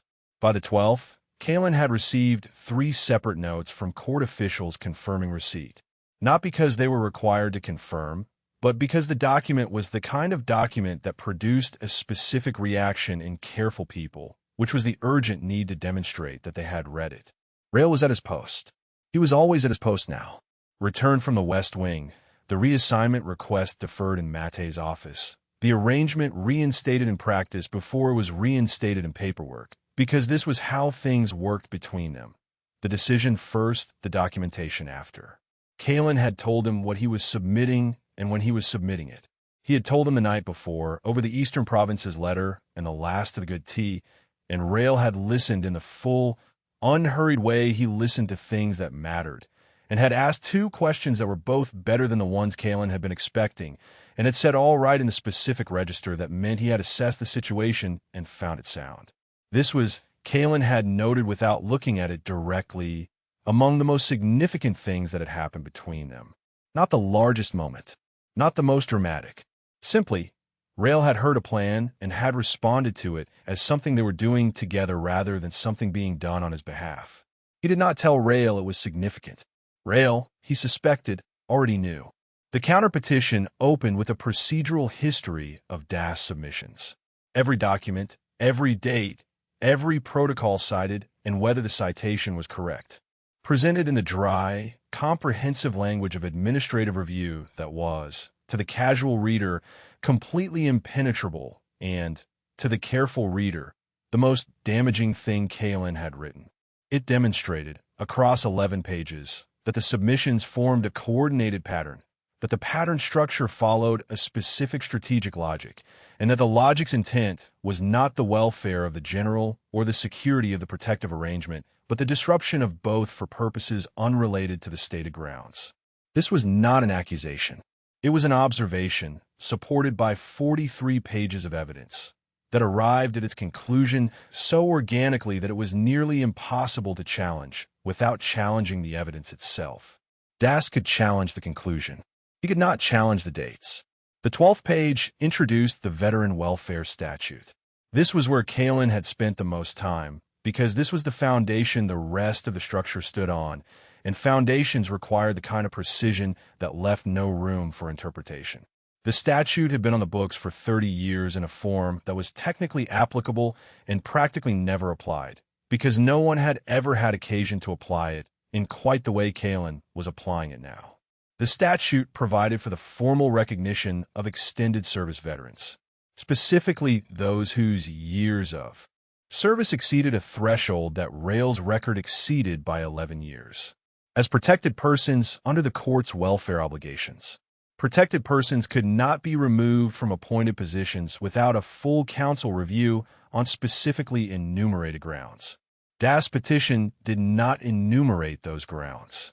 It cited different ones. The petition was, on this basis alone, procedurally insufficient to achieve its stated goal. This was the quiet center of the counterpetition, the structural core around which everything else was arranged. DAS had moved too quickly, had been slightly less careful than he intended to be, had relied on the assumption that no one would look for the specific procedural requirement, because no one had ever used it. Caelen had used it. The argument was 3 paragraphs. The 3 paragraphs had taken him 4 weeks to get right. The final section, and this was the part that was not quiet, that was, in the specific political language of the court, as direct as Caelen had been in 11 years of deliberate indirectness, was a formal request for a counsel review of the petition itself, not of the arrangement, of the petition, on the grounds that the pattern of submissions it represented constituted an inappropriate use of court administrative process for purposes that were personal and political rather than institutional. He was not asking for DAS to be censured. He was asking for the petition to be examined in the context of the pattern. He was asking the council to look at 11 weeks of documents and ask the question Caelen had been waiting for the council to ask since the second welfare review. Whose interests exactly does this serve? He submitted the document and sat down and drank his tea and waited. The waiting was 4 hours. He spent the 4 hours on the Eastern Province's land registry, which had been resolved through Rael's reference boundary approach and now required the formal documentation, and on 2 other pieces of pending correspondence, and on a draft framework for the post-war educational provisions that he had been working on alongside the veteran reallocation document, and which was, he thought, the more important piece of work and the one no one would notice for at least 6 months. He worked through the 4 hours with the focused efficiency of a man who had deployed his best argument and was now doing the next required thing, because the next required thing was always the answer to the question of what to do when you were waiting. At the 4th hour, Mate came. He did not send a note. He came himself, which Caelen noted as significant and which Rael, stationed near the door, also noted. He could see in the slight shift of position, the adjustment from ambient alertness to active attention. Mate was 63 and moved with the careful economy of a man who had been managing his body through long days for a great many years. He entered the study with the expression he used for situations he had not anticipated and was processing in real time, which was not his preferred mode of operation, and which Caelen recognized as the most honest version of Mate he had ever seen. He sat in the chair Caelen indicated. Rael remained near the door. "Your Highness," Mate said. "Chancellor, I have read the counter-petition. I assumed you had." A pause. Mate looked at his hands, which were folded on his knees with the particular precision of a man arranging his thoughts. "It is comprehensive. I intended it to be. The Veteran Welfare Statute application is—" He stopped. Started again. "I was not aware it had been applied in this manner before." "It hasn't been. The reading is correct, however. I can walk through the legal precedent if that would be useful. I have had it reviewed." Mate looked up. "By two separate legal officers, independently, in the last 3 hours." A pause. "They concur." Caelen drank his tea. "Lord Dast," Mate said, "has submitted a response to my office within the last hour. I expected that. He disputes the pattern characterization." "He would. He cannot dispute the dates." Another pause. Mate was, Caelen could see, doing the thing he did when he was revising a conclusion he had held for a long time.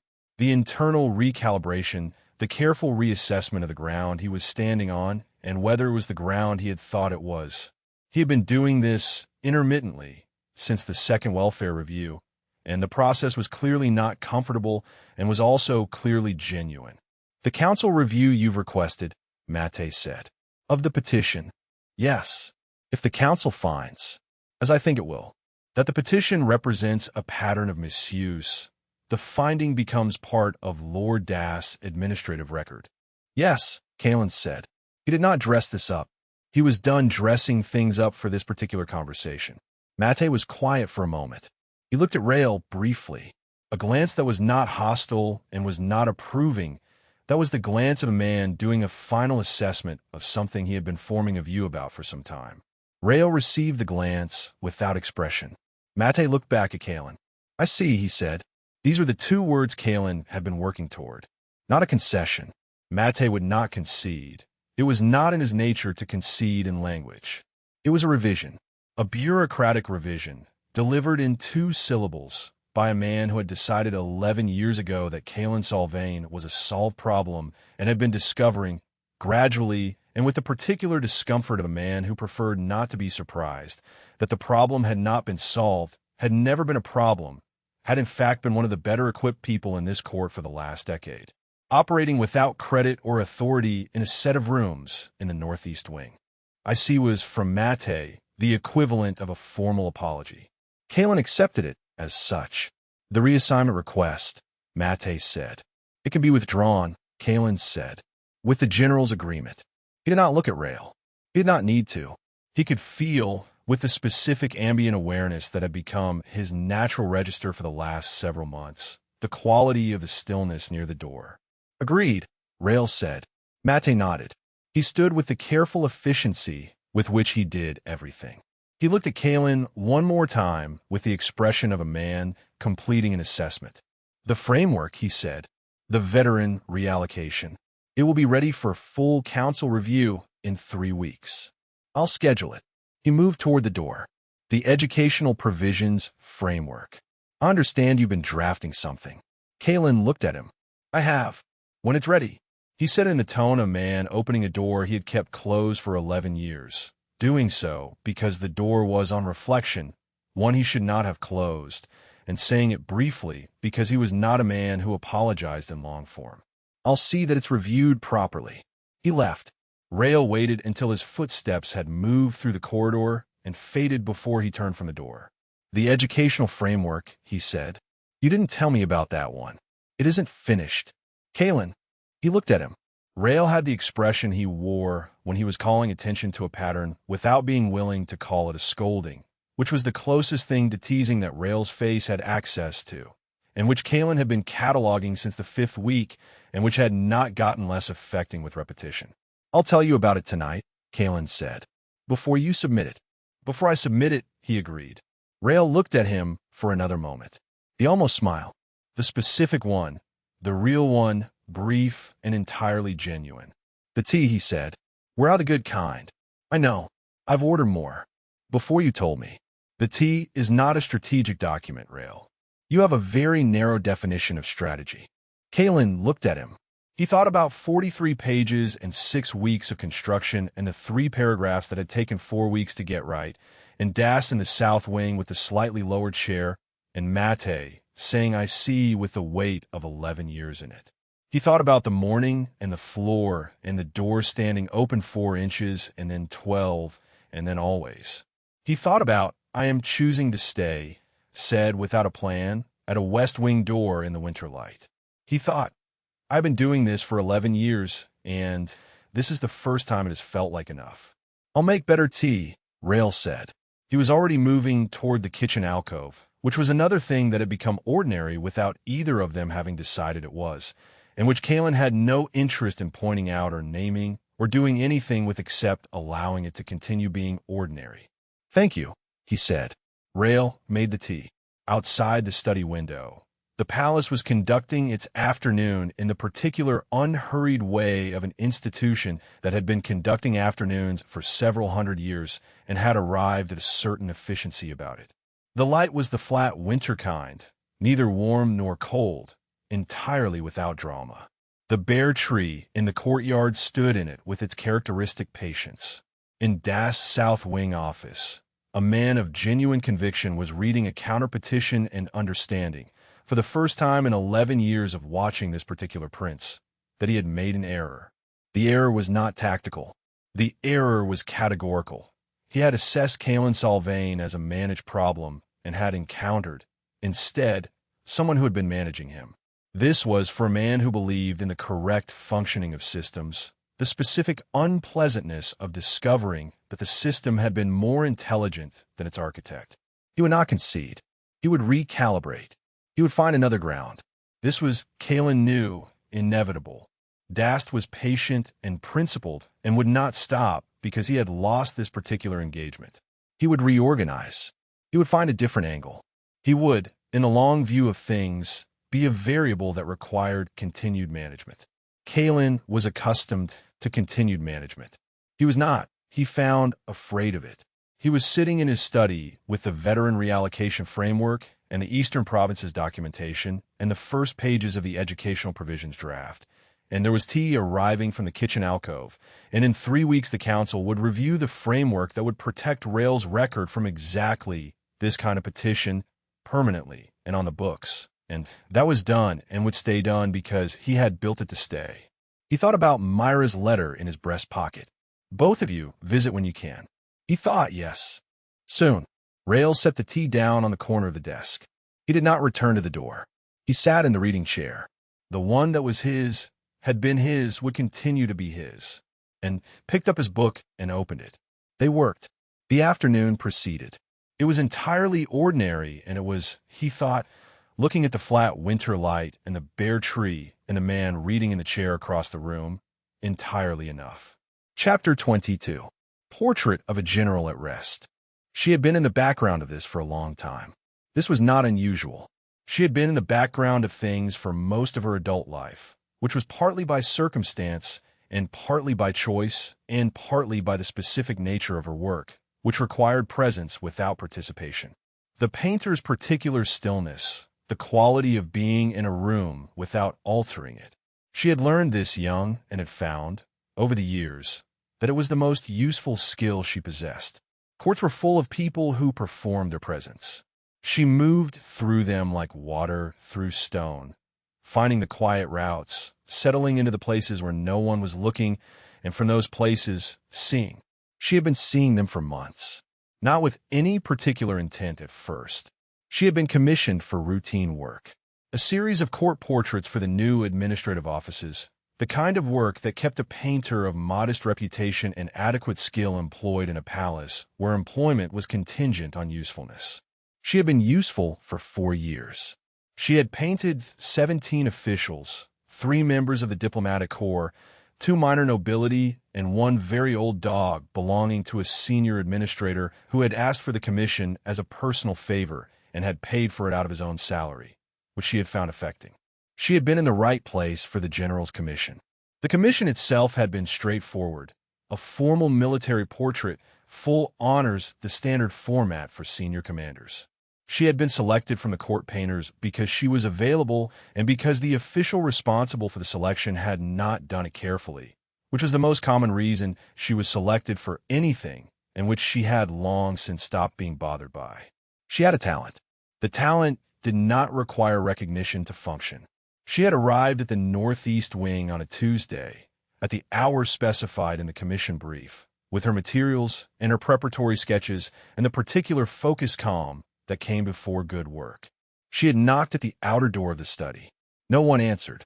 She had knocked again, more firmly, and when there was still no answer, she had tried the door, which was unlocked, because the doors in this wing were frequently unlocked.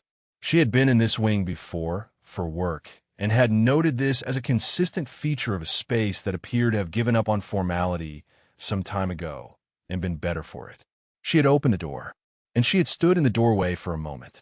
The commission brief had specified, General Voss, formal military portrait. The brief had not specified what she would find when she arrived. What she found was this. The general was asleep in the chair near the fireplace. He was not in uniform. He was in the ordinary clothes of a man in his own space, a coat across his lap, his head tilted slightly to the left in the specific angle of someone who had fallen asleep upright without planning to and had not woken before the sleep deepened. His right hand was resting on the arm of the chair, palm up, fingers relaxed. His face, which he had seen in formal settings, and which in those settings carried the quality of controlled stone, all closed surfaces, all deliberate presentation, was here simply a face. Still, without the effort, at the desk across the room, the prince was working. He had not heard her enter, or had heard her and had chosen not to react, which was equally possible with this particular person. He was bent over correspondence, his pen moving in the small, precise strokes she had catalogued over months of background presence. His left hand was resting on the desk near the general's chair arm, not touching, the distance between his fingers and the sleeping man's hand perhaps 3 inches. The distance of someone who had arrived at proximity and had not crossed the last measure of it, which was its own kind of crossing. She stood in the doorway for a moment. Then she made a decision. She set down her materials. Without sound. She was very good at without sound. And she found a position along the east wall where the light from the window fell across the chair the angle she needed and where she was behind the sight line of the desk and therefore not in Caelen's immediate field of vision. She unpacked her materials with the practiced silence of 20 years of working in occupied rooms. She took out a fresh sheet rather than the preparatory sketches, because the preparatory sketches were for the other portrait, the formal one, and this was not that. She began. She worked the way she always worked when the subject was not posed, rapidly at first, establishing the structure, the geometry of light and form, and the specific relationships between things. The chair, the hand, the angle of the head, the desk, and the figure at it, and the hand near the arm, but not touching. She worked to get the bones of it before anything shifted, because everything shifted eventually, and you could not rely on time. The prince worked on. She watched him the way she watched everything, without apparent focus from the side, the particular observation of someone who had learned to look without being seen to look. He was efficient in the way of people who had spent years making efficiency a virtue rather than a habit. No wasted motion, no unnecessary reference back, the pen finding each letter with the same automatic precision. He was, she had noted in months of background observation, a man who worked the way other people breathe, continuously, at a consistent depth, with a kind of undemonstrative stamina that didn't announce itself and would outlast anyone who came at it dramatically. He was also, she had noted, watching the sleeping man without appearing to watch him. Not continuously, not with the quality of surveillance or concern, with the quality. And she had been looking for the word for this for months, the precise word, the painter's word for the thing the light was doing rather than just the fact of it being. Of someone in the presence of something they valued and were aware of valuing without requiring the awareness to be performed. It was the quality of someone who had been given something they had not expected and had not become accustomed to having and had not yet stopped being slightly surprised by. She worked. The charcoal moved on the paper. At some point, she had not checked the time. You did not check time when the work was moving. The general woke. He did it the way he did most things she had observed, with the specific, immediate quality of a man whose body came to attention before his mind did, the posture shifting from sleep to alertness in the same motion. He looked at the room. He looked at the fire, at the desk, at the prince working. He looked at her. She stopped. They looked at each other across the room. She was aware in the specific way of someone who had just been discovered doing something that could not be undone, of the charcoal in her hand and the sheet on the board and what the sheet contained. She did not hide it. Hiding it would have been dishonest and also useless, because a man of his training and his specific quality of sight had already seen it from across the room. She waited. She waited for the thing she had been afraid of since she had opened the door and made the decision. The request to stop. The instruction to use the preparatory sketches, the formal brief, the military portrait in full honors that was the commission and the commission only. Rael looked at the canvas. He looked at it for a long time. She could not read his expression, which was unusual for her. She read expressions. It was the mechanism of her work, the grammar through which she understood the thing she was painting. But his face in this moment was doing something she did not have a category for. Not the stone, not the controlled absence. Something else.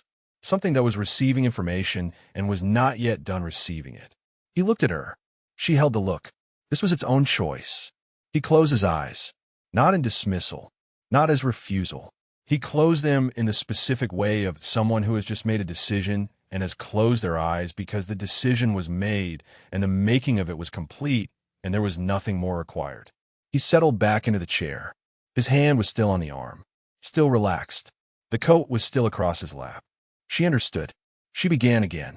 At the desk, the pen had stilled. She had not looked directly at the prince during the exchange. She had been focused on Rael, but she was aware now, with her peripheral attention, that Caelen had turned in his chair, had seen what she was seeing, had perhaps seen the exchange. He was looking at the canvas. She met his look briefly. She was not afraid of Caelen Solvaine. She had been, initially, in the way you were afraid of anything precise and quiet that might turn its precision on you without warning. She was not anymore. She had been in the background long enough to understand that his precision was not indiscriminate, that it had targets and purposes, and that she was not one of them, that the things he aimed at were the things that mattered to him, and the things that mattered to him were, in her months of observation, not the things she had expected them to be from a prince of his particular history. He looked at the canvas. He looked at Rael, who was asleep again, had gone back under with the same ease with which he had surfaced, as if the decision had removed the last requirement of vigilance, and the sleep could be simply sleep. He looked at the canvas again. Then he turned back to his desk. He picked up his pen. She worked. She worked for 2 hours, which was longer than she had worked on any single piece in the last year. The good focused work that forgot time and the body and the specific social complications of the situation and was just the problem. Light form, relationship, the particular geometry of a man at rest in a chair and another man at a desk, and the specific 3 inches of space between 2 hands, one of them asleep and one of them working, and both of them present in the room in the same way, with the same fundamental quality of a thing that had stopped bracing for the cost. She had been trying to paint that quality for months and had not known what it was. She knew now. At the end of the 2 hours, she had 2 things.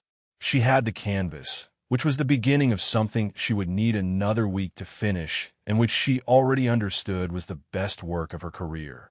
And she had, in the margin of her preparatory notes, a single written line in the small and slightly impatient hand she used for observations she intended to keep. Some things, once seen, cannot be unpainted. The general woke again as she was packing. He watched her work without comment, which she had expected. Then, what will you do with it? She considered this. It was an honest question, and it deserved an honest answer. I don't know yet, she said. I know what it is. I'll decide what to do with it when it's finished. He was quiet for a moment. What is it? She looked at the canvas. She thought about 2 hours of work and the quality she had been trying to name, and the 3 inches of space between 2 hands and the closed eyes of a decision that had been made. True, she said. It's what's true. He looked at her with the direct, unperformed attention that she had been the recipient of perhaps 3 times in 4 years of background presence, and which, each time, had required a moment to receive. All right, he said. He stood. He stretched with the particular economy of a large man managing the aftermath of sleep in a chair.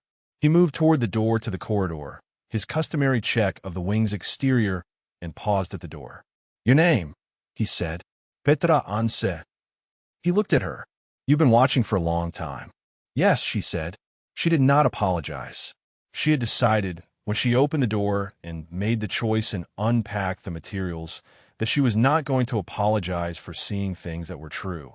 He nodded once. He left. She looked at the canvas. Caelen was watching her from the desk. He'll want a copy, he said, very quietly. When it's finished. He won't ask for one. She looked at him. The gray-green eyes, the ink on the right fingers, the letter visible in the left breast pocket, folded with the care of something carried rather than stored. She had been the background long enough to know about the letter, though she did not know what it said, and she had been the background long enough to know that what was in the room right now, the canvas and the 2 hours and the closed eyes of a decision made, was not something she had manufactured. She had only seen it. I'll make 2, she said. He looked at her for a moment. The expression was one she had not seen from him before, unguarded in a way that was not careless, but was the specific, voluntary unguardedness of someone who had decided this moment could have it. Thank you, he said. She packed the rest of her materials. She looked once more at the canvas.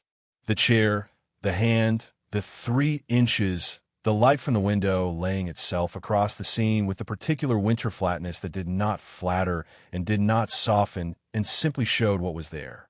She showed what was there. She left. In the corridor outside the northeast wing, she stood for a moment in the ordinary afternoon, the palace conducting its business around her, and she thought about what it cost to paint true things in a court that preferred flattery. She thought about the commission brief, the formal portrait in full honors that she had not painted. She thought about the official who had selected her without doing it carefully. She thought, this is the work. This is the only work that has ever mattered. She walked back to her studio in the South Quarter, and she set the canvas on the easel, and she looked at it for a long time. Then she picked up her brush. She began. Chapter 23. What Mira Writes Back. The second letter arrived on a morning in early spring. Caelen knew it was the second letter before he opened it, because the handwriting on the envelope had changed. The first letter had been large and confident and slightly impatient, the handwriting of a person transcribing thought at the speed it arrived. This envelope was the same hand, the same confidence, but the size was smaller. The writing of someone who had sat down with intention and had composed rather than recorded. She had thought about what she wanted to say. She had planned. He found, extremely curious about what Rael Voss planned. He set the letter on the corner of the desk and did not open it, which was characteristic. He finished the document he had been working on, the Educational Provisions Framework, submitted to Matte's office 6 days ago, already in committee review in a specific expedited way of things that had been waiting for the correct moment and had arrived. And he answered 2 letters from the Eastern Provinces and 1 from the Veteran Reallocation Committee requesting a clarification on the funding mechanism. Then he made tea. He opened the letter. He read it slowly, which was not his usual pace, but the letter warranted it. Mira wrote the way she thought, in organized sections with a specific movement from observation to conclusion, the structure of someone who had been managing information about other people's lives for a long time and had become skilled at the particular precision of saying things directly while also saying them with care. She thanked him for his previous letter, briefly, in the way of a person who acknowledged things without requiring them to be dwelled on. She said she had read it twice and had found it more honest than she had expected from a prince. He thought, she has read Rael's letters. She said she was glad to hear about the counterpetition, which she had learned about from Rael's most recent correspondence. She said, "My brother does not tell me things directly, as I suspect you have discovered, but I have had considerable practice reading the spaces between what he says and what he means, and I understand from his recent letters that things have changed." She said, "I am glad." She said the way his sister would say it, with the specific warmth of someone who had been carrying a long worry and had set it down, partially, and was still learning what it felt like to be without the weight of it. Then she asked the question. She asked it in the middle of the letter, not at the end, which meant it was not the thing she had been building toward, but the thing she had decided to address directly on the way to what she was building toward. She wrote, "I wonder if you might tell me what your intentions are. Not formally. I do not need formality. I mean, what do you want? For yourself and for him." He sat with this. He looked at the window. The spring was arriving with the particular tentativeness of northern springs, the kind that committed slowly and took nothing for granted. A gray sky, but with a different quality of gray, the kind that had warmth somewhere in it rather than only the cold. The bare tree in the courtyard had the first faint suggestion of bud at its highest branches, barely visible, the promise of the thing before the thing. What do you want? He had been thinking about this for months in the indirect way that was his characteristic mode of examining the things he was not ready to examine directly. He had thought about it in Myra's letter margins, in his own drafts and notes, in the evenings over tea in the eastern provinces and Rael reading in the chair across the room. He had arrived, somewhere in the 3 weeks since the counterpetition, at an answer that was less organized than he was accustomed to and more true than most things he had written recently. He picked up his pen. He wrote for a long time. He wrote and crossed out and wrote differently, not because he was unsure, but because the first version of each sentence was always the managed version, and he had promised himself, when he put Myra's first letter in his breast pocket in the cold study, that he was not going to manage this. He crossed out the managed versions and wrote what was underneath them. He wrote about the northeast wing. He wrote about the connecting door and the lamps and the specific quality of an evening in which 2 people occupied adjacent rooms without requiring anything of each other, and the way that quality had shifted over the course of several months from something he could describe only in a language of operational comfort into something he could not describe in any language he had previously used. He wrote that he had been, for 11 years, a person who understood his own motivations with considerable precision, and that this had been, in the last several months, progressively less true, and that he had found, to his considerable surprise, that the imprecision was not alarming. He wrote, "I want him to have mornings that are simply mornings. I want him to have someone who knows where he is. I want him to have the opportunity to be the person you remember from before the war, not instead of what the war made him, but alongside it. Both things at once, the way things actually are rather than the way simplifying them would require." He wrote, "I want to be the person who stays." He looked at this sentence for a while. He did not cross it out. He wrote, "I understand this is not a simple thing to want, given the particular obstacles involved, and I am aware that wanting it does not make it straightforward. I have been working on the obstacles and will continue to work on them. I am not, however, willing to treat what I want as something I should want less, because it is complicated. I spent 11 years wanting less than I might have allowed myself to want, because the complications seemed prohibitive. I find I am no longer persuaded by that argument." He paused. Then he wrote, "He is worth the complications. I think he has always been worth them. I think the court's determination that he was not has been one of its longer-running errors, and I intend to be methodical about the correction." He read what he had written. It was, he thought, the most direct thing he had written in 11 years. It was also the truest. He added 2 more paragraphs. Practical ones, about the visit, about the travel arrangements, about the timing. And he closed the letter and held it for a moment. He had said the true thing to Mira instead of to Rael, which was he understood the exact pattern he had been running for months. The most important things said to the people adjacent to the person they were for, because the direct version required a fluency he was still developing. He had known this about himself for some time. He was, he thought, getting better at it. He would get there. In the meantime, the letter. He took it to the study door, which was open, which was almost always open now, and looked across the room. Rael was at the window. He had developed the habit, in the weeks since his return from the West Wing, of standing at the window in the morning with his coffee before the day required anything of him. Not the old version of standing at the window, which had been a management strategy, a way of holding the early hours at arm's length. This was the new version, a man who had found that mornings could be simply stood in. He was feeding the courtyard cats from the window ledge. He had been feeding the courtyard cats for months and had not mentioned it to Caelen, which Caelen knew because he had watched it happen on 6 separate occasions from various angles, and had not mentioned it to Rael, which was the correct decision because some things were better as they were. "Rael," he said. Rael looked up. One of the cats had its paw on his hand, which was not something Caelen had witnessed before, and which Rael managed with the same calm he managed everything. He simply held still and let the paw be there. "Mira wrote," Caelen said. He crossed the room and held the letter out. Rael took it. He looked at the envelope, at the handwriting, with the quality of a man receiving something that he had been waiting for without knowing he was waiting. He set the cat's paw gently aside. The cat expressed an opinion about this, and then departed across the courtyard wall with the dignity of an animal that had made its point. And he opened the letter. He read it. He was quiet for a while. "She asks when we're coming," he said. "She does." The 3rd paragraph. "She's planned the rooms." He was still looking at the letter. "She's written out which rooms she's opened and which haven't been opened in years, and which ones she thinks I won't want and why." A pause. "She has opinions about the west-facing room." "What are her opinions?" "That it faces the wrong way and has always faced the wrong way, and if I had ever been home long enough to have an opinion about it, I would have agreed with her." He folded the letter, carefully, at the same crease it had arrived on. He looked at it. The East Room. She says it has the morning light." He said it in the tone he used for things that were facts and were also, underneath the facts, something else. Caelen looked at him. "She remembers you liked the morning light," he said. Rael was quiet. "When you were young," Caelen said. "She mentioned it in her first letter, that you used to sit in the East Room in the summer mornings before anyone else was awake." He was still for a moment.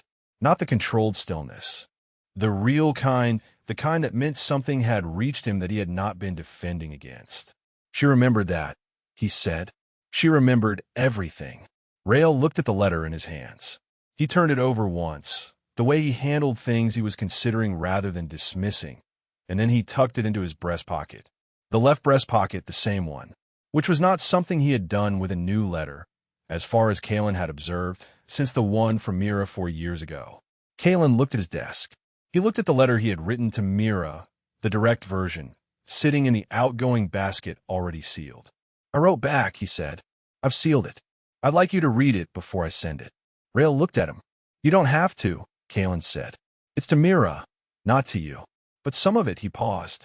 He was finding the honest version of the sentence, which required a moment. "Some of what I've written to her is the version of things I haven't yet found a way to say to you directly.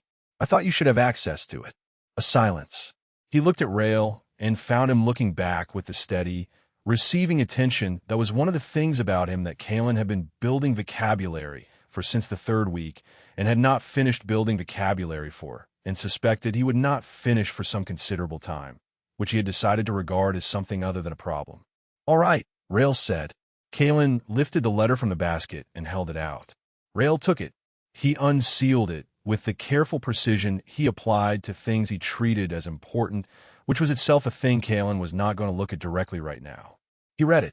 He read it the way he read everything that mattered. Slowly, with full attention, each section receiving the same time. His face did not perform anything. It received. When he finished, he held the letter for a moment. He was looking at it without reading it, which was the version of sitting with something that Rael had. Looking at the document after the document, in the space between the words and the response. He was quiet for a long time. "The part about the complications," he said. Caelen waited. "You don't have to work on the complications for my sake," he said. He said it carefully, which meant he had thought about it, had held it, and turned it and decided that this was the true version. I know what you've been doing. The frameworks, the petition, all of it. I know it, and I'm not." He stopped. He was not the kind of man who began sentences he had not finished, which meant the sentence was harder than the others. "I don't want you to think that what I want from you is the management of obstacles. That's not what I want from you. Caelen looked at him. "I know," he said. "I want." Rael stopped again. He set the letter down with the care of a man setting down something that required both hands. He looked at Caelen with the full directness that he used only for the most irreducible things. "The mornings," he said. "That's what I want. The ordinary ones. I want to be in them with you." He said it in the flat, plain way that was his version of complete honesty, stripped of everything except the fact. "That's it. That's the whole of it." Caelen was very still. He thought about 11 years of very comfortable rooms. He thought about the 17-year-old who had learned that being right wasn't enough and had spent 12 years trying to be indispensable. He thought about the letter in his breast pocket and what it said and who it was actually written for. And he thought about two men sitting on a stone floor in the gray before morning with their shoulders touching and the specific, terrifying joy of that. He thought, "I do not have a word for this yet." He thought, "I don't need one." "Yes," he said, "the ordinary ones." They looked at each other across the desk. Then Rael picked up the pen from the desk. Not his pen, Caelen's, the one that was always there. And he held it out. "Add a postscript," he said. "Tell her we're coming in the second month of spring." Caelen took the pen. He added the postscript. He resealed the letter. He wrote Myra's address on the envelope in his small, precise hand, and he placed it in the outgoing basket, and he sat back and looked at it sitting there. "The second month of spring," he said. "The roads are better by the second month. You've been checking the roads." Rael picked up his coffee with the expression of a man who had not been hiding anything and was not going to be caught in the act of having done something that could be described as anticipating. "The roads are a logistical variable. You've been looking forward to it." "The roads are a logistical variable," Rael said again, in the same register. Caelen looked at him. He thought about the east-facing room and the morning light in the summer before the war. And he thought about visiting a woman who had kept the whole of her brother in memory for 26 years and who had written both of you in her large, impatient hand as if it had already been decided, which it had. He thought, "I'm going to meet the person who knew him at 12. He thought, "I'm going to know the whole of him." He thought, "I think I've been working toward this without knowing it since the third week of an assignment I did not ask for in a study in the northeast wing of a palace where I have been technically in exile for 11 years and have been, without ceremony or announcement, arriving home." He did not say any of this. He looked at the outgoing basket. "Second month of spring," he said. Rael said nothing. He was looking out the courtyard window again, at the bare tree with its faint suggestion of bud, at the wall where the cats had been and weren't now, at the sky which was gray but not only gray, the kind that had something warming in it. His hands were still. Chapter 24. 2 letters. A note of introduction from the collected personal correspondence of General Rael Voss and Prince Caelen Solvaine, third of his name compiled and introduced by Petra Ontz, Court Historian Emeritus, Imperial Academy of Historical Studies, 31st year of the Restored Council. The letters that follow were found in the house by the lake that the general and the prince shared for 26 years, in a locked drawer of the writing desk in the east-facing study. The house had been donated to the Historical Preservation Society upon the death of its last occupant. The elder of the two, who had outlived the other by 4 years and, by all available accounts, had not particularly adjusted to it. The drawer's existence was not documented in the house's inventory. I found it in the course of my work on the post-war administrative reforms, which had led me, by a series of archival connections I had not anticipated, to the portrait that now hangs in the Imperial Council chamber. A man asleep in a chair, one hand resting on the arm of it, and in the background, just at the edge of the canvas's warmth, a desk, and at the desk, a figure working. The portrait was painted approximately 14 months after the Cedarwood Accords, by an artist of modest prior reputation, who thereafter produced 7 additional works of considerable note, all of them studies of 2 subjects, all of them painted from the kind of proximity that requires trust, and all of them held in private collection by a woman named Mira Voss Alton until her death, at which point they were donated to the Historical Preservation Society along with the house. I have been trying to understand the portrait for 6 years. The letters helped. They did not resolve the matter. I have come to believe that resolution was not what they were for. Both letters were written on the same evening, in the same house, by 2 men who each believed they were writing privately. They were found together, sealed, in a locked drawer. They described the same night. Neither man names it. Both have organized their entire lives around it. I present them here, side by side, as I believe they were always meant to be read. What follows is the first letter, then the second, then a note I have added at the end, which is brief, which is all it needs to be. I have spent 6 years on this. I have done my best. Peance. The first letter, from General Rael Voss, Commander Emeritus of the Northern Reaches, to Captain Emmerich Hale, his second in command and the closest thing he has ever had to a brother. Emmerich, you asked me once, the night before the siege of Carith, when we thought we might not make morning, what I was afraid of. I told you nothing. You believed me, because that was the kind of man I was then, and you were kind enough not to push. I am writing this because I think you deserve an honest answer, even if it comes 11 years late. I was afraid of myself, not of dying. Dying I understood. I had a relationship with dying the way some men have a relationship with drink. Familiar, almost comfortable, and completely without illusion. What I didn't understand was living. What it required. What it cost. I had survived so many things for so long that I had forgotten surviving was supposed to have a point. You know what the night terrors were like. You were the one who pulled me out of my tent more than once before I did something I couldn't undo. I'm not embarrassed to say that now, though I was then.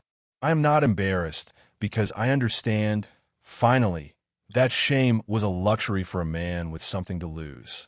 I had nothing to lose. That was the problem. I want to tell you about an evening that changed this, though I'm going to do a poor job of it because I have never been good with words the way he is. It was 3 months after the Cedarwood Accords. The war was finished. The court was managing the aftermath, which is a polite way of saying the prince was managing it. Correspondence I couldn't read without a headache, negotiations I didn't understand, the kind of political surgery he performs with the same quiet precision that I apply to battlefields, except that he leaves people alive at the end, which I understand now is more difficult. I had a bad night. I don't remember the details because I rarely do. You know how it goes, the sounds, the smells, the images that don't follow any logic except the logic of things that are true and that your body won't let you forget. I woke up on the floor of my quarters. I don't know how I got there. He was sitting in the chair by the window, just sitting. He had his book open, but he wasn't reading it. He was looking at me in that way he has. Not with pity, which I would have had to leave the room for, but with something very still and very patient, like he had no other intention in the world except to be there when I came back to myself. I didn't say anything for a long time. Neither did he. At some point I sat up. My hand was shaking. He noticed, and he didn't comment, and he didn't look away. He put his book down, and he sat on the floor. On the floor, Emmerich, this man who is the last living heir to the Solvaine line. And he didn't say anything. He just moved close enough that our shoulders were touching. We stayed like that until it was light. I don't know how to explain what that was. I've tried. I've tried the way you try to explain color to someone who has never seen it, or music to someone who has never heard it. There are no words precise enough. What I can tell you is that for the first time in 23 years of war, I was not afraid of the morning. I'm telling you this because I think you should know that I am all right. I know you worry. I have watched you worry in that careful, sideways manner you have, checking on me without looking like you're checking. You can stop. I'm not the man I was at Carith. I'm not sure I'm entirely a man at peace either. But I am something I don't have a name for yet, something that includes mornings and a warm room and a person who sits on the floor for no reason except that the floor is where I am. I think that is enough. Write to me when you can. Tell me about your daughter. I hear she has started military training, and I would like to know if she is better at it than her father was at that age, which was not difficult. Yours in whatever this next thing is, Rael. P.S. Do not tell him I wrote this. He will be insufferable about it. The second letter, from Prince Caelen Solvaine, third of his name, formerly disgraced, currently not to Lady Mira Vossalton, the general's older sister, the only family he has spoken of with anything approaching softness. Lady Vossalton, you don't know me, which is strange to write, because I feel in some ways that I know you, or know the shape of you, the silhouette of you, which is the version of a person you can construct from a decade of small, careful references. The way he says my sister when he is tired and his guard is down. The way he kept your letter. The one you sent him during the Reach campaign, folded in his left breast pocket until the paper wore through. I had a new copy made for him from the original in the military archive. He didn't ask how I did it. He looked at me for a long time and then looked away, which is his way of saying things he cannot say. I am writing to introduce myself because I think you deserve an introduction, and because I have found that the people who love him most are also the people who have been longest without news of him. He is well.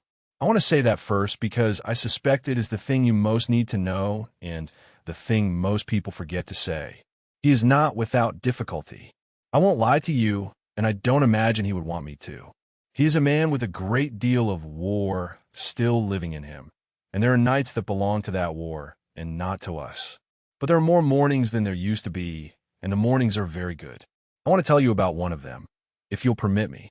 It was in late autumn, after the Cedarwood Accords, which I spent 3 months negotiating and which are significantly less interesting than people seem to think. The court had finally settled. My correspondence had reduced to a manageable catastrophe. We were in a period of what I can only call peace, a word I kept trying on like a coat that didn't quite fit. He had a difficult night. I heard it from my adjacent study. I keep late hours, always have, insomnia being the one trait my father gave me that I could not politely decline. I didn't go in immediately. I have learned the difference between the moments that need interruption and the moments that need witness. This was the latter. When I went in, he was on the floor, sitting against the bed, looking at nothing. The shaking had mostly stopped by then, which I had learned to read as a sign that the worst had passed. I sat in the chair, and I opened my book, and I did not read it, because I find I am unable to read when he is in the room, which is a problem I have entirely failed to solve. At some point, I couldn't tell you how long, I moved to the floor. I am aware this was undignified. I am aware that a prince of the Solvaine line, sitting on a stone floor in his night clothes at 4 in the morning, is not a portrait anyone will commission. I find I'm becoming increasingly comfortable with this.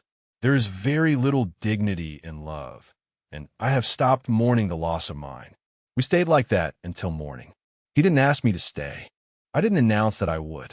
We simply both remained, and the night went around us.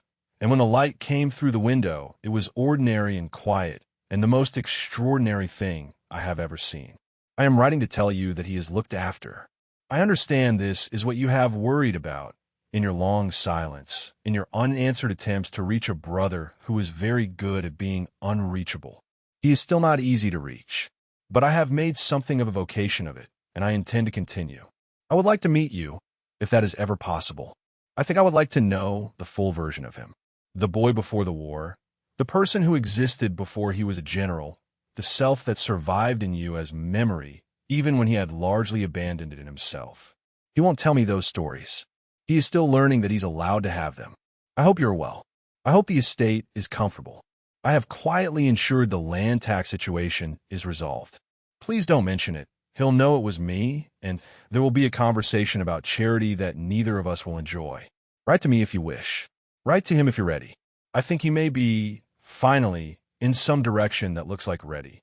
With respect, and something I suppose is hope, Caelen Solvaine.